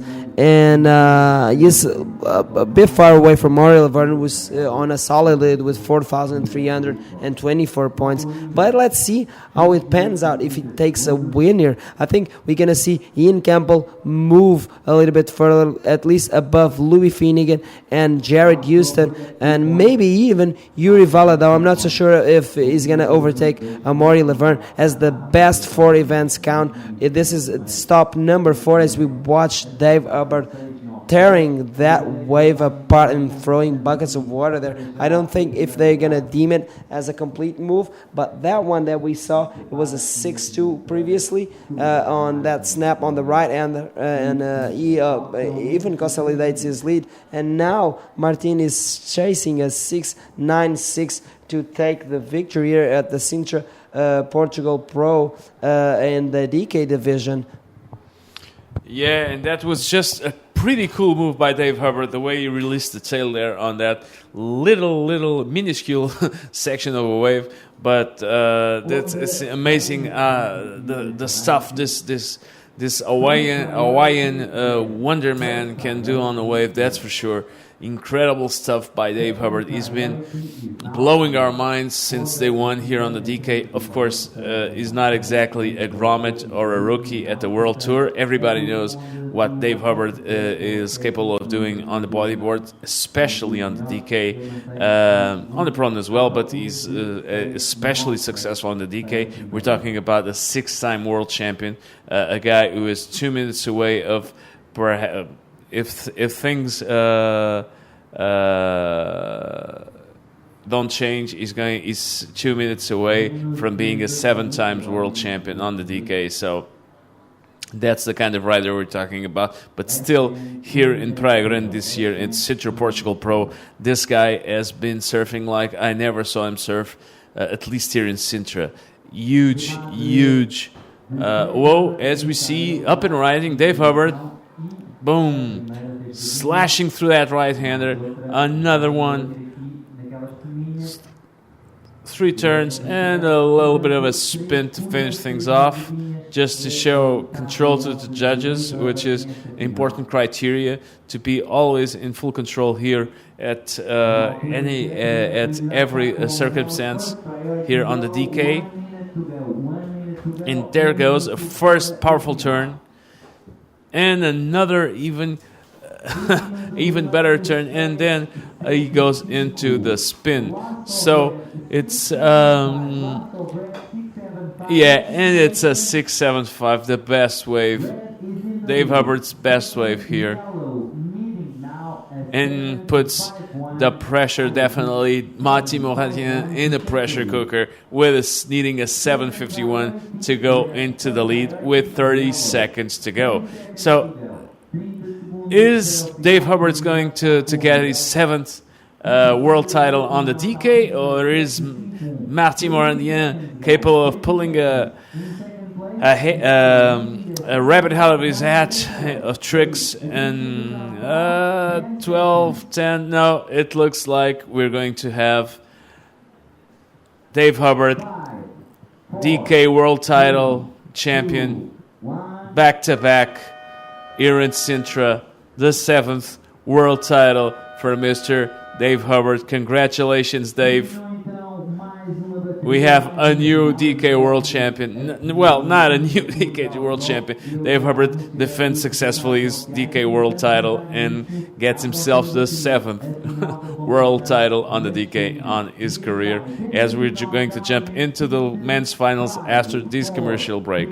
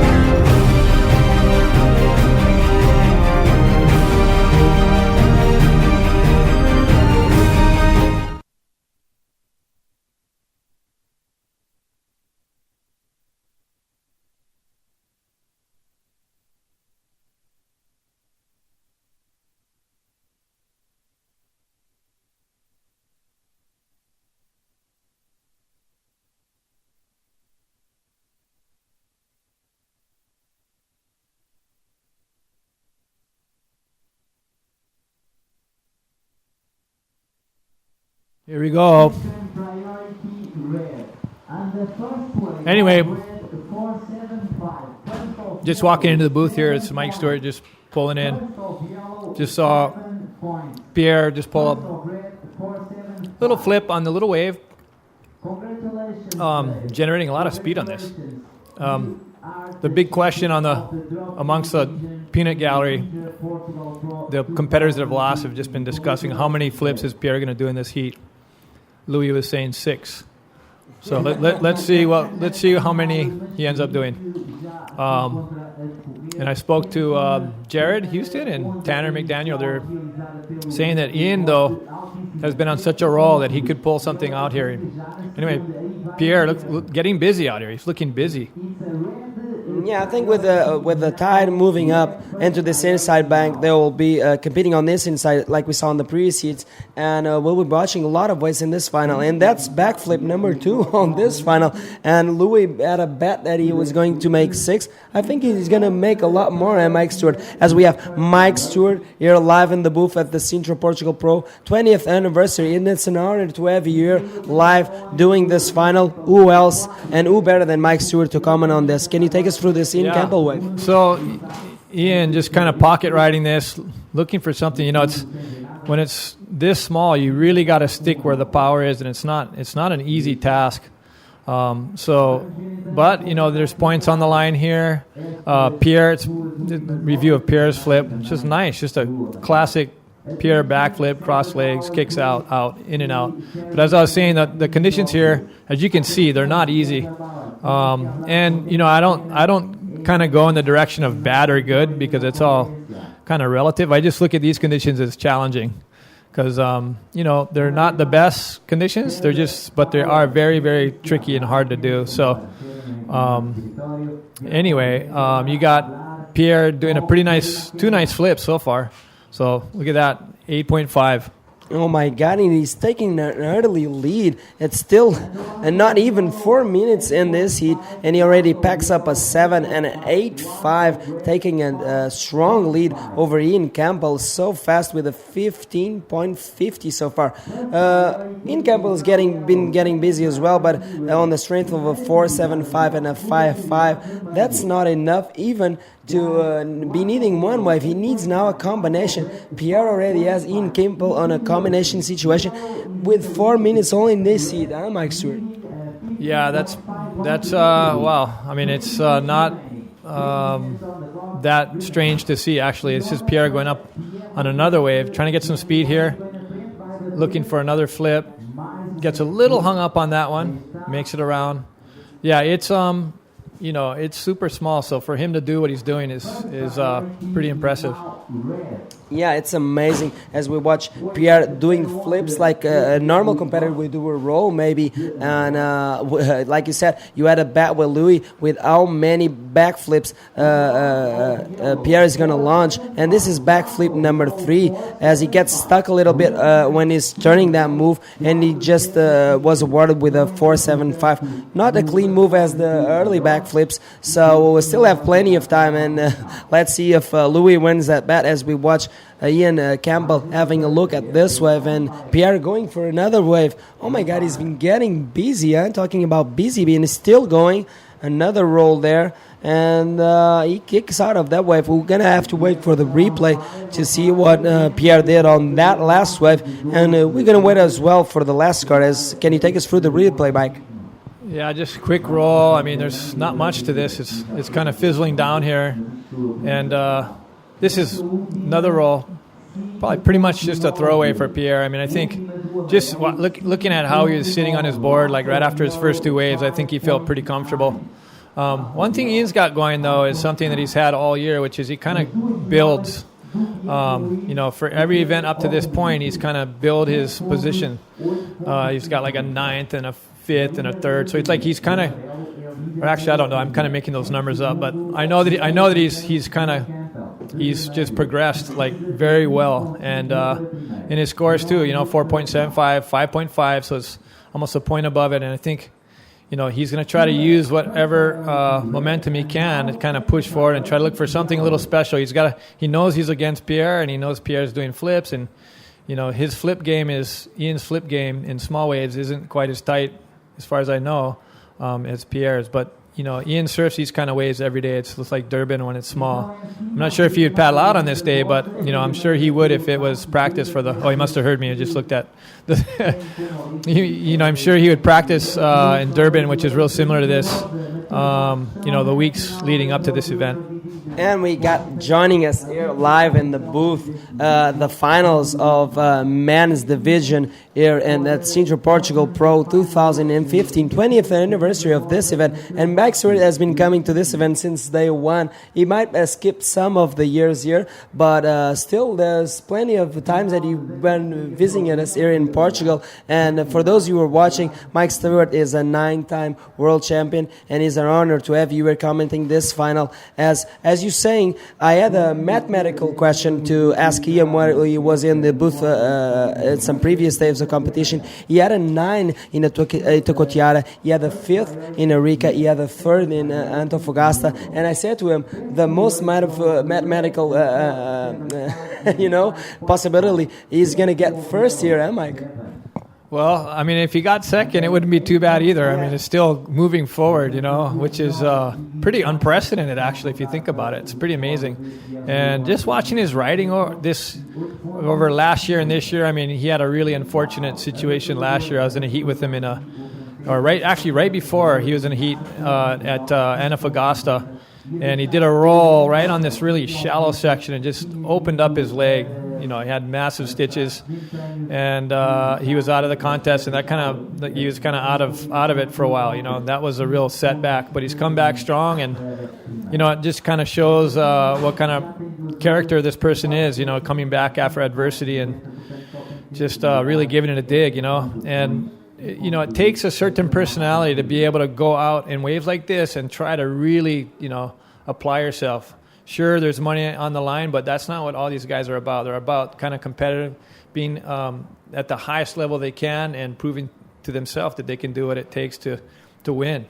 Yeah, I think that's true, as these are professional riders and they're facing some really difficult conditions here, and they need to prove themselves one against each other. And we all know, like you said, Pierre's got that flip game on, and he's willing and able to do that here in the final in this kind of conditions. And like you said, I don't think Ian's got that flip game so tight like Pierre de Louis does, but as we see him paddle for this wave, looks like one of the bigger waves out of this final, but doesn't look that good, so he just skips that one. And now he's in need of a combination of a 15.51 still, as Pierre just had that 5.90, and it's a throwaway, as he started very strong. And you can see both riders just paddling all around this inside bank and trying to fight something to post a nice score, although Pierre has already 2 high scores under his belt. Yeah, that's gonna really work on Ian's psyche for this. You got to be so resilient mentally to kind of deal with this when it's small and crappy like this. I mean, if you're Pierre right now, you're loving it, because it's very difficult to find sections out there. This break probably most difficult to find a section on tour, I'd say. And Pierre fortunately found a couple for him. Ian, I think he knows Ian's got some speed here and nothing. So that's kind of what you do a lot at this break. You'll be taking off, just trying to get as much speed as you can so you can do some sort of good move. And a lot of times it just doesn't cooperate, and that was the situation with Ian. So Ian, quick in and out. There's unfortunately not a lot more you can do, other than you got to just be mentally tough and just try to stick to your game and hope and pray that something comes in, because it's pretty tricky. But both these guys super focused right now, super in the zone, and I don't think it would matter if it's like half this size. They would still just fully just try just as hard and give it as much dig. So here we are at the end of the event. This is what it's led to. We've had a bunch of different conditions in this event, big waves, with 4-minute paddle outs, 4.5-minute paddle outs till today, which is kind of the smallest day, probably the holding period. And we have had actually some decent moves and different action going down, and it's just kind of wound down to this. Yeah, and speaking of mathematical skills and possibilities, I'm quite good at mathematical skills because my background is engineering, and I just did some, I used my calculator to figure out some ranking positions, ups and downs. But first we're going to go into interview of the last winner's heat, Dave Herbert, taking all the way to Hawaii. Take it away, Vilma. Congratulations, Dave Herbert, for the 7th world title of the drop knee competition. Here we go. Thanks. Thank you so much. Thanks, everybody. Thanks to the event organizers here at the Sintra Portugal Pro. Thanks for the judges, all the staff here. It's been awesome. You guys in the webcast doing a great job. CC boards, huge help. Of course, Hub boards, Foam Co. And the glory goes to God on this one. So thanks. And thanks for the outstanding performance during all the contest. Now in the water we have the final of the men competition, while Pierre-Louis Coste is giving a combo situation to Ian Campbell. Let's see what's happening. Back to you guys.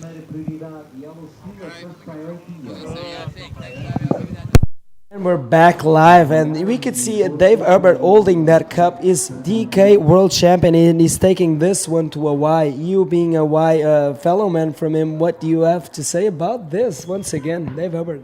Well, Dave just demonstrating his skills, man. The guy is multifaceted, multi-talented. We've got a little coin toss going on here to see who's priority for the Pro Junior. Teza down there. So it looks like David Barboza gets the first priority. But yeah, getting back to Dave, here's a rider that I've seen grow up basically in Hawaii, and he's just stuck with it, and he just keeps getting better and better and better, and prone and drop knee, and he's standing up. He's yeah, I think you mentioned probably the most proficient rider right now all around. As far as multiple disciplines, he's that good. He's got third in the prone, or actually, I think they're going to surf off for the third and fourth place. But he's basically made it to the consolation final. He's won the drop knee final, and he's kind of like reaching his pace, and it's pretty cool to see.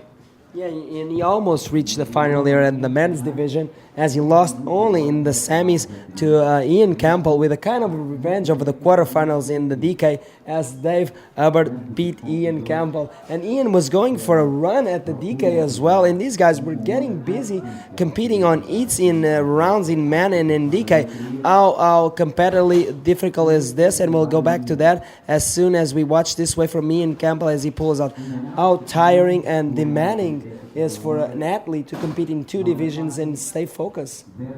Yeah, I think it kind of works in Dave's favor. I think watching him, he seems really relaxed, and I think that helps if you're in a heat. You don't want to be over-amped or over-excited. Of course, you want to have some adrenaline so you can apply that to your riding, but he's pretty calm, and he just kind of goes through the heats, and that strategy seems to work very well for him. I think if he realizes that if he does get too anxious, that that'll work against him. Surfing multiple heats, it just trains you.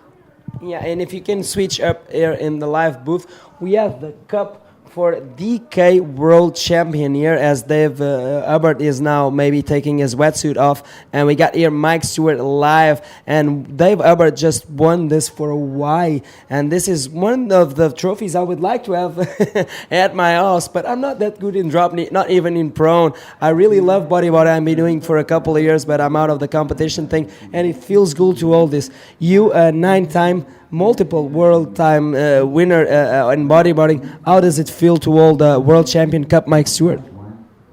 Yeah, amazing. It's pretty funny. I was talking to Jerry, before the heat started, and we're all talking about who's going to chair who up the beach, and he's all, it used to be, I could get fourth or, third even, and I'd be like so excited and so stoked, and now it's like, man, I just want to get first. After you win once, there's a feeling that comes with that, an ultimate feeling of accomplishment, that you've reached your goal, and that all the training you've done and everything that you've done in your life led up to that moment, and it kind of culminates in a great apex feeling. And man, it's just an addiction. And so it's cool to see a few guys getting that feeling, because that's like that energy applied in the tour is really good. Okay, here's Ian. Nice roll, good bottom turn. Oh, wow. Ian Campbell. And this is what I was talking about as far as X factor. That was pretty impressive. Like that little flip on that little wave, I did not expect him to make that. But his first roll is good. Like, look at this. He pocket rides, bottom turns right up into it. Nice extension. Right into a good flip, he makes it. He got a little hung up there on the flip, but man, that was like a half a foot wave. So that's going to be a big score. That should put him right back in contention. Maybe let's see what the judge deemed that. I'm not a judge. Maybe Mike Stewart does that job better than me. And we were talking, that's at 7.1. Now he's out of the combo situation. He now needs 8.41, which would be a high scoring wave like Pierre does already. So if Pierre can do that high score here, maybe Ian can do it as well. So it's not impossible. Now it becomes possible. It is 8.41 that Ian Campbell needs. And like we were talking earlier in the booth, do you still dream about being a world champion? And do you know someone at your age competing at high depth and life risking sport like bodyboarding in the world? Do you know someone that does that? We were defying everyone watching live to give us an example. Yeah, it's kind of new turf for me. My mind nowadays is most occupied with my family and my company and farming. Actually, I've been doing some farming, and so world title is like it hasn't really been in the forefront of my thought process, but it's certainly cool to fantasize about it. And who knows? Maybe if things line up. Sometimes things line up certain ways that kind of allow opportunities, and you never know. I mean, physically, I feel pretty capable right now. I think I could be actually in a little bit better shape. but I'm in pretty good shape. I eat good. I try to train, and so yeah. I mean, I'm just I have no idea where it's all leading to or how where I'm headed, but I just keep going because it's feels right. Yeah, thanks for that. And like I told you, I'm using my mathematical skills and using my calculator, and so far I've done my math, and Jared, that was in third place, it looks like he's gonna go down a place, because if Ian wins this one, he packs up 4,966 points. I'm not sure which position Amori and how much points he's gonna get. I'm still waiting for that confirmation so I can do the math, but it's Yuri packs after this event 4,544. Right next after them, only by 22 points, there comes Jared with 4,522. And right after him, with only 6 points in difference, it's Louis Finnegan, as we watch Ian Campbell, but he scoops out of that one. So it's like a ridiculous point difference. And if Pierre packs this win, he comes above Yuri only by 54 points, above him with 4,598. If he comes second in this, he goes above Louis with 4,344, and Ian might even for sure even with his second place, he packs up the second place, even if Pierre won this event, and if he gets second, he packs up the second place in the rankings. And I'm not sure if he's gonna come above Amori. We're still waiting for that confirmation, but how exciting does this get after this event, Mike? Yeah, well, this is pretty cool, and I think once this the last few events commence, and if it's still this close, it's going to be nerve-wracking for the guys. Not just that, but whoever ends up, like if you win by a slim margin, the guy in second place just looks back during the whole tour and thinks about the exact wave. If I just made that one heat, or if I just made that one wave, I would have had the points and I would have passed it. It happened to me, the first year. GT needed to get fourth in the final at Pipe. He got third. I won the contest, but I needed him to get fourth to win, and then he beat me by I think it was 40 points or something. So it was like, wow. I look back, I'm like, man, if I just did, but you can't dwell on that. It'll rack your brain. Anyway, it looks like Ian paddling for this one, trying to find another section. This looks okay. His barrel rolls out and gets, he can't even get his board around. It was so small, but he had a good idea there to get in the barrel and roll out of it. Yeah, as we watch the forecast during this week, we know the waves will decrease during the week. There was a rise on this swell, on this last swell, and then we know that the swell would drop. I didn't know the swell was going to drop this low, but conditions are pretty difficult right now here at Sintra, and the wave just picked up a little bit. Seems like the inside is a little bit bouncy. It's hard to fight high scoring wave. Pierre here did a very good strategy. Started early and they built his score with only 4 minutes. How amazing is that, Mike? Yeah, it kind of reminds me of Arica, right? Where Amaury just had everyone comboed in the first couple minutes. But then Jerry clawed back and actually took out the event. So it's still within Ian's reach. I mean, he's been posting high scores this whole event. So there's still a chance for him to find the inside section, but getting more and more difficult as that time compresses, and plus Pierre's got priority, so Pierre's just going to be at this point looking for the next wave that comes in that's going to better his 7. So that's all he'll probably be doing. I don't think you'll see him taking off unless it's a tactical move on any wave other than it's going to have to look like a 7 or an 8. Now this is kind of interesting what you're seeing here. He's kind of edging himself a little close to Ian. Now what happens is if the judges see you sitting on someone, then they'll switch priority. So if Ian paddles away and Pierre follows him, for instance, and then Ian paddles back the other way to try to get rid of him, and he follows him still, then he'll probably lose priority. But so he's just keeping a close tab on him. He's drifting around. He's drifting close to him. He doesn't really want to give the impression that he's sitting on him, and he's not. I mean, Ian's kind of. Ian actually is playing well into Pierre's hand right now because let's see, he's trying to look for this inside one. He's going to go trying to go for a flip. Makes it.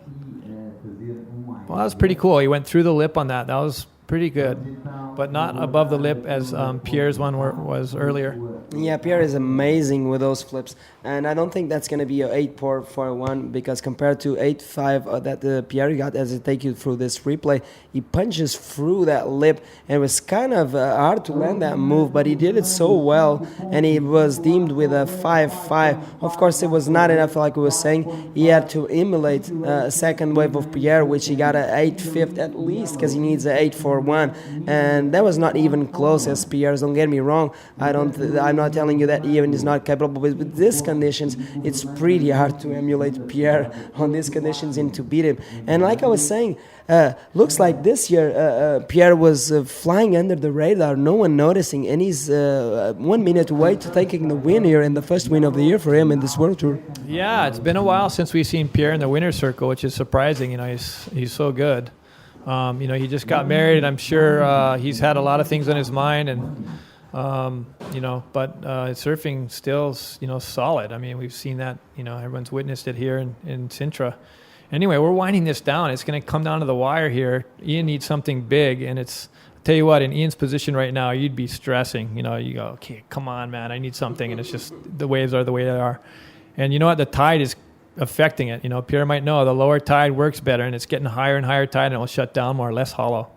Yeah, for sure. As the tide comes in, we'll see this inside bank coming alive.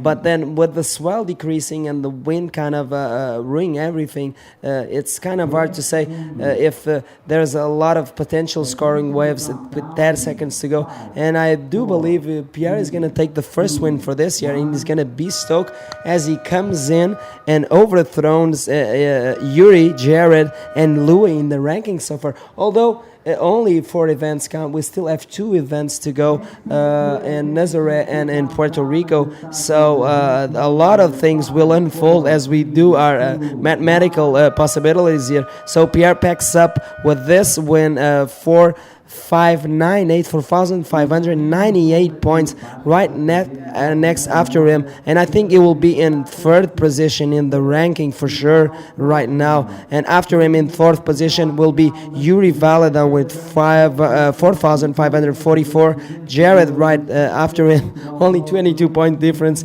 in 5th place now with 4,522, and Louis breathing on his neck with 4,516 on 6th place. Who moves up on this event is Ian Campbell, who either just took the ranking lead, I don't think so, because I still need to find out what Amaury got on this event, but definitely Amaury will throw away this one, and we'll see what unfolds. Are you looking forward for the Nazaré event, Mike? Yeah, of course. I think most people that came on this trip, that was kind of like a really great, you know, opportunity to surf this wave, and everyone's really excited about getting up there and really getting into some real waves and surfing. So yeah, everyone's super excited, myself included. Yeah, as we see the Pro Junior final unfolding now, 1 minute and something already gone, and we see Mateus Mateuzinhos, as he's called in Brazil, getting work done in the first minute, and he already is packing a 5, and you see David Barbosa out there looking for the wave as he goes for this one. The waves are very small, and the conditions are deteriorating as time passes by, but looks like David Barbosa is making the best of this wave. And how good is this kid, and how fast can he spin those spins and those flips and combos it all together and putting high scores, and he pushed through a lot of rounds in men's division, which is kind of hard, and putting out some names, and is in the final here in the Pro Junior. Yeah, pretty impressive to see, actually.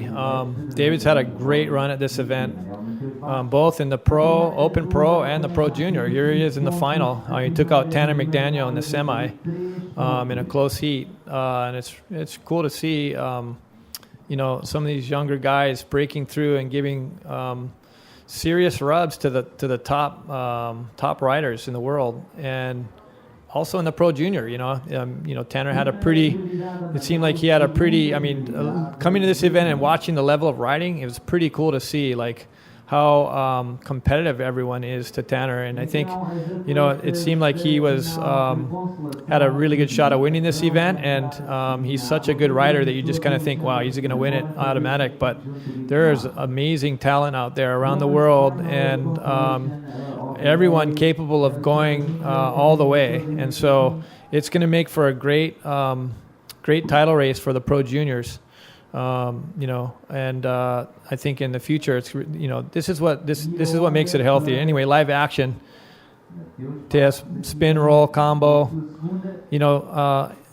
These guys will surf every day, no matter what. And sometimes the waves are like this, and where they're from, and so they're pretty well, capable of surfing these waves. Anyway, here's a quick replay, quick spin.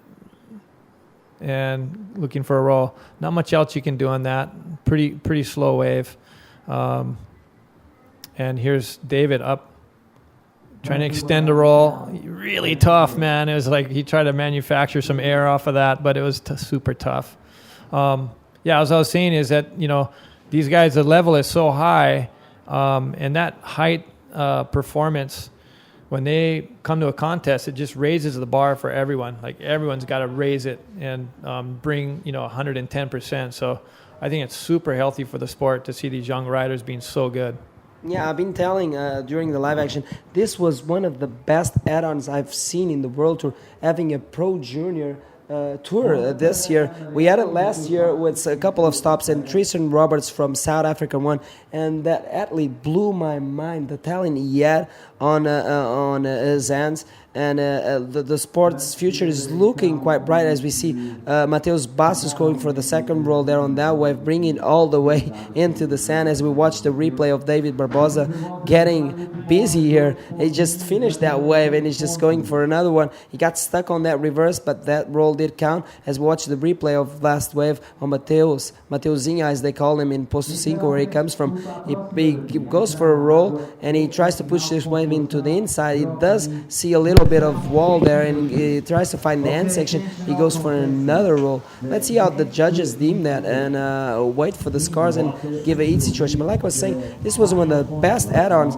and if I was a kid right now, I would be stoked to go on these things, and I would be able to compete against athletes all around the world at a young age. And I think this is the best platform that APB is setting for the future of the sport. And meanwhile, we have an interview up there with the winner of last heat, Portuguese-speaking Pierre Louis Costa. Take it away, Wilma.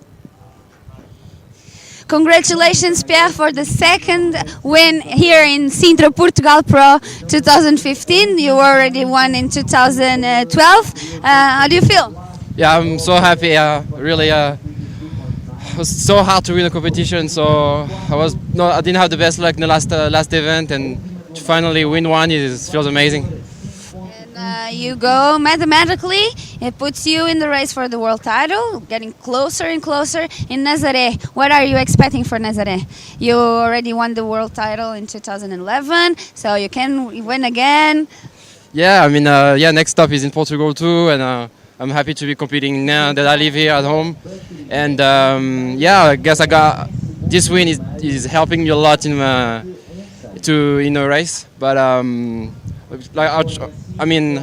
not first still, so I still have to hunt to get the lead. So it's still gonna be a battle.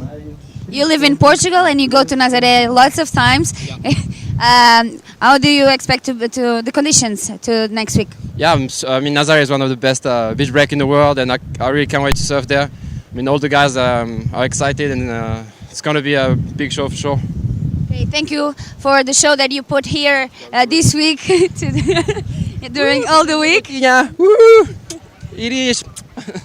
But it's not finished the day yet. In the water we have two Brazilian guys for the final of the junior competition, David Barbosa and Mateus Bastos from Rio de Janeiro. So let's pay attention to them too. For sure, sometime, who knows, the future world champions are going out from there. So pay attention. Back to you guys. Let's see what's happening and who's going to be the junior winner here in Sintra.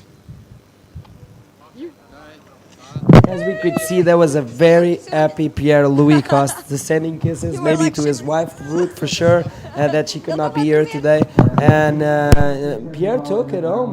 No, he kept it home because he lives here. So how cool was that? And like I was telling, Pierre was flying under the radar this year, and we're doing here between us during the interview. There's a possibility of Pierre cleaning into the title this year, Mike. Yeah, not a possibility, but a probability. I mean, there's a strong chance he can take it out. You know, sometimes, let's just go to, hold that thought. Anyway, here's Mateus. Kind of, you can see he's kind of low on the board, kind of hitting that lip, trying to get as much projection as he can. You know, that's what you're seeing today. Maximum he could do is 2 rolls. Usually this guy's doing 2 flips and, 2 rolls and 2 spins. So, but anyway, yeah, getting back to the PLC scenario, sometimes starting slow and then gaining momentum towards the end can really fuel your motivation. And Pierre's going to be definitely right in the race now, and potentially he can take this thing, the world title out. I mean, it's that close right now. Yeah, we have a saying in Portuguese, and I will try to translate it the best way I can, is it's way better to start bad and finish good than to start good and finish bad. We have that saying here in Portugal, and it looks like PLC is applying our sayings, our Portuguese sayings here, and he probably can take world title this year as we move into the Nazaré, which is a wave he knows well because he's living it, he's been surfing it, and we had a session last winter that I was able to be there and surf alongside guys like Pierre and other talents that we have here from Portugal, and he was pulling in 720s and inverted backflips on 6 to 8 foot waves, landing them. So we were like kind of, whoa, if this is a setup for a world tour stop, we might see some really good action in some very difficult technical maneuvers being pulled in the next stop. Yeah, it's been a while since we've had a beach break that's got power, that's got size on the World Tour. And when you combine all those together, what you get is a super crazy level in the water. Like, guys are going to be pushing it on sections that sometimes they might think twice about hitting. Here, it's like you don't think twice about hitting, you think twice about what you're going to do. And so guys are going to be going to the sky on this next event. I'm really excited to see what everyone does because it's going to be crazy. Yeah, you had a chance to compete in a specialty event called the Nazaré Special Edition, actually, and you won it once.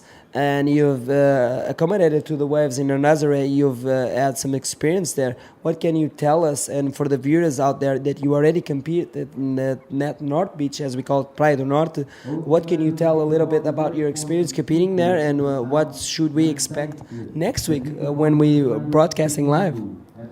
Yeah, so it's a legit wave. There's a huge deep water canyon that runs right up to the point. And it just is like a giant wave funnel. And then you have this cliff that also kind of refracts. Looks like Mateus is going to... that refracts the waves in, and it kind of makes like a giant wedge. And so the waves are usually considerably bigger than, like on a day like today over there, it could be like 3 feet. Over here it's like 2 feet or 1 foot.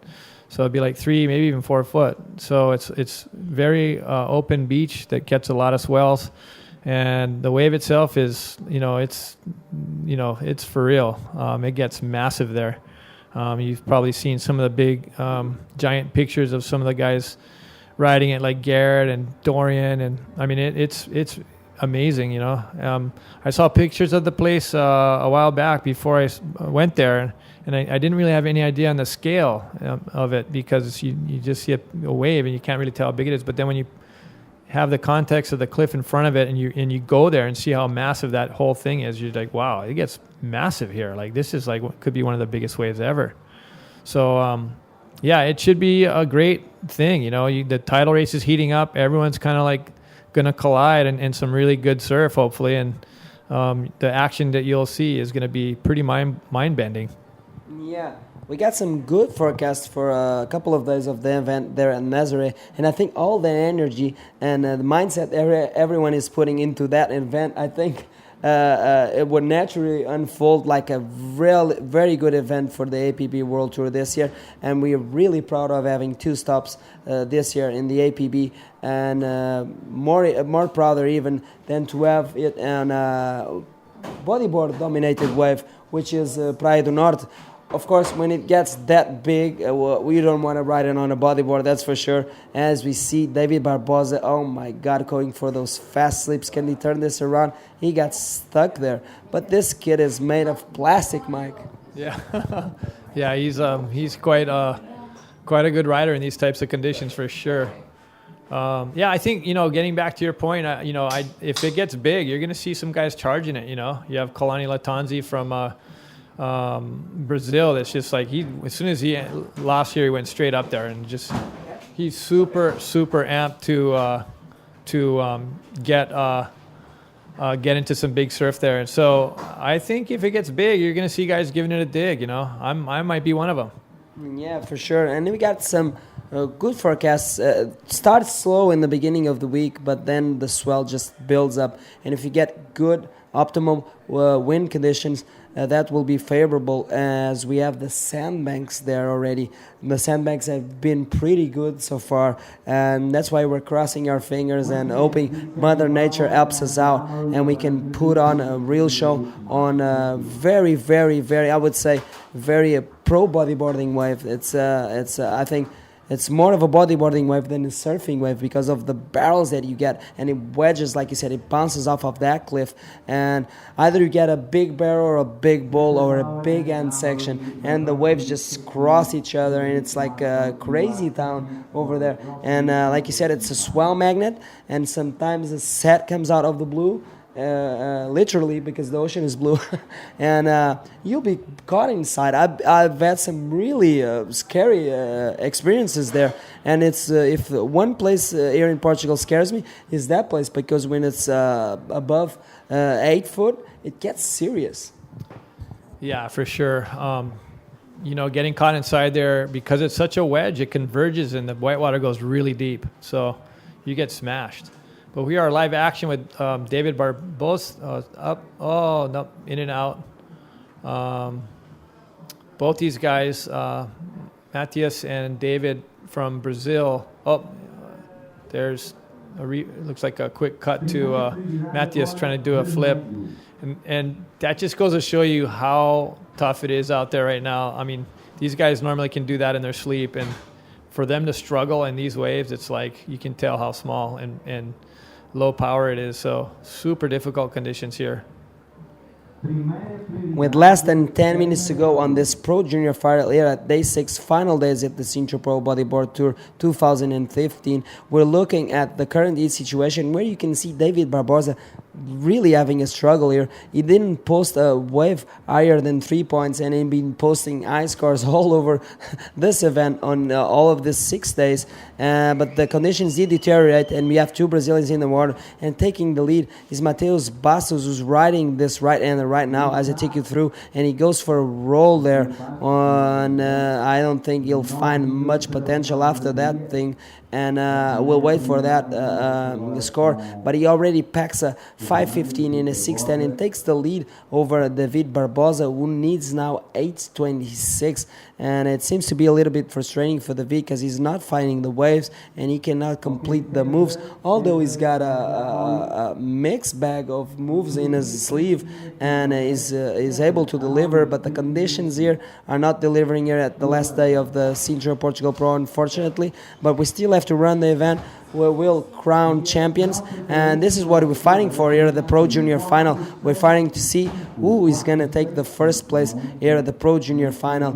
And I think coming into this event, of all Brazilians, David Barbosa was a dark horse. He was in 5th place in the rankings, and we have the likes of Matheus Bastos now leading the final, which came into this event in 3rd place. And we had Tanner McDaniel, your very own protege, leading alongside Socrates Santana, and they got both knocked out on the semifinals. I think that the Tanner must be happy with that Socrates Santana knocked out, but then these guys come into the mix, so he's not only fighting Socrates, he's now fighting Matheus and David Barbosa all Brazilians, and you, one of your longest time rival was Mike Stewart, Guilherme Tamiga from Brazil, and now you see your very own protege from Hawaii have to battle not only one but 3 Brazilians for the Pro Junior title, Mike.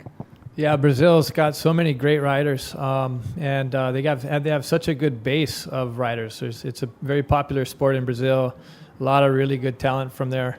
And I mentioned earlier, I think it was an earlier webcast, that, a lot of these guys don't come from the most privileged background. So it's a real feat for them to get to these events and to, they go through a lot to get here and do this. And, hats off to these guys, man. They just make it happen somehow. It's not easy a lot of times, and they don't have a lot of support, and they just make it work, And I think that's part of the reason why they're such tenacious competitors and such, fierce riders in the water when it comes to competition, because, they basically fight for it, they work for it, and they're used to working for it. David Barbosa, this could be an unusual situation. He's got, let's see here, how many waves has he caught? 3, 6, 7, 8. He's got 8 waves. I'm not sure what the maximum is on this. Do you know if it's 12 waves? So, yeah, he's got to be careful. And he doesn't have anything more than a 3. So that's kind of indicative of what's happening out there. Mateus this looks like a little pocket here. Nice little roll and just cuts out. Not much else after that. But, it seems like David really has to try to get... Whoa. Okay.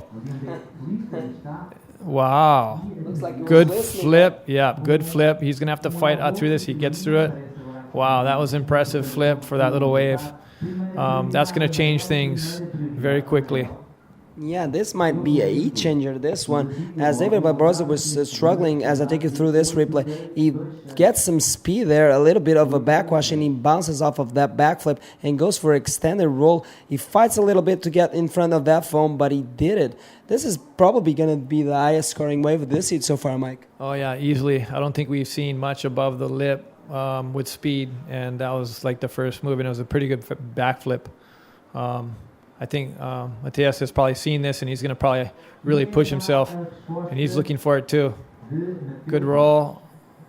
And then spin. Yeah, let's see how this inside works for him. It's getting pretty high tide.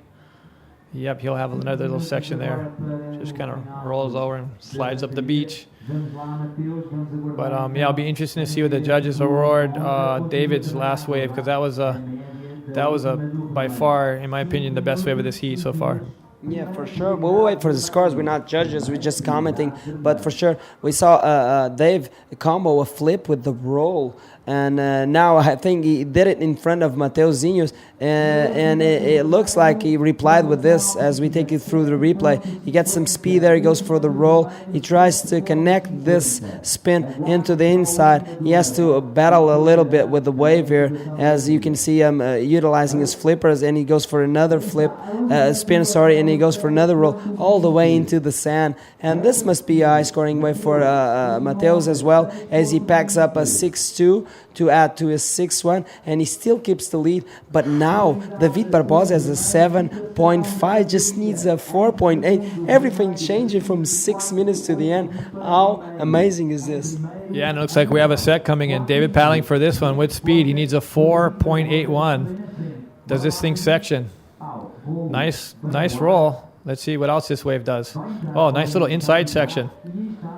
Wow, that was another great wave. He's really applying the pressure now. He looks like he's getting pretty stoked. I mean, up to this point, remember, besides that last one he just got, he's only had a 3. So he's got a 3, a 2, a 2, a 1, a 2, a 1, a 0.75, and then boom, a 7.5.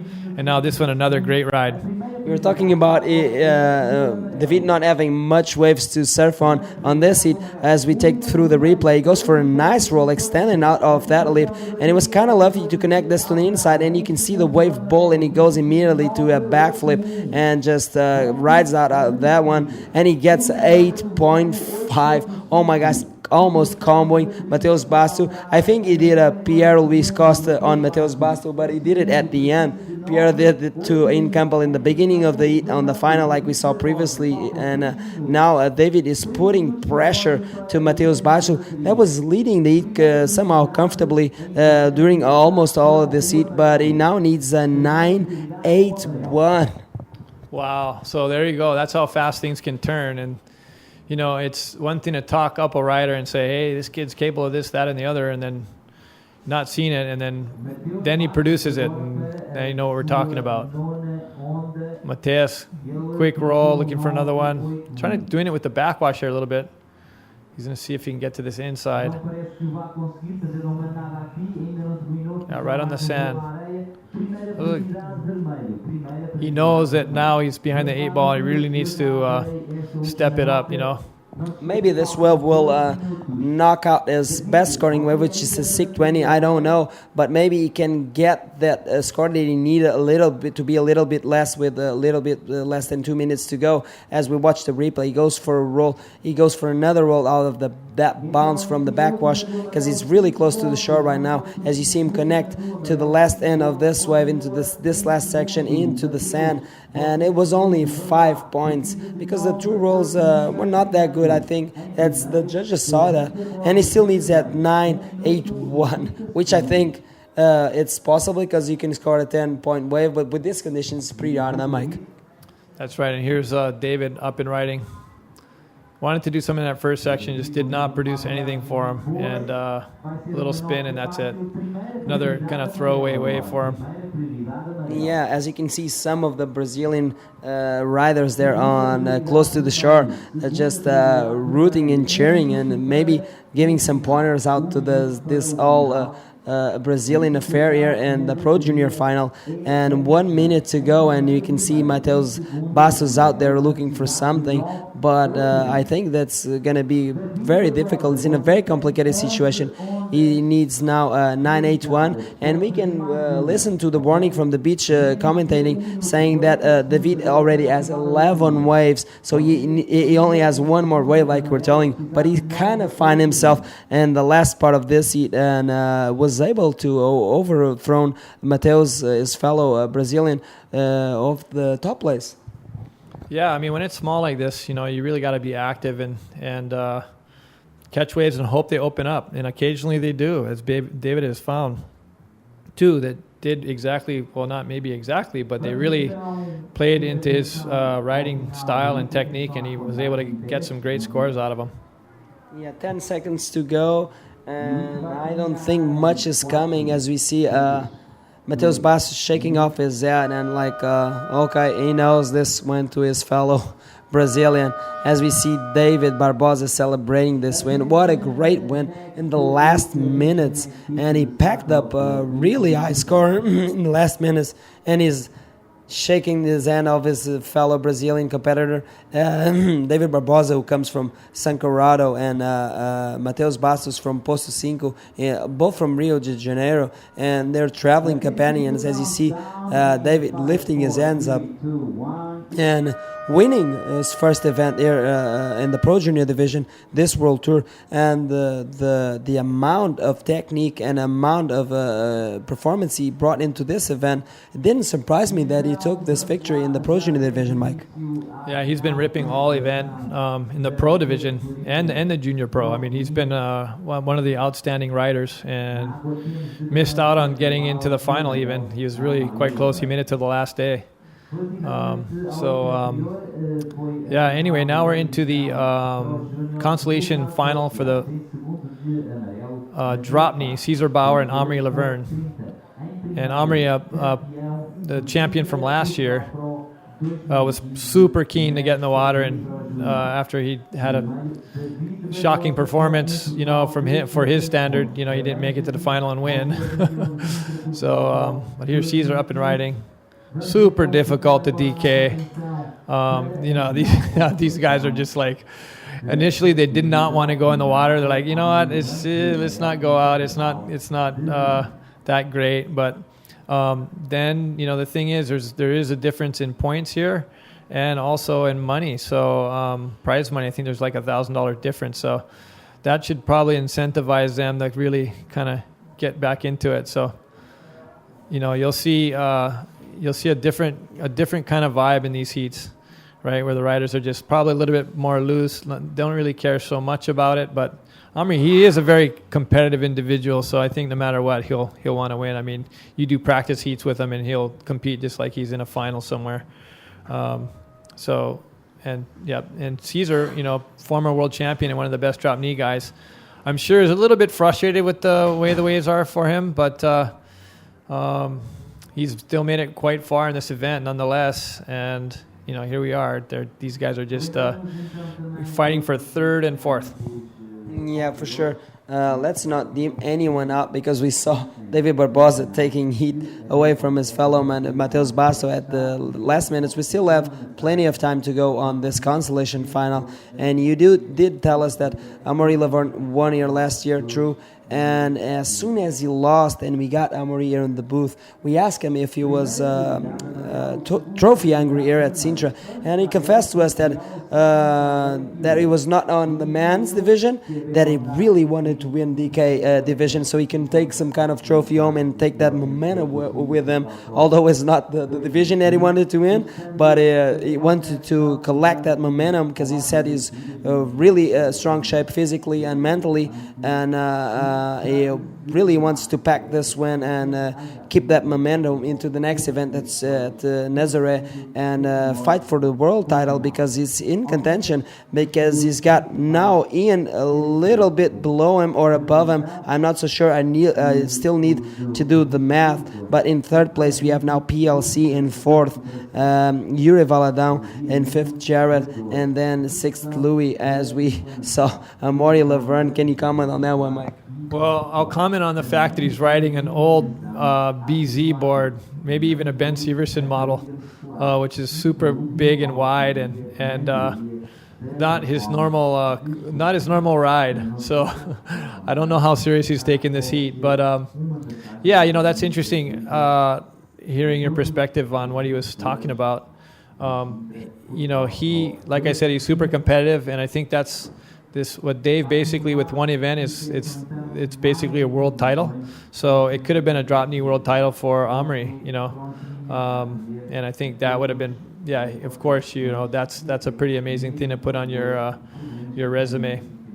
Yeah, I would like to have one of those cups on my shelf. I confessed it already earlier, but Maury wants to pack a win, so I think it's kind of mentally, you want to put that win so you just win anything, because he's that competitive. Amaury is that competitive, he just wants to win anything. As we see him up and riding on that left-hander, he just throws some spray there on that snap, and he tries to bring the wave further into the beach, but I think that's physically impossible. So he just has that move right now as we wait for the scores from the judges, and it's pretty tough out there as we watch the replay, and he gets some speed there, and as soon as he gets that speed, he throws the snap. He threw a little bit of water there, so I think the judges are going to like that.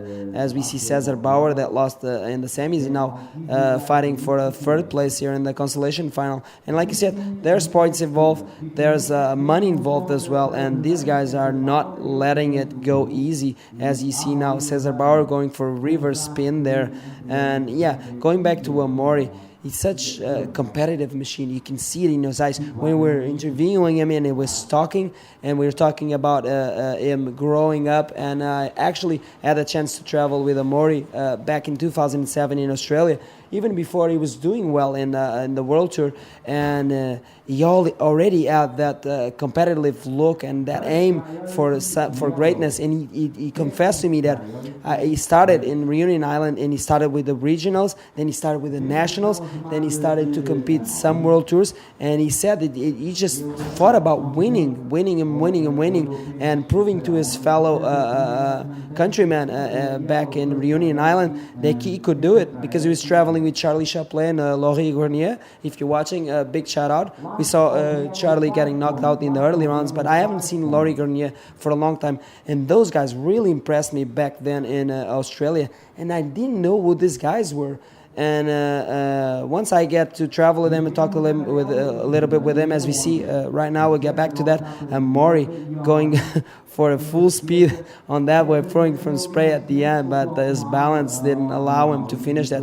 We might have seen as well a wave from red on the right. We'll wait for the replay on that. Yeah, there we have it. And that's Cesar Bauer from Peru, former world champion, going at it. And he drives that right hand, he snaps, but unfortunately he falls down. He doesn't complete that move. And like I was saying, I traveled with them, and then they show you some footage of the waves there on Reunion Island. And all of a sudden, it all makes sense. And I said, oh, this is why you're surfing so good. There are amazing waves beside that Saint Louis wave that was world famous as we watched the replay. Like I said, he was getting speed there, trying to find a section of wall to move in, and just throws away his board almost in despair and throwing some spray.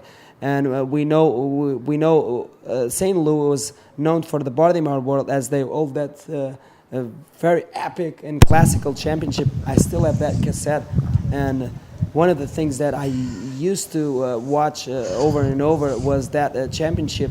And we'll go back to that as we go on an interview with a very happy David Barbosa for sure. And David Barbosa is the winner of the Sintra Portugal Pro 2015 Juniors Division. How happy are you? Estás bastante feliz, claro, por ter ganho esta etapa. Então, como eu disse, eu estava bastante focado. Consegui chegar na final, cheguei. Tomei um perrengue ali no começo, mas consegui. Campeão, estou muito feliz de representar o Brasil.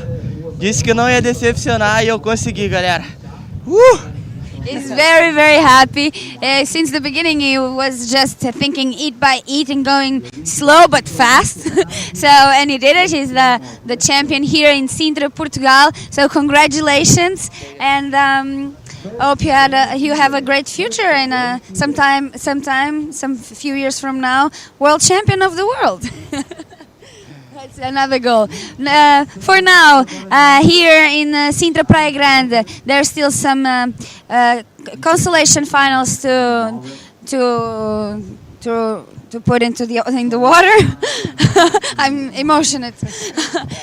But for me, it's goodbye and see you next week, because next week we have the Nazaré Pro, the first time that we're gonna make this contest, the second contest in Portugal, from the 29th of September until the 4th of October is the waiting period, and we are expecting big and consequence waves. So see you next week. Até para a semana. Hope to see you there. And if you're not able to go to Nazaré, please watch us in the webcast. See you guys. Thanks for having me. See you next week. Bye bye. Até para a semana. Obrigada. All right, we're back in the live action DK consolation final, and we got Amaury Laverne, winner last year, and Cesar Bauer, former world champion. And we have in the booth now Karina, the Portuguese rider from Madeira, and she is going to talk about an event that I'll be there as well in Madeira Island. And we just left Mike Stewart out of the booth as he was tired and wanted to get some food on his system. The same thing I'm doing. 10 minutes to go. I'm going to pass the mic over to Carlos Mariano and let you talk. See you soon.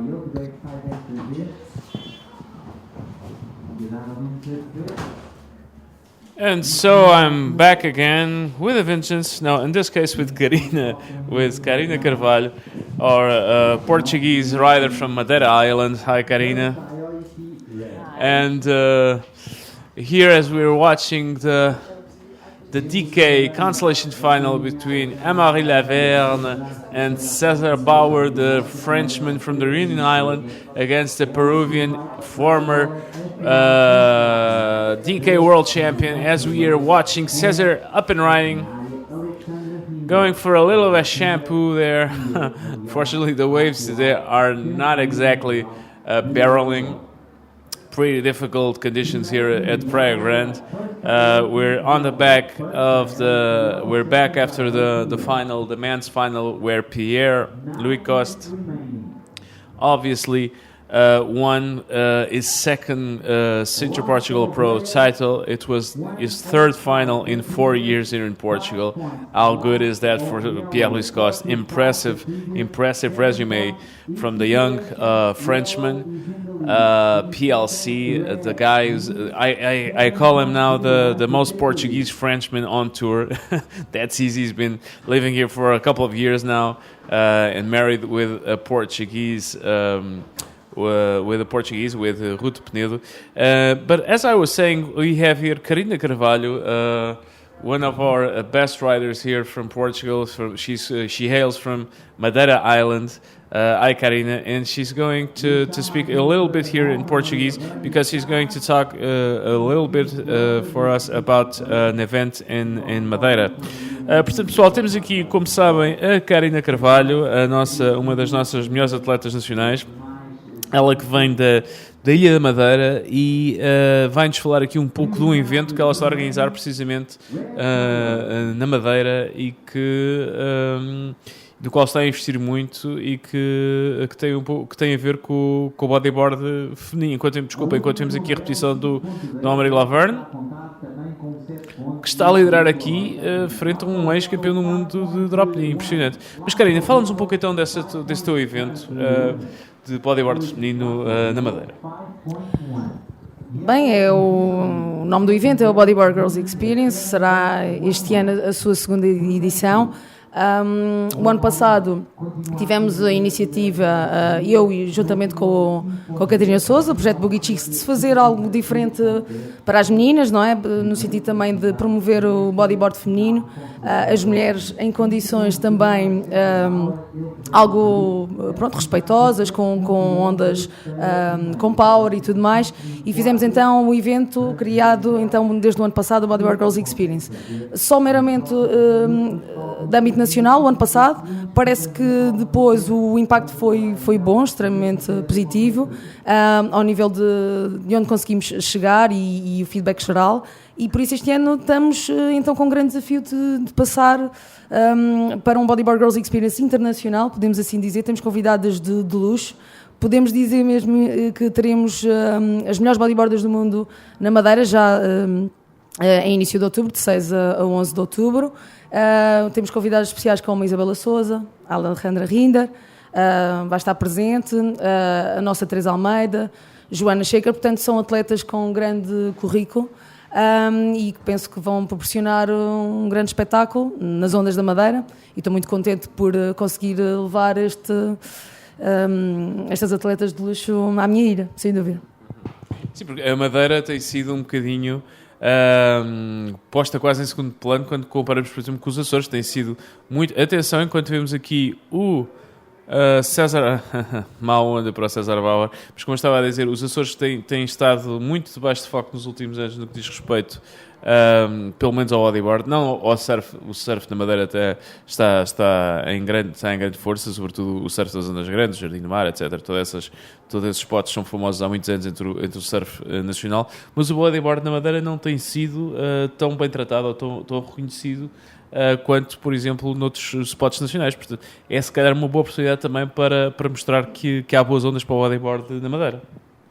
E acho que sim, e para além disso também uma excelente oportunidade para mostrarmos que temos capacidade organizativa para receber esses eventos. Isto também falando um bocadinho das entidades que apoiam este evento. Nós neste momento temos uma associação regional de surf que promove e desenvolve as modalidades de surf, bodyboard e stand-up paddle. Portanto, esta vai ser uma iniciativa da Associação de Surf da região autónoma da Madeira, juntamente com o Dance Club Machi, que é o meu clube, e o clube que tem a maior tradição de bodyboard da Ilha da Madeira. E pronto, cada vez mais penso que as modalidades estão a crescer e sem dúvida suportadas por estas entidades, porque é claro que para nós conseguirmos fazer este tipo de iniciativas é necessário apoios, e acho que a Madeira está a dar já os primeiros passos para que se consiga cada vez mais organizar este tipo de iniciativas e quem sabe, a partir daqui tudo será possível fazer, com certeza. Sem dúvida. A Karina mencionou aqui que teve o inestimável apoio da Catarina Souza, ela que acho que não há nada no bodyboard nacional que neste momento não deva alguma coisa à Catarina Souza. Vimos aqui hoje a Catarina defender com unhas e dentes o bodyboard nacional nas meias finais deste Sintra Portugal Pro, frente à Sari Rohara. Infelizmente a Catarina não conseguiu. Foi muito difícil, muito estressante ver a tua amiga Catarina Souza aqui nesta final. Como é que achaste que ela surfou? Achas que esteve... como é que... Não esteve brilhante, mas à medida que vemos aqui o César, desculpem, o Amaury Laverne, mas fundamentalmente é uma pena que ela não tenha conseguido ir aqui mais longe e não tenha conseguido ir à final. Não é? Claro que é sempre uma pena, não é? Nós estamos aqui em Portugal, não é? Queremos sempre que as atletas nacionais consigam lograr com lugar no pódio e, sobretudo, uma vitória. Claro que é sempre o grande objetivo. A Catarina estava bem lançada para isso mesmo, foi uma atleta extremamente sólida ao longo de todos os hits desta competição. Infelizmente, pronto, nem sempre corre bem. A Sara Ora foi melhor. Mas a Catarina andou lá perto e sem dúvida está de parabéns, não é? Por toda a prestação e a representação nacional que teve aqui neste Sintra Pro de 2015. A Karina, que também, obviamente, esteve aqui a participar neste Sintra Portugal Pro, infelizmente não com o resultado que ela provavelmente desejaria, mas explica-nos um bocadinho como é que é a experiência, como é que foi para ti esta experiência de Sintra Portugal Pro, como é que é a sensação de competir aqui com os melhores do mundo? Bem, já é uma prova que estou a fazer nos últimos 3 anos e é sempre positivo estar a surfar ao lado das melhores do mundo. Isto, não só esta etapa, mas também tentando participar em mais do que uma por ano, é o que eu estou a tentar fazer, muito à custa de tentar também arranjar patrocínios para isto. É um trabalho que temos que ir à luta, não é? Que temos que estar sempre a tentar. E sem dúvida é uma grande projeção que nós conseguimos ter a partir do momento em que estamos a participar em etapas do Mundial, e é sempre uma grande aprendizagem estar ao lado de atletas de grande nível, conseguir observar como é que surfam, como é que isso contou as manobras. A partilha de conhecimentos é fundamental. Aconselho a toda a gente que gosta de competição, que tente sair um bocadinho da sua zona de conforto e participar em etapas do Mundial. Trata-se disso mesmo, e sobretudo saindo também de Portugal, da nossa realidade, e poder surfar outras ondas poderosas que temos por esse mundo fora. Eu acho que é mesmo bastante positivo e aconselho a toda a gente. E diz-me, a seguir vamos ter o Nazaré, vamos ter a etapa do... atenção, enquanto vemos aqui o César Bauer ainda a tentar, e parece que o Amaury Laverne vai conseguir o terceiro lugar aqui na Nazaré, desculpem, em Sintra, já estamos a falar na Nazaré, aqui em Sintra, nesta final de consolação do Sintra Portugal Pro. E é incrível como é que este atleta, mais conhecido pelas suas proezas em pronto, pelo seu currículo em pronto, como é que ele consegue surfar tão bem no drop knee. É de facto um atleta com uma polivalência incrível e de facto vai ser aqui o vencedor com alguns segundos. Vamos ver, ele foi para a esquerda, o César Bauer foi para a direita. Não sei exatamente o que é que o César conseguiu nesta direita, uma boa rasgada ali, ele precisava de um 7.11. Continua um bom spin e lá está. And that's all she wrote in this consolation final, with Amaury Laverne in the third position of the drop knee guys. Believe it or not, here at the Sintra Portugal Pro, the guy is obviously pretty skilled on the drop knee as well, but obviously we were more used to see Amaury Laverne competing in prone, but unfortunately for him, he was knocked out of the comp pretty early. So congratulations, Amaury. At least you're in the podium and on the drop knee, and of course you still have a big game to play at Nazaré for the Sintra Pro starting this Tuesday. Meanwhile, I have Karina Carvalho from Madeira Island here with me, so I'm going to commentate this a little bit in Portuguese. As we're going into the women's consolation final between the reigning world champion Alexandra Rinder and Catarina Souza from Portugal. There she goes. Catarina starting things off with a bang. Well, I would say with a bang, but unfortunately, no, it was with a bang. not. The waves are pretty difficult, and Catarina is really feeling it. Meanwhile, I'm talking with Karina Carvalho. I'm going to take advantage of the fact that she's here with me and that we have a Portuguese rider on this consolation final. I'm going to switch into Portuguese mode, guys, so stick around for a while. Como estava a dizer, Karina, tu estás a organizar este evento de bodyboard feminino na Madeira, com algumas das melhores, e atenção aqui a repetição da primeira onda da Alexandra Rinder, um bom rolo para a direita, sim, pelo menos tendo em conta as circunstâncias, tendo em conta as condições que estão. Tens algumas das melhores atletas do mundo, como disseste muito bem, na Madeira. Consegues levantar um bocadinho o véu e explicar um bocadinho como é que vai ser o programa deste evento? Bem, o Bodyboard Girls Experience é um evento que, para além de competitivo, será promocional. Ou seja, nós temos 6 dias de evento, em que nos 4 primeiros dias vamos procurar as melhores condições nos spots da Ilha da Madeira para sessões de bodyboard, não é? Com uma equipa de imagem muito bem atenta a todos os pormenores, e o objetivo é criar impacto com as nossas ondas e também com o nível de bodyboard feminino que vamos ter dentro da água, e onde também teremos um roteiro turístico para promover o destino Madeira e a nossa riqueza cultural e gastronomia. E depois também temos prevista fazer uma aula aberta a toda a comunidade local, com a presença das melhores atletas do mundo, que será um grande momento na sexta-feira à tarde, antes mesmo do campeonato, que será no fim de semana. Só de reforçar aqui que será pela primeira vez uma organização de um evento com etapa europeu de bodyboard feminino na Ilha da Madeira. Quando vemos aqui uma onda da Catarina Souza, já com uma manobra, tentar ligar ao inside, mas é claro que já estava um bocadinho... Demasiado no inside, e tem mesmo a ver com o tamanho das ondas. Mas muito bem a conseguir uma combinação de manobras que será com certeza valorizada nestas condições, com um bom score, que temos então já a entrar, não é? E a última do amarelo, 6 pontos. 6 pontos, exatamente. Mas pronto, estavas Karina, que está a fazer o favor de nos ajudar aqui a comentar esta final de consolação.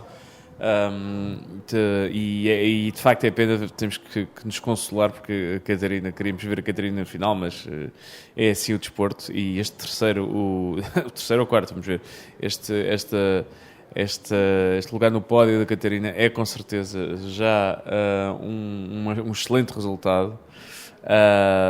Por parte desta campeoníssima nacional. Mas estava eu aqui a falar com a Karina, que nos estava a explicar aqui um bocadinho o programa do seu evento, que recorda-me só como é que...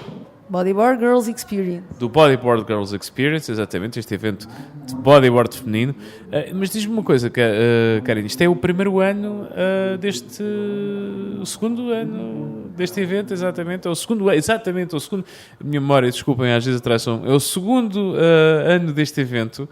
E diz-me uma coisa, isto é para continuar nestes moldes, ou vocês estão a começar a espreitar um upgradezinho um dia destes e fazer uma etapa do europeu ou até do mundial ali? Não, já conta para o europeu, mas uma etapa do mundial ali, peço desculpa. Bem, isso agora... Resposta... É claro que uma etapa do... Nós queremos o furo, nós queremos aqui a caixa. Bem, já temos 2 etapas em território nacional, mais uma... pronto, porque não? Não era inédito. Exato. Não, é claro que é preciso sempre verificar a relação custo-benefício quando se organizam as coisas. não gosto de construir a casa pelo teto, não é? Por isso é que comecei de uma forma só meramente promocional já o ano passado com os atletas nacionais e já este ano já fizemos um upgrade, não é? Ao fim e ao cabo verificaram que se calhar a Madeira tinha estrutura organizativa para poder avançar com este tipo de eventos. Fui contratada pela Federação Europeia, tendo já este evento criado de bodyboard feminino, para verificar se havia o interesse então de se fazer uma etapa do Europeu de Bodyboard Feminino na Madeira.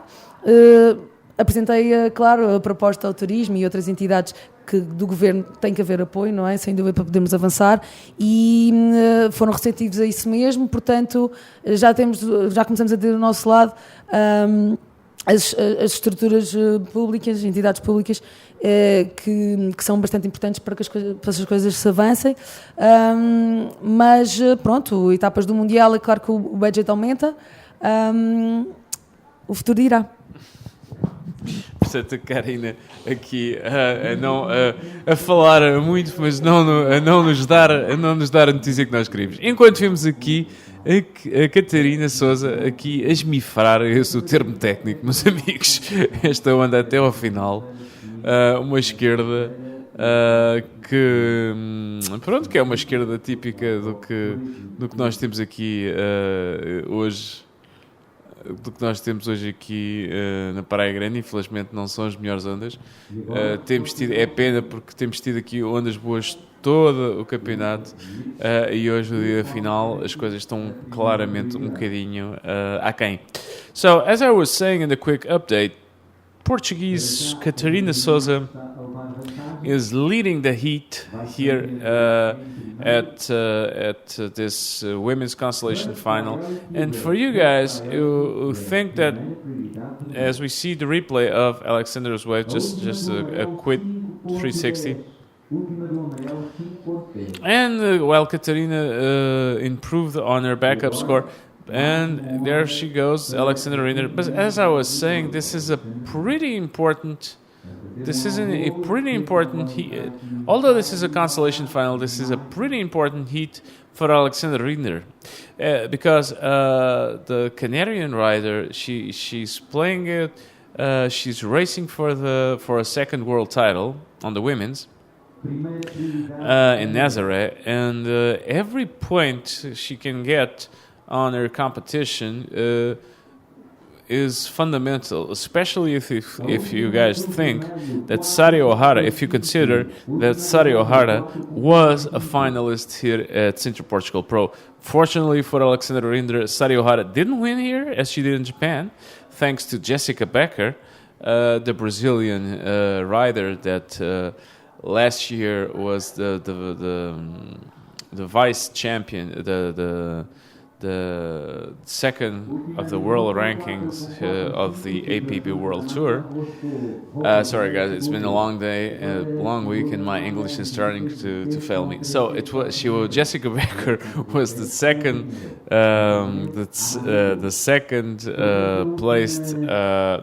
ranked bodyboarder, female bodyboarder last year at the APB Women's World Tour. And fortunately for Alexandra, Jessica rose to the occasion here at the final. She lost the final in Sintra last year against Isabella Souza, but this time Lady Luck smiled on her and she got the win against Sari Ohara.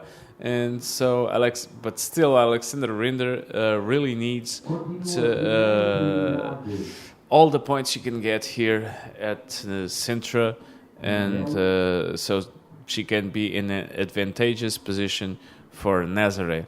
I'm talking here with Karina Carvalho, which is a Portuguese rider from Madeira Island, and which is an island, guys, that has a huge potential for wave sports, especially.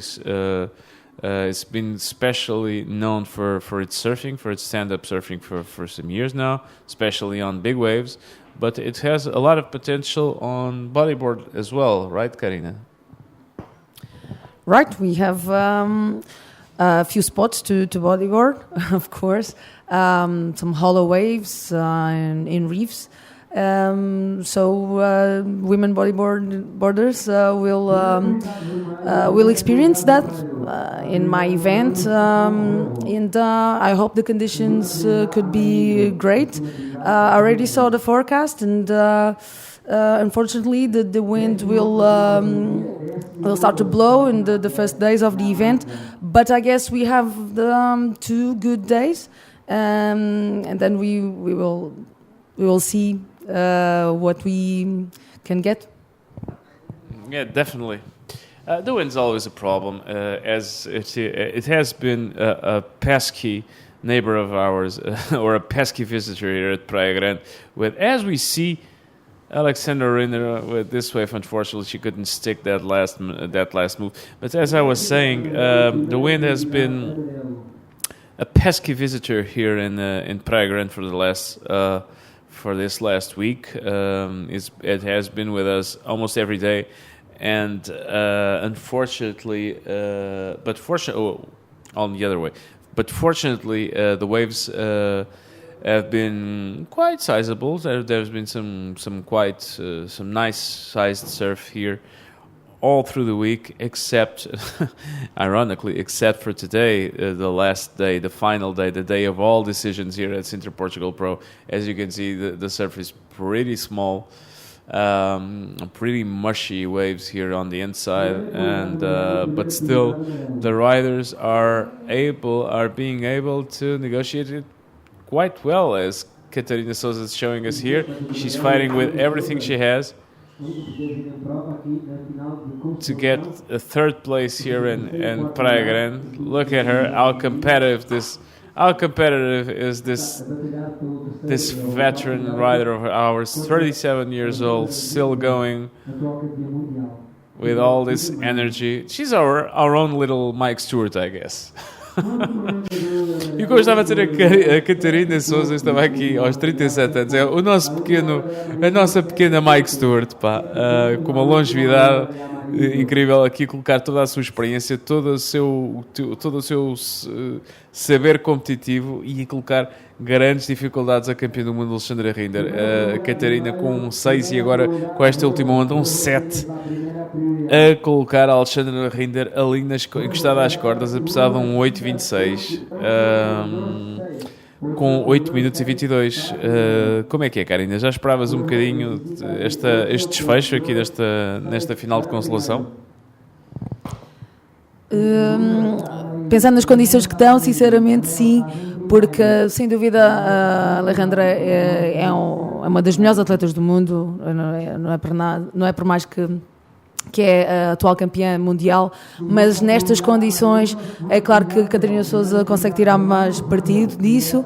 É preciso lembrar que a Alejandra se calhar está habituada a outro tipo de ondas mais poderosas, fundo de pedra, com mais força, e quando as condições do mar se apresentam desta forma, não é? Com meio metro, um bocado mais mole, já é preciso ter ao fim e ao cabo outra técnica, e Catarina Souza é uma portuguesa que está habituada a surfar nestas condições. Aliás, penso que também nos últimos 2 meses tem vindo muito para a Praia Grande surfar em todo tipo de condições, e é isto que marca a diferença, sem dúvida, para em competição as atletas conseguirem os melhores resultados possíveis, que é o estar adaptado a qualquer tipo de condição. Exatamente, o que me faz lembrar, isto agora alargando um bocadinho aqui o âmbito da nossa conversa, faz-me lembrar o que eu ouvi um pouco, algumas entrevistas do Kelly Slater, em que uma vez o conhecido surfista Kelly Slater, 11 vezes campeão do mundo, que dizia que cresceu na Flórida, que não é conhecida pelas suas ondas boas, bem pelo contrário, tem um surf assim um bocadinho parecido com o que temos aqui hoje, tipicamente.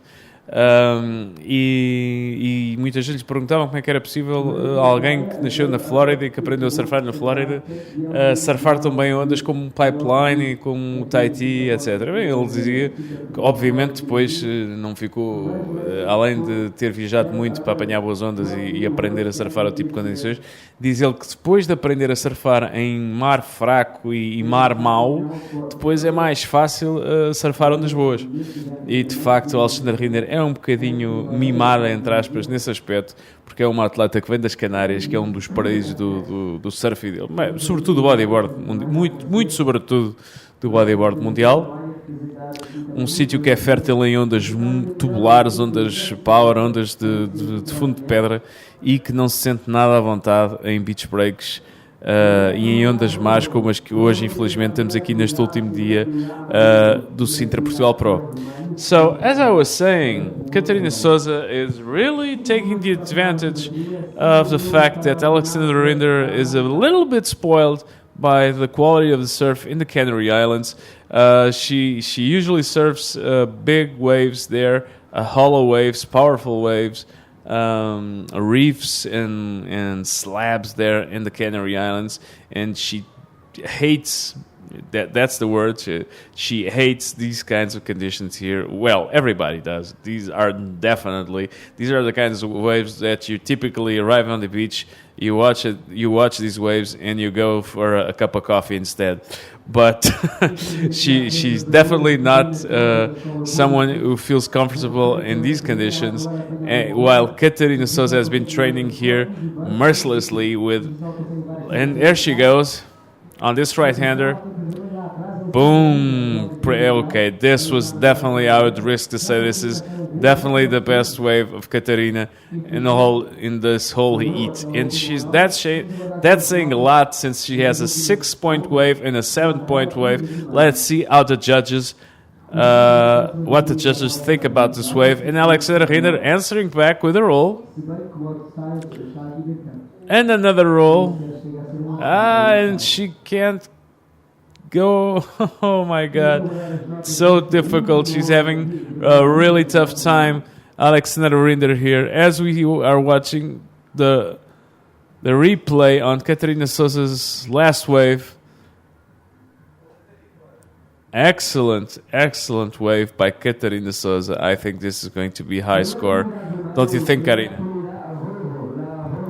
Yeah, and thinking about the combination of maneuvers, of course, there's an 8. It was a reverse, and then the roll, it was in a good section. Then we could see the board, the slick of the board, and so it. And she got the best score of the heat. For sure. So I'm not a judge, Karina, but I could be a judge, because when I saw this wave, I said, no, that's for sure the best wave of the heat for Catarina Souza, and I nailed it once more. So I think I'm going to apply for a judge position. I'm not sure if Chico Garitano is listening to me right now. Hopefully not. But if he does, I think I'm going to run for a judge here at the World Tour. No, kidding, guys. This is definitely the worst. If there's a worse job in the World Tour, that's being a judge. It's definitely it's hours and hours seeing waves after waves after waves and calling them, giving them scores, and sometimes dealing with some pretty disgruntled athletes that don't agree with the scores, and so on and so on. It's a pretty I can't say shitty on air, can I? No. It's a pretty unfortunate. Oh my God, what did I just say? No, it's a pretty difficult task for sure for these judges. So a big shout out for them, and big cheers for the judges. The most difficult job on the World Tour for sure. Meanwhile, with 1 minute something to go, it looks like Alexander Rinder is not going to be able to put some important points on her race to the title. And I'm not sure. I have to check this out with the guys at the APB Tour, with Terry and Craig Aiden. There might be, as we saw, Alexander Rinder trying to go for the IRS on that small wave. Unfortunately, she couldn't pull it off. But I'm going to check with Tessa McKenna and Craig Aiden. But I'm not sure if Sari Ohara will jump into the lead of the World Tour after this Sintra Portugal Pro. I have to check with them. But this is definitely not going to do much for Alexander Rinder's battle for their second world title as we're going into Nazaré. Como estava a dizer, isto eu não sei, tenho que verificar ali com o Tessa McKenna e com o Craig Aiden, que são os responsáveis pelo diretor técnico desta prova, e o diretor técnico, e a Alexandra, absolutamente frustrada, furiosa. And that's how she wrote, and Alexandra is absolutely furious, frustrated with this result here at Praia Grande. She couldn't even, she's furious. Look how she's stomping the sand. Oh my God. I think she's going to punch someone on the sand. I'm definitely not going to interview her after this. She's a pretty big girl, you know. And congratulations, Katarina, as we're going to jump into the man consolation final between Dave Hubbard and Ellington Loureiro. So thanks a lot, Karina.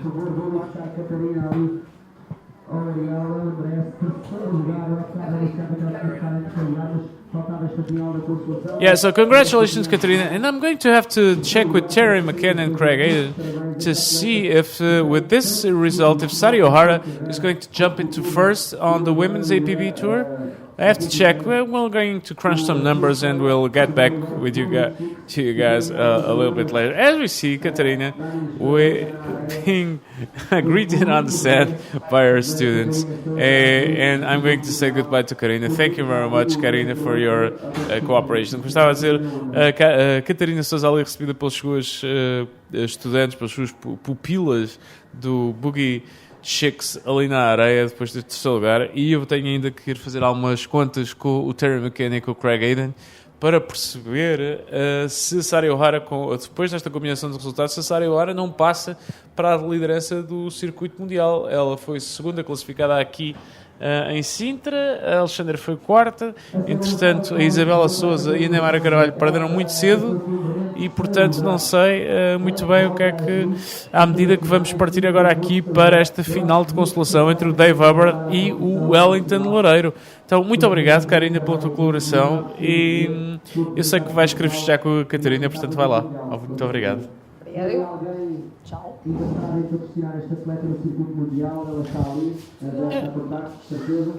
And so, the consolation final of men between Dave Hubbard, 7 times DK World Champion after winning here at Sintra, and Ellington Loureiro, a Brazilian.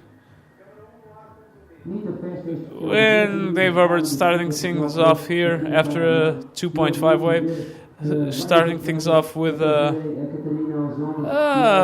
pretty nice ride up until the sand here. How cool is that by Dave Hubbard? Pretty good ride here from Dave Hubbard, milking this tiny wave onto the sand. Unfortunately, the waves here at Sintra, after 5 days of big waves, and there she goes, Catarina Souza being carried. Third place, Catarina Souza, third place here at the Sintra Portugal Pro.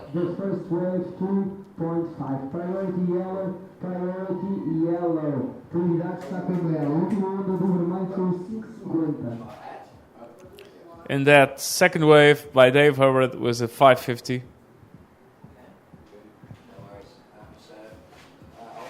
Dave Hubbard, the man who won here at Sintra last year. Maybe 2 days? Yes. So as soon as I get information tonight, And if 2 days' time, I should be in paper. he's obviously going to try out for a third place here at the Sintra Portugal Pro, which would be a very interesting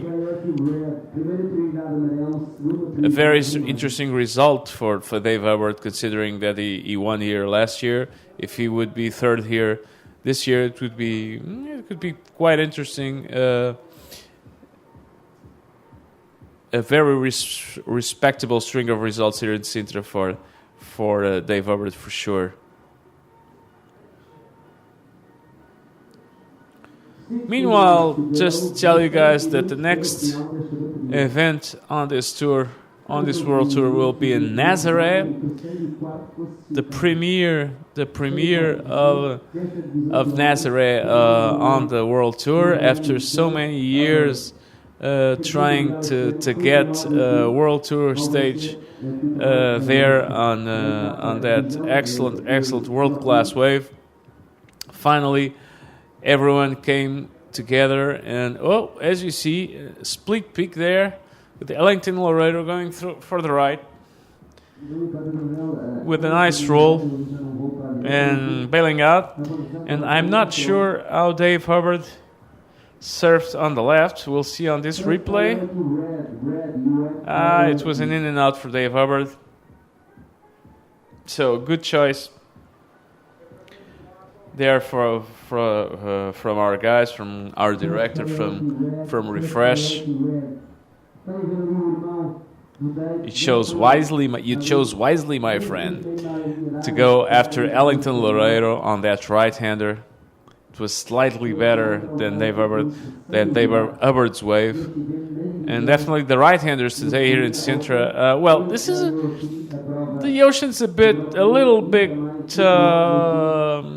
How should I call it? Let's call it a little bit funky here at Sintra today. But the right-handers are still having a little bit more potential, more scoring potential on them. So while Dave Hubbard is, I don't know what he's doing exactly there. But and Ellington Laredo, pretty concentrated, pretty hungry for something here with a nice roll there. Capitalizing on that whitewater section. That characteristic a la GT, a la Guilherme Tâmega 360. Very characteristic Brazilian style, and then the roll on that left-hander. The left-handers here are a little bit shorter than the right-handers here at Sintra today. And as I was saying, it's unfortunate after so many days of some pretty sizable surf, we're having the tiniest day here on the finals, but still there are some interesting waves to be had there. And Dave Hubbard is definitely on the hunt for one of them. As we're watching the Hawaiian phenomena, Dave Hubbard, one of the Hub brothers, here looking for something to put on the board. He already has a 2.50 and a 5.50 waves. So nothing that impressive, as well as Ellington Laredo, also not such unattainable scores. He only has a 3.75 and a 450, so Dave can easily overtake him. Actually, he only needs a 276 to jump into the lead. So,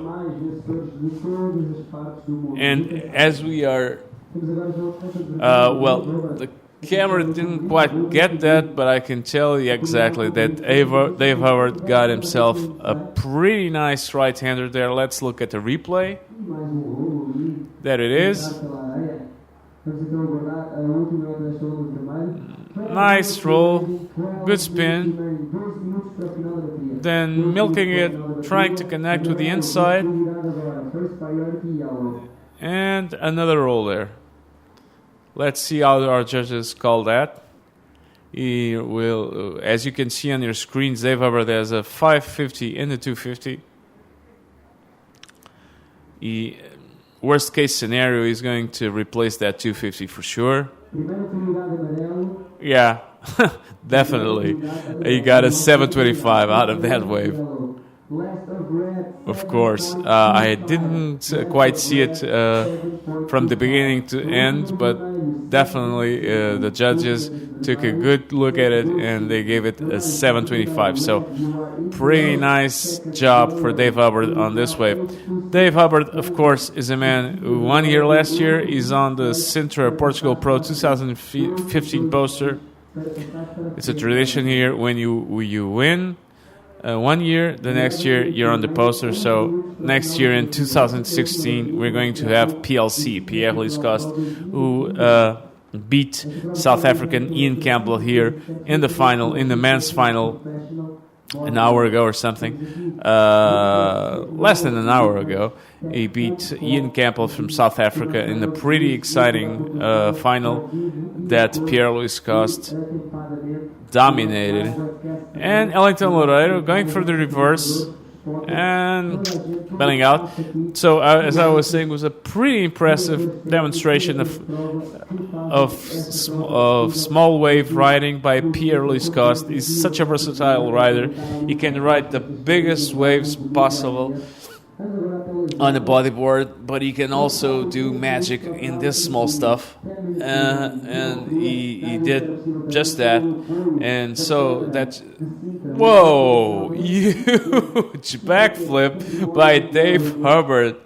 How did he pull that off? I think he took advantage of a bit of a backwash there. The wave kind of wedged on him, and he took advantage of a huge. There it is. Yeah, it gave out a little bit of a wedge there, and he took the opportunity to pull an incredible RS. Awesome job by Dave Hubbard. So as I was saying, talking about awesome jobs and great performances, Pierre-Louis Coste in 4 years got to the final of the Sintra Portugal Pro here 3 times, and he won 2 of them. And he didn't win and he didn't win the third because against the Brazilian. Sorry, guys, the name.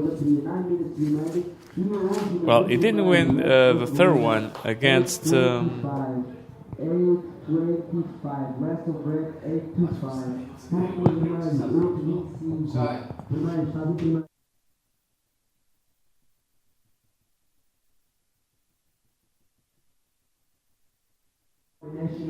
As I was saying, he didn't win here 3 times here because in 2013, Lucas Nogueira did incredible job on shutting us all down here at a commentator's booth, namely me. Because he was in the final with PLC. PLC was dominating that final.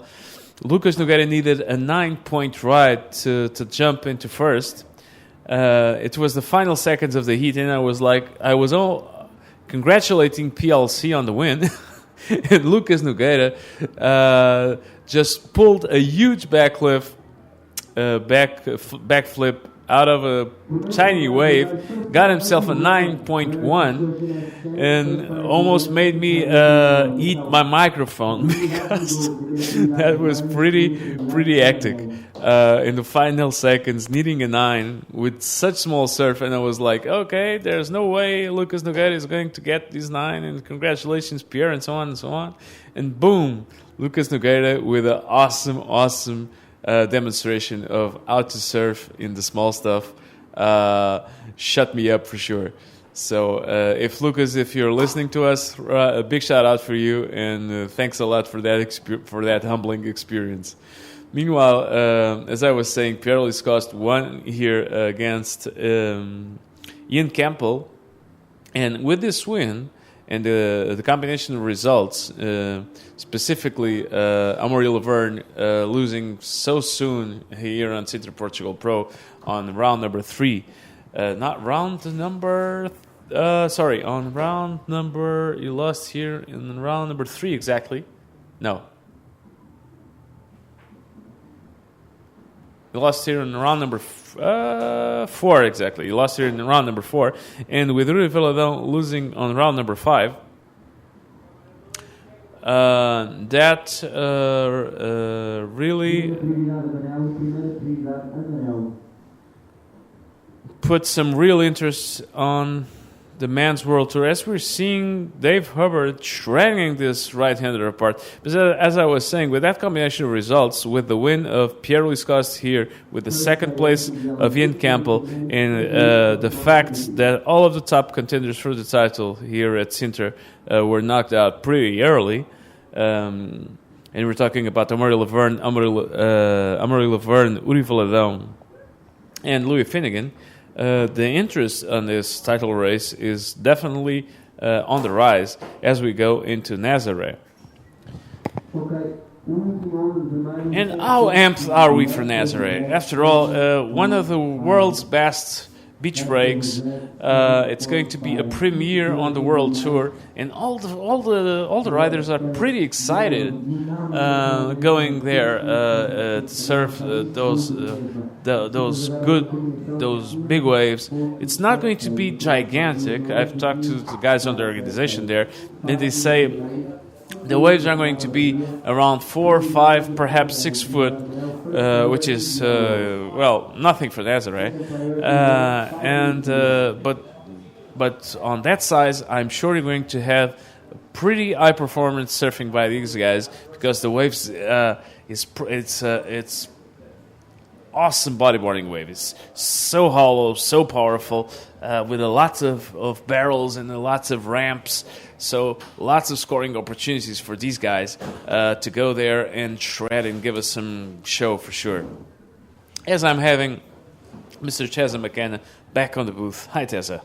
G'day. Sorry, mate. I've been on the fly all day. Oh, my goodness. It's such a busy day. The final day of these APB events. You've got to get everybody's details to make sure they get their prize money, and just running around getting stuff organised, of course, for the next event, which is going to be happening in Nazaré. So, yeah, awesome stuff. It's been a big week of competition here. Always is. Thank you very much to the Sintra Municipality and all of our other supporting sponsors doing a great job. Right now you're watching the consolation final between Dave Hubbard and Heliton Loureiro. This is deciding 3rd and 4th positions in the competition proper.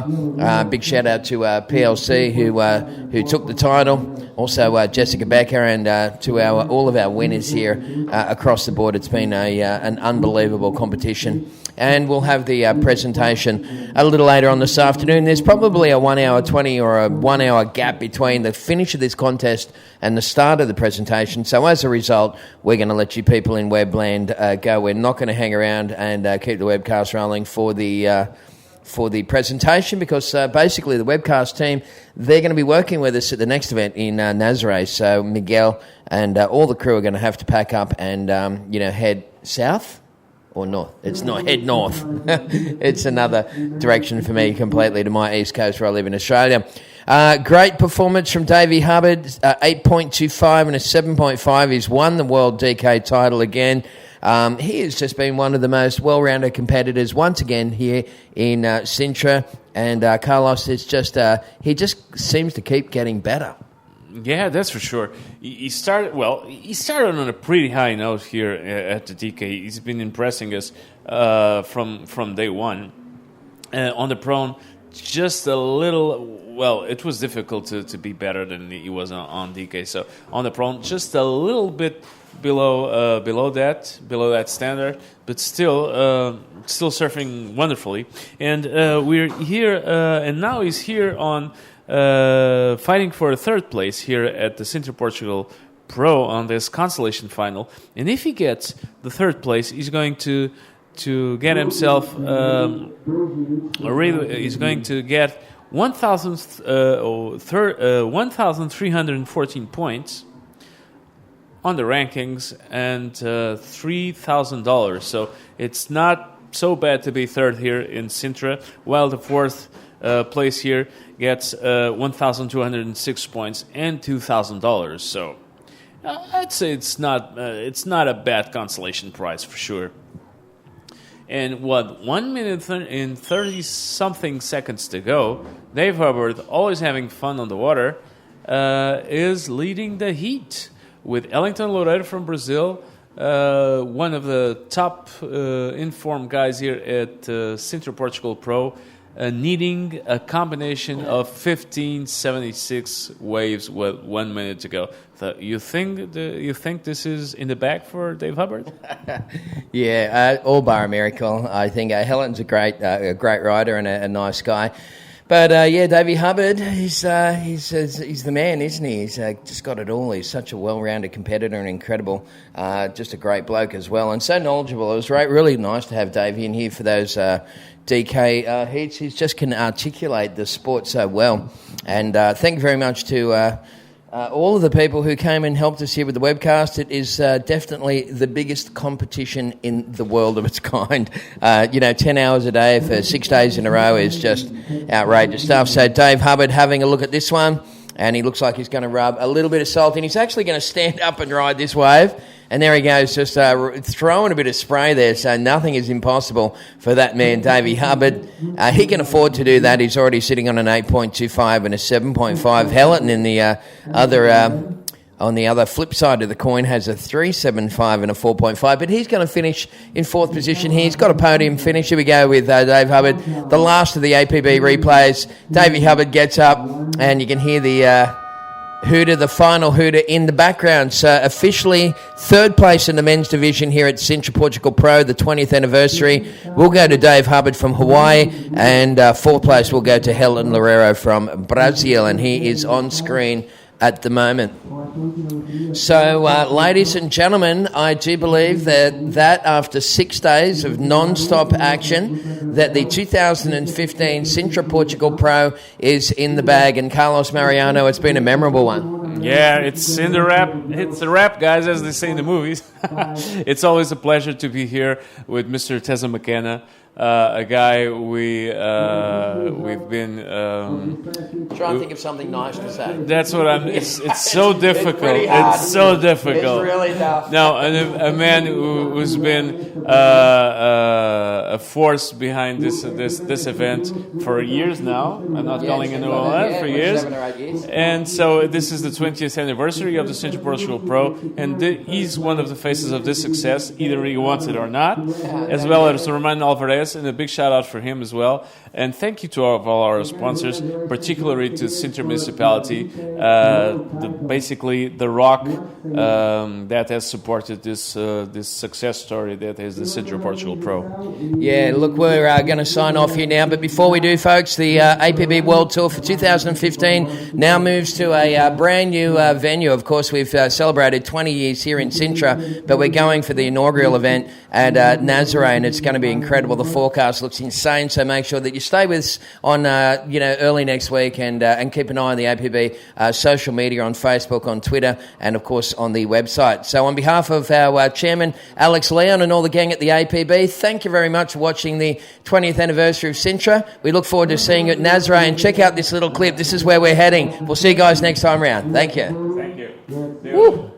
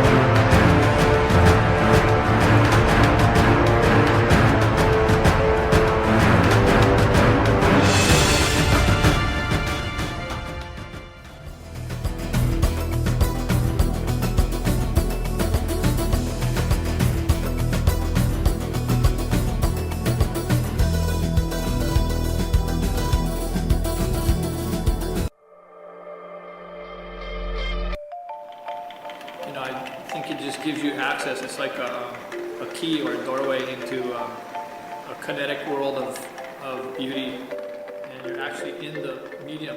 So you become part of you're in the water, you become part of the water. And bodyboards just give you that access to experience all those little facets and all that beauty that's out there.